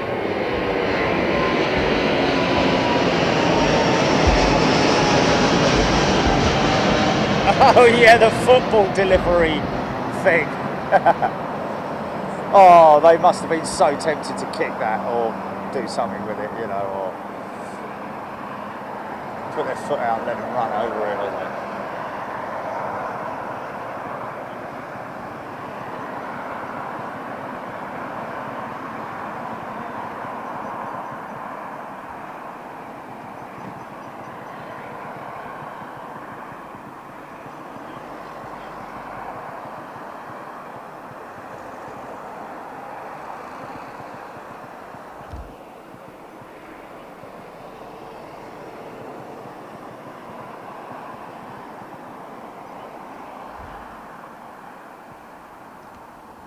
See, there's my normal spot, folks, up there, look. There's my normal spot up there on the top of the Hilton Garden Inn roof. Hello!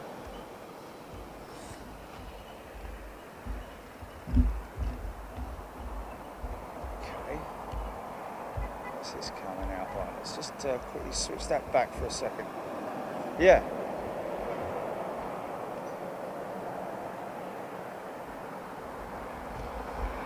$350, whatever it is.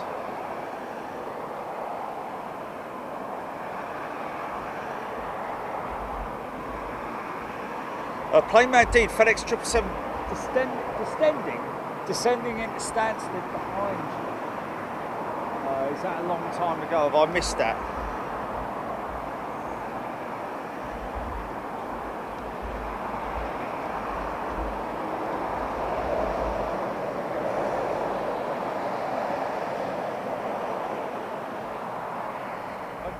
Bromley, okay.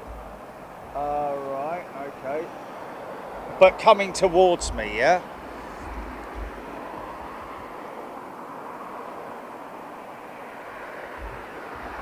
Will it now? God, imagine if that passed in front of the moon. Imagine if that passed in front of the moon.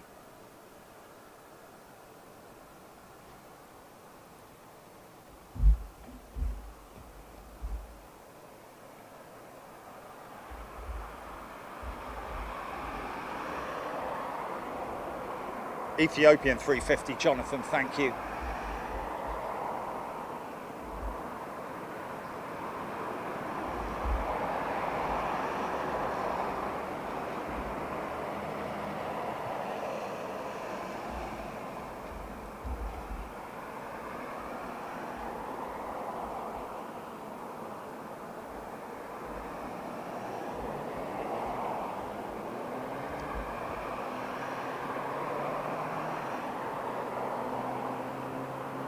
Oh, that's run time, is it?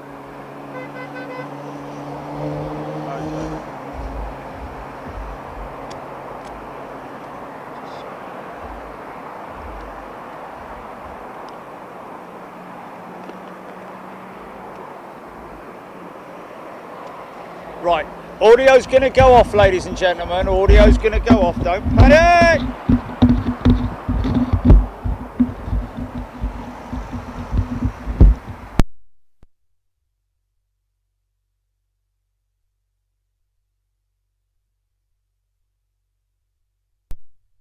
Say that about Nivedita's video from yesterday. Amazing show. A privilege. I just felt very privileged. Oh, okay, Paul. Thank you very much indeed for Paul Weaver mentioning about Nivedita's video airside show yesterday. It was an absolute honour to be able to do that. Hey, what's that? That's not the E2. Oh no, that's the Embraer anyway. I think that's an Embraer, isn't it? 175 or okay, 190 is it? Oh, okay.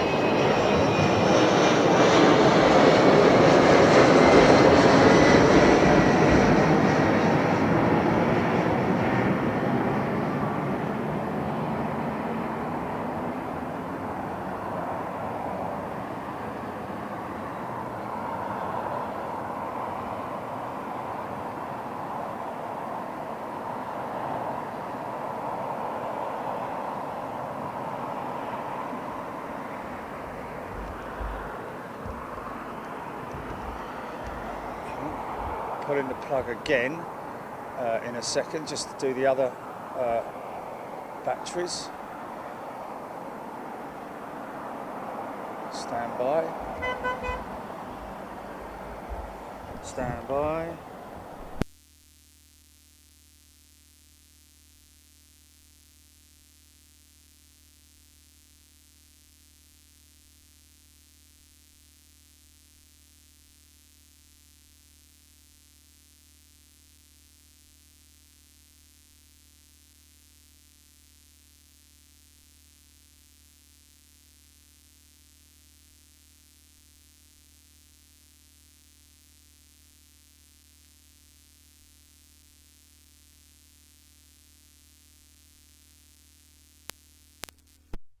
And you're back in the room.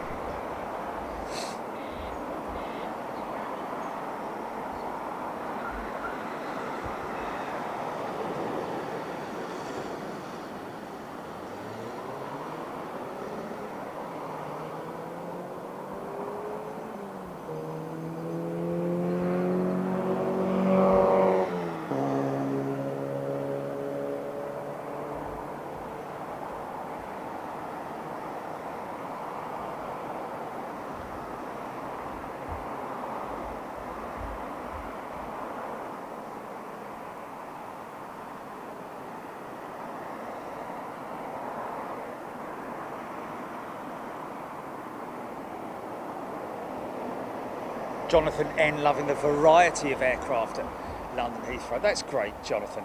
I mean, obviously it's a struggle at the moment if you're running a channel like we are to bring decent content for all you folks. But rest assured that I am very, very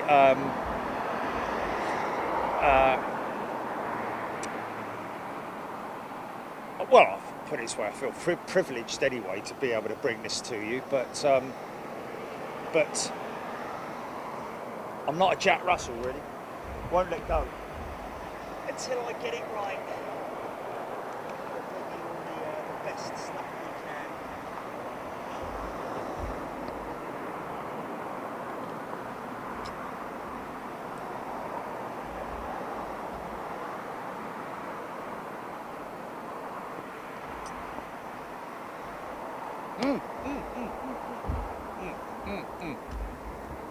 Flash is on. Oh, yes. No, that's the Cogalogic Jumbo.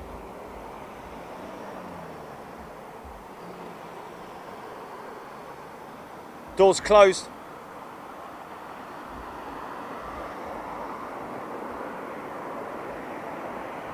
Connor Rice, good evening to you. Looks like Cargologic's going to go first.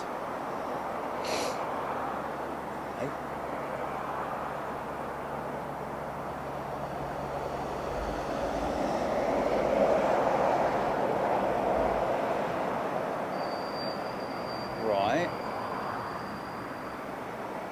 Well, you can quite clearly see the ISS, especially if you go to Star Walk and track it on Star Walk. But it's definitely visible. It looks like a star, basically. You know, that moves. Yeah, like a satellite.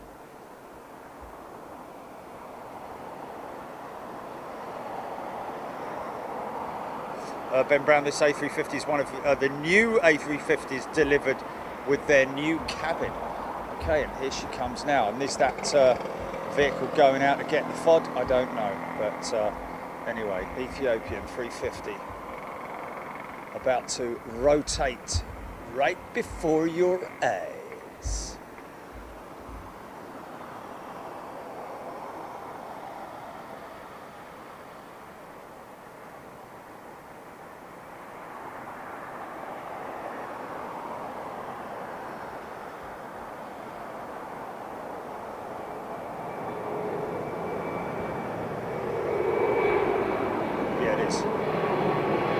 No, it wasn't in Singapore that the beacons were on, it was the Cargologic. I just saw it from a distance. I thought it was, but I...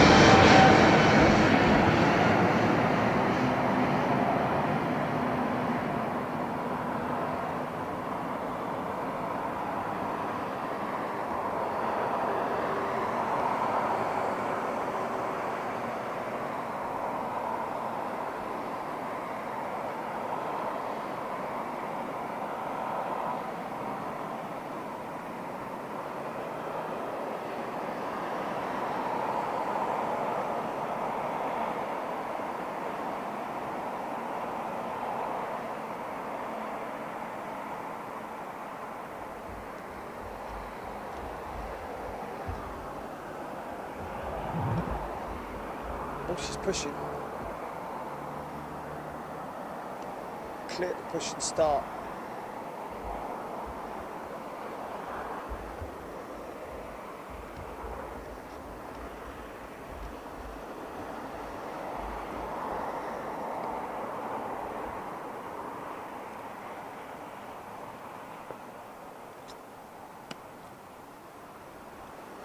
Well, I tell you, if I could see it moving, I can assure you I'd have a go at it in about half an hour, you say?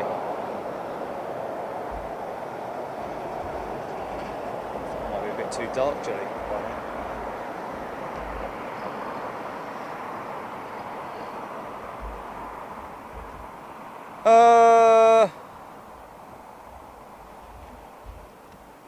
Yeah, you will just see literally. I think I've tried filming something like that before, and it just because it's a light and a bright one at that, it just plays havoc with the focus.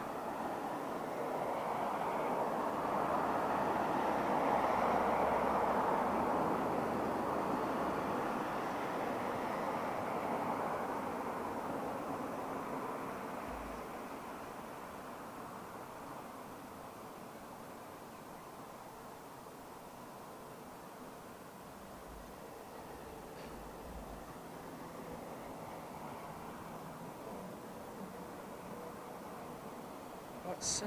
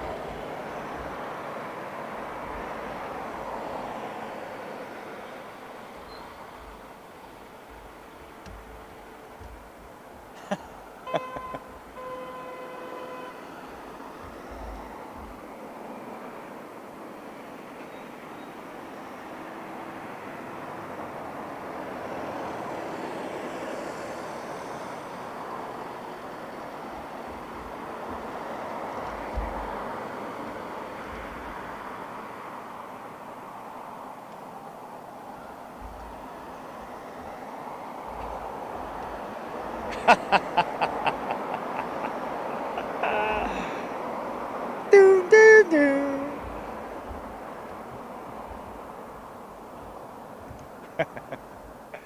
Yeah, brilliant. Absolutely fantastic. Boo! That's a shame we can't get up there and just at least do something for those guys up on top of that roof. Look at that. Just do a little live stream up there just to say, look, come up here and have dinner, or I mean, obviously you've got to get there, but as a bus stop, literally, I think 100 yards away from it.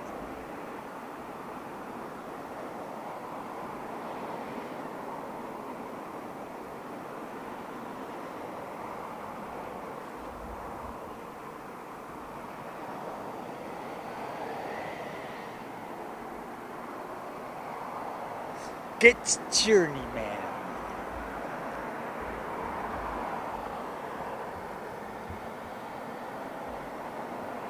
Really, that's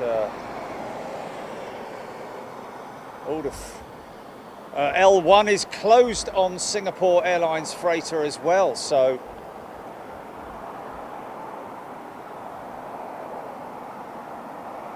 keep an eye out for that on your radar apps, folks, to see when she's going to come on radar.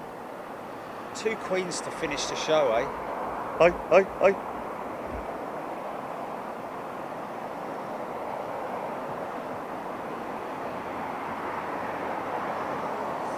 Helen O'Keefe. Yes, ISS Detector app is free and is really good for finding it in the sky. Or on your phone.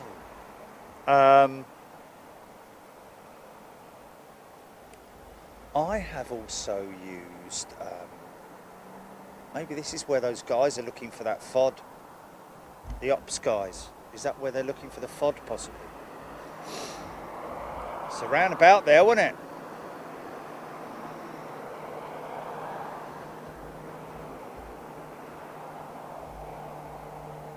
Well, Star Walk is probably the best because you just type in IS. Star Walk is brilliant, man.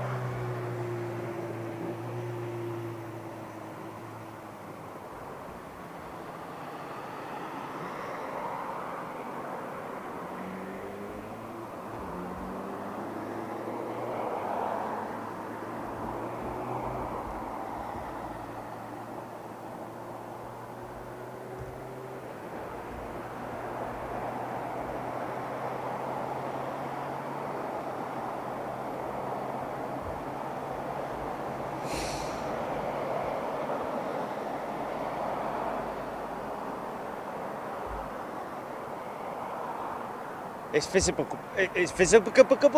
It's visible because there's. It gets sun glare, doesn't it? It gets a. What's it called? A sun flash or something like that that you see on. Are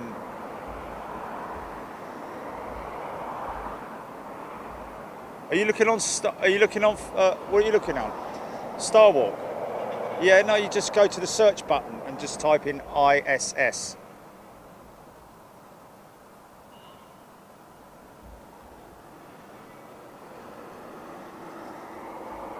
Still no beacons on Singapore.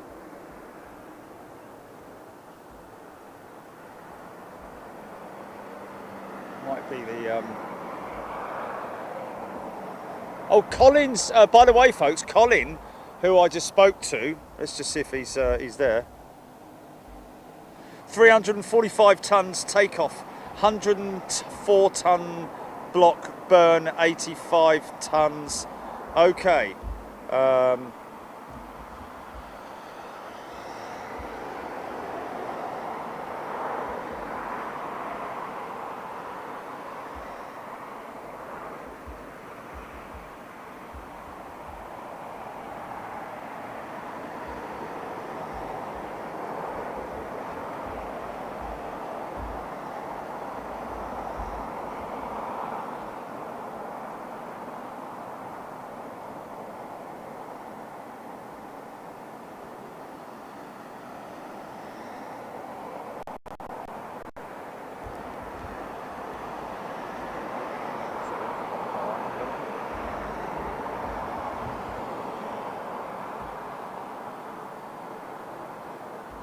So this is Atlanta bound.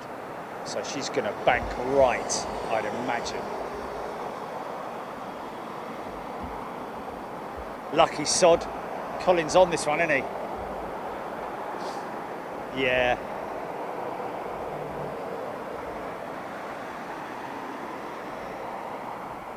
Tian Medals is a new member. Good day to you, Tian Medals.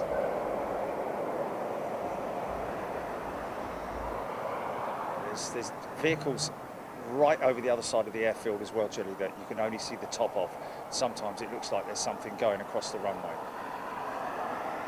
Okay, she's rolling.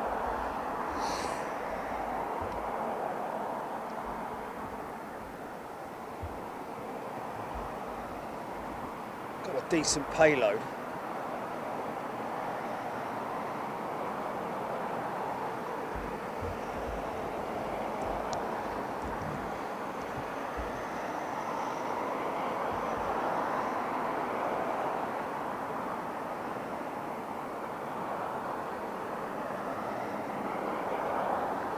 He's along.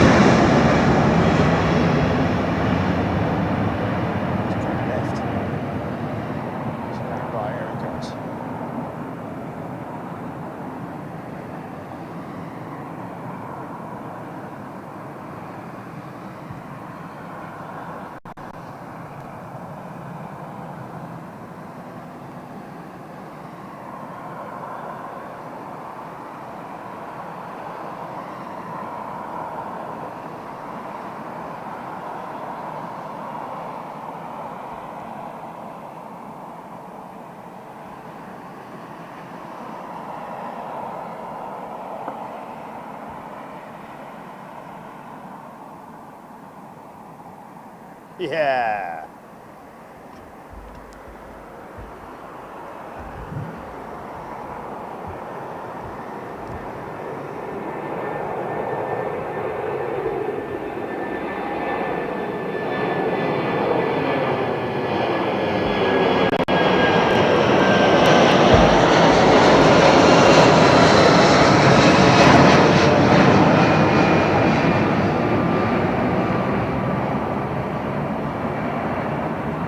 Tel Aviv for this 330.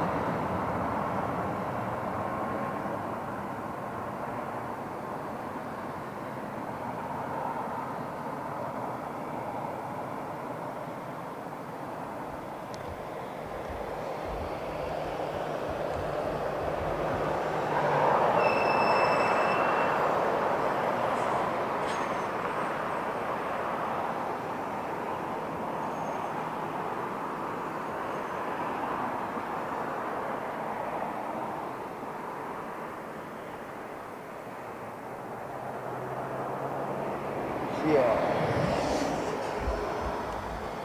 Oh, we got flashes. Did we have flashes then? Definitely his navs are on. Yeah, we do have beacons on as well, so here we go. That is our... Oh, look at her go. Hold on, let's just see if we can get that. Yeah.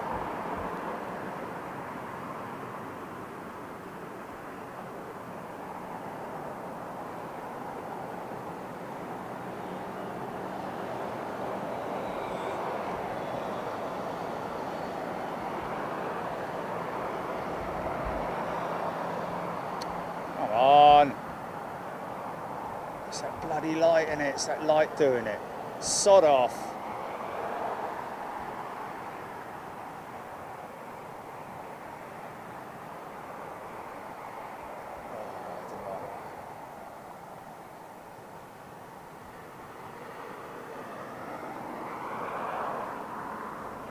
Excuse me. Oh, flipping it. Cool, blimey, O'Reilly, God bless you. Singapore, heavy request, push and start. Hello there!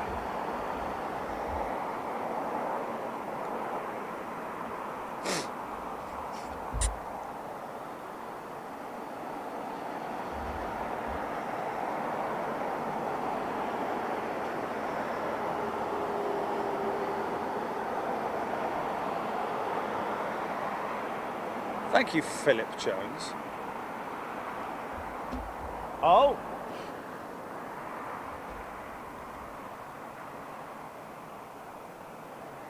Right. We have a weather guru from Kent. Is that his official handle, Julie? Weather guru, did you say? Oh. Okay, Kent's resident weather guru. Easy for you to say. Robin, thank you. Should pass here in about 20 minutes, the ISS. I mean, look, if I see it moving, and trust me, I mean, there is a, let me just give you an example right there. Oh, hello, wait a minute. Is that battery dead or is that? No, battery's dead.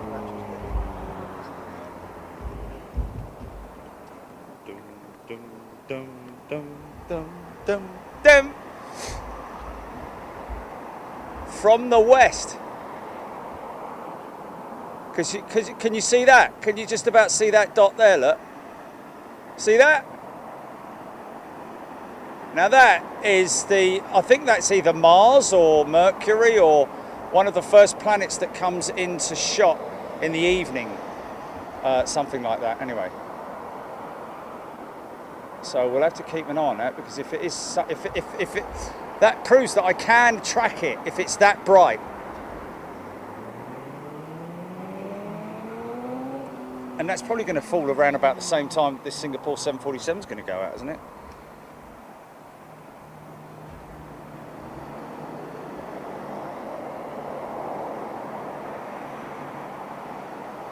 How would you know which dot is the ISS? Well, TCC, it's moving. If it's not that, it's going to be a satellite, isn't it? But the ISS is most definitely a more bulky sort of like looking star that's moving than when you see a satellite at night. If you look up in the dark sky, obviously without light pollution, you can quite clearly see satellites moving. It's an amazing thing to do. If you've ever done it, go somewhere where there is no light pollution. One of the best places to do it, to be honest with you, down here anyway, is the New Forest. And I've done it quite a few times.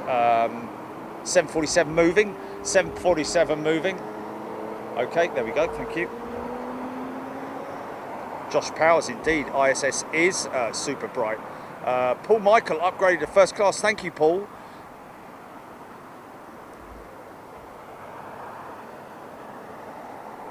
It's a very nice thing to do. Oh, it's Venus.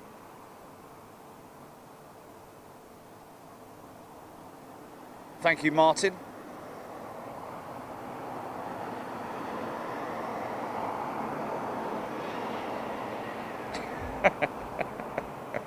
Someone had to say that, didn't they?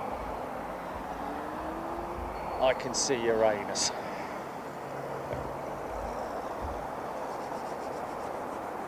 Well, you can't. Oh, clangers, yeah. That was the clangers, wasn't it? And then they had the soup dragon. Paul Michael. Thank you, Paul. John Godson, we are talking International Space Station, the ISS. Which direction is it going to be coming from, Julie? Do we know? Oh, Singapore's off to Amsterdam, so this will be light. So this is going to go up quick. What did you say? Sorry, Julie. What direction? From the southwest. from the southwest coming towards me. Oh, right, okay. There's a bird flying back to roost.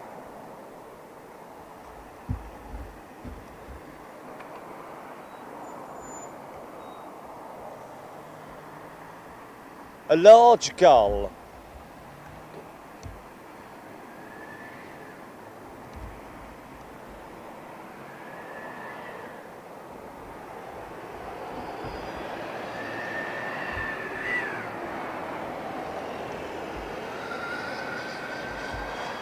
Look at that for a shot, Julie.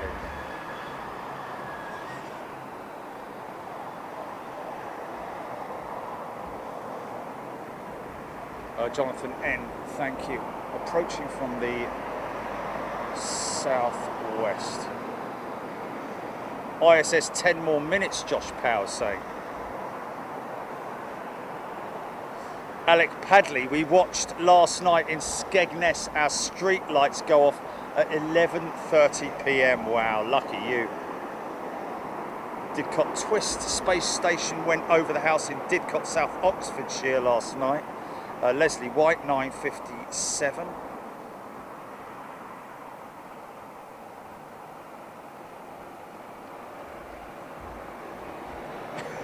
Julia Betteridge.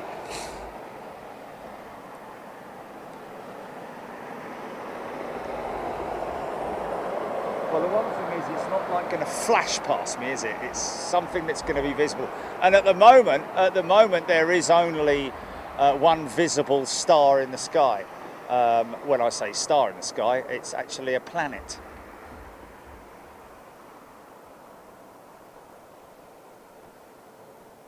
Liam Harbuttle, thank you very much indeed.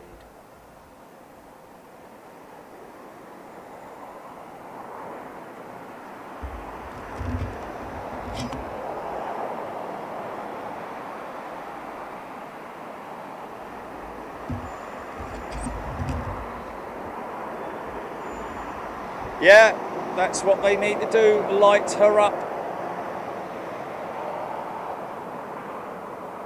Okay, don't worry folks, you won't miss the Singapore freighter.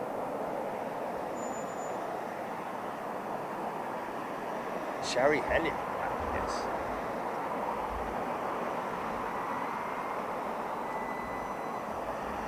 Yeah.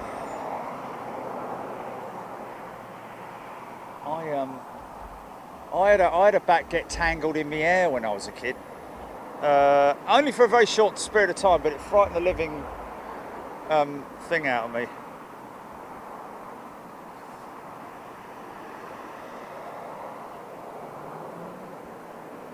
Andrew Hickenbottom, this reminds me of the airport stage in Tekken 4. Brilliant.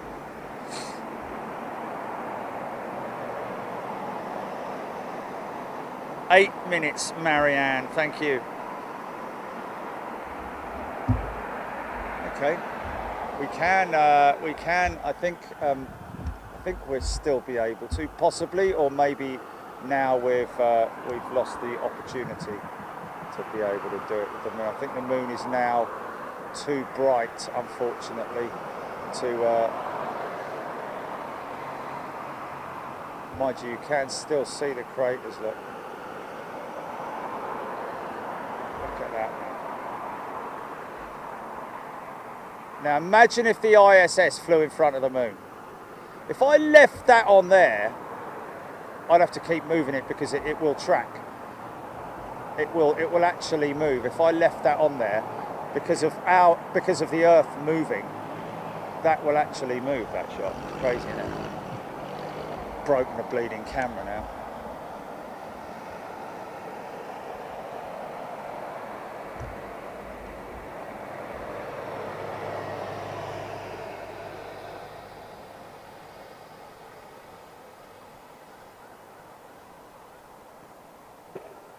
Oh, Matthew Brown says we're in the middle of a meteor shower at the moment tonight at all dark.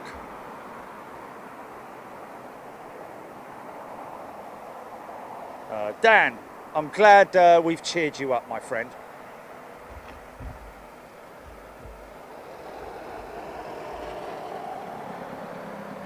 Farmer Steve, 747 Cargo Logic just flew straight over his house.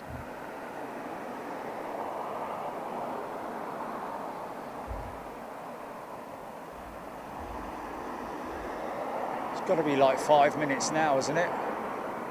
It's got to be getting close now, isn't it?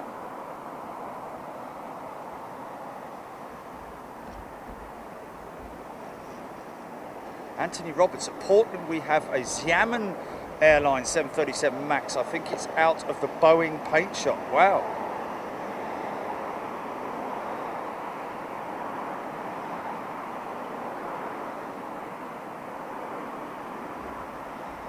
Liam, absolutely right. It does basically look like a star, but a moving star.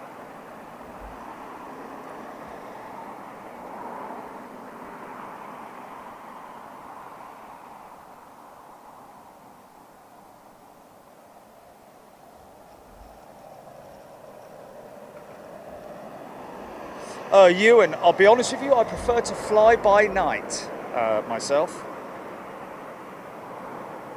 Thank you, Marcus.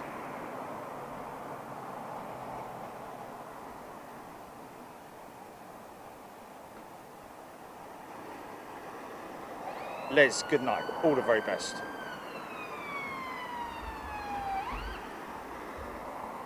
Thank you, Aviation Gamer. Okay, 747, still taxiing down Sierra. I can see her. I'm trying to get a visual, if I can.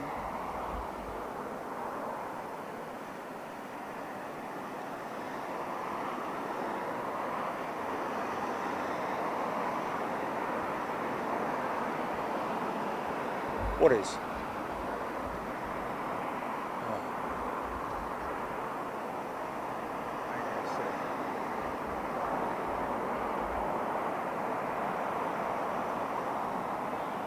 Baines is off shopping his amazing camera.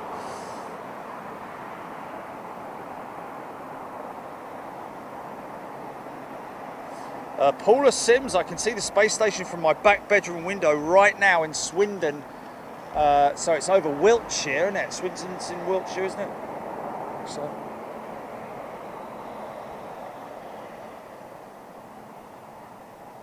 Thank you, Marianne.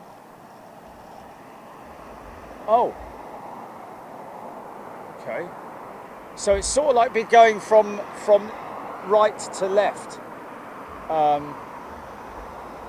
It's going to be going in sort of that direction, Jilly, yeah? Don't know if we're going to get it, but we'll try. Before it's visible, or 3 more minutes till when? Because... Right, okay.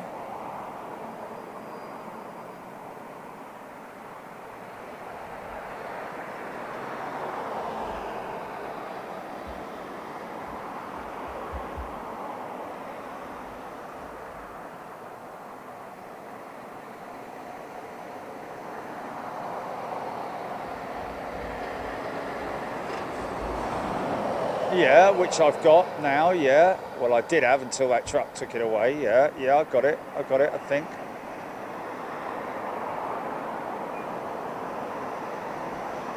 Okay, so there is, there's Venus.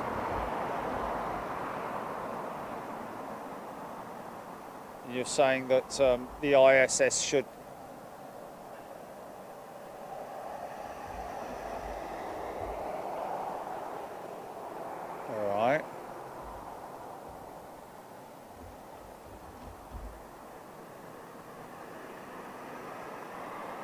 My bleeding eyes are playing tricks, mate, because I'm looking out for it so much in the sky. I should be able to see it. There's no reason why I shouldn't be able to see it. But based on what you're saying, it should be, I should be able to see it. Now, a lot of light pollution with these. Oh, what's that? Is that moving? Oh, I don't know if I'm in focus or not. Oh, stand by. That's not moving, is it? No, that's not moving there, is it? No, I can't. No, that's a reflection, I think. I think that's a reflection of that light there. Yeah, no, that's a reflection, mate. It's a reflection. No?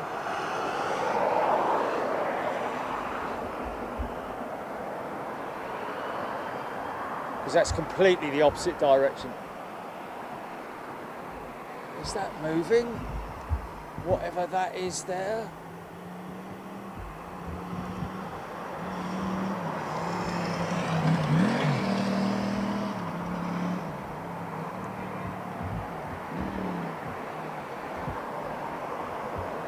Oh, that's not very good, is it? No, that's not moving, that one there. That's bleeding useless, that mode, isn't it?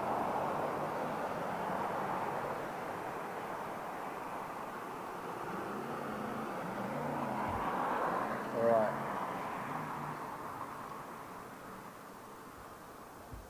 What kind of shot have I got here now?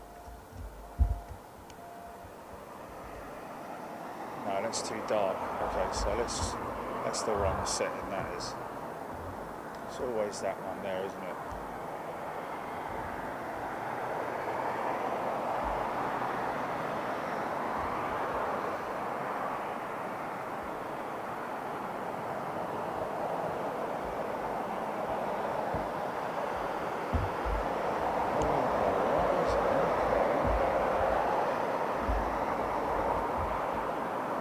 Let's just wait and see, shall we? Over the horizon.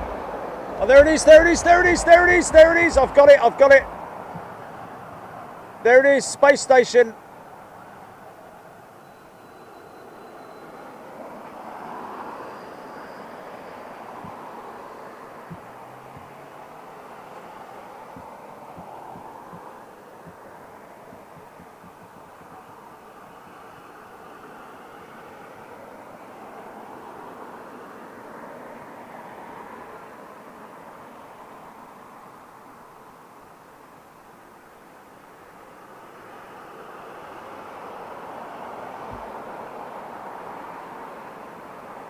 Now it's just a blob, innit? That is definitely it, folks. Wow, nearly flew past the moon. Well, it did fly past the moon, but it nearly flew through the moon. That would be just amazing if it did that. Or flew across the moon, because then we would have obviously caught it. How about that then? Finished the show off with the ISS and a Singapore Airlines 747 freighter, which is going to go up like Branson's spaceship.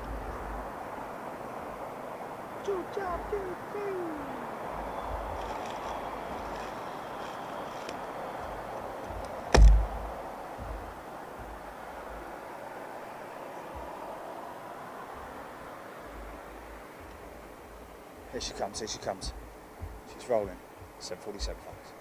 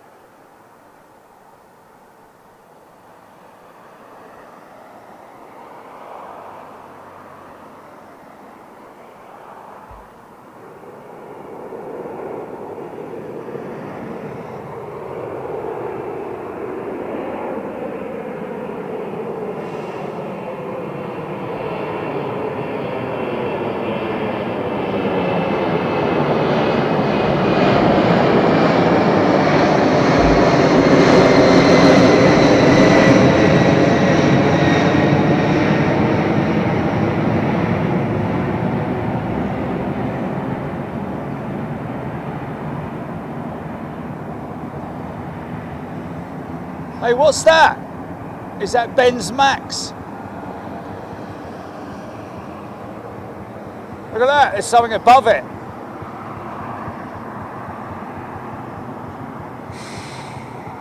That's Ryanair, right? Ha ha! How crazy is that, man? Oh, we get everything here on Big Jet TV, don't we? Hey, look, there she is, look. Blimey, O'Reilly, look how bright it is there, mate. Look how bright the ISS is there. This vehicle is returning. Look at that.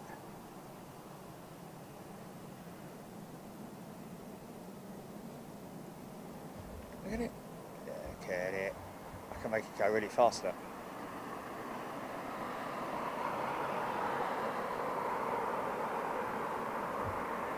Wow, that's pretty cool, man. Hey, which other live stream channel anywhere in the world can say that they ever caught the ISS live on their show? I don't know. Answers on a postcard to PO Box 747, da-di-da-di-da, wherever it is. But anyway, there you go, folks. How about that? What a fantastic show. Thank you once again. And I have to say a big thank you to everybody for keeping stum about the sports and all of that kind of stuff, because I'm going to enjoy a frosty one now, alcohol-free. No, it's not.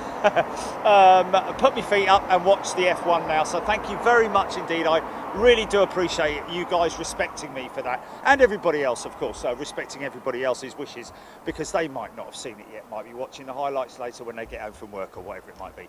Other than that, wow, what a show, what a few days we've had. Yeah, almost lost count of what we've done over the last few days, but obviously Nevaditas was the highlight of the last few days, it has to be said. So yeah, thanks very much, folks, really appreciate it.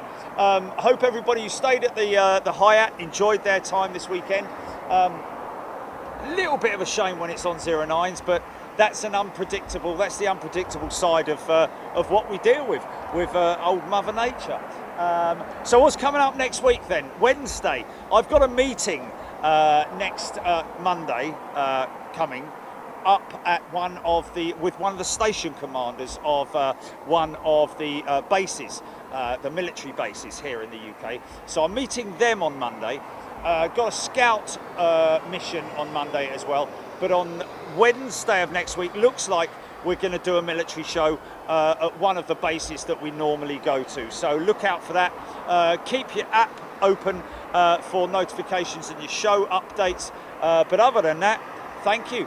Thank you, Jilly, by the way. Really appreciate your help, and Lee and Trish as well, for everything you guys do. And to all of you guys out there who look after Big Jet TV, you are the fuel that keeps Big Jet TV flying. I think we've got E-tops, haven't we? Can we fly on one member for maybe a minute?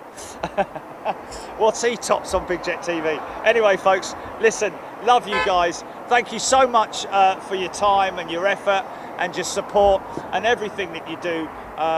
Keep it safe, keep yourself safe, be good to the animals, be good to yourselves and everybody else around you, and look forward to seeing you next Wednesday. Cheers. See you. Bye-bye. Okay, JP, you can go for cut.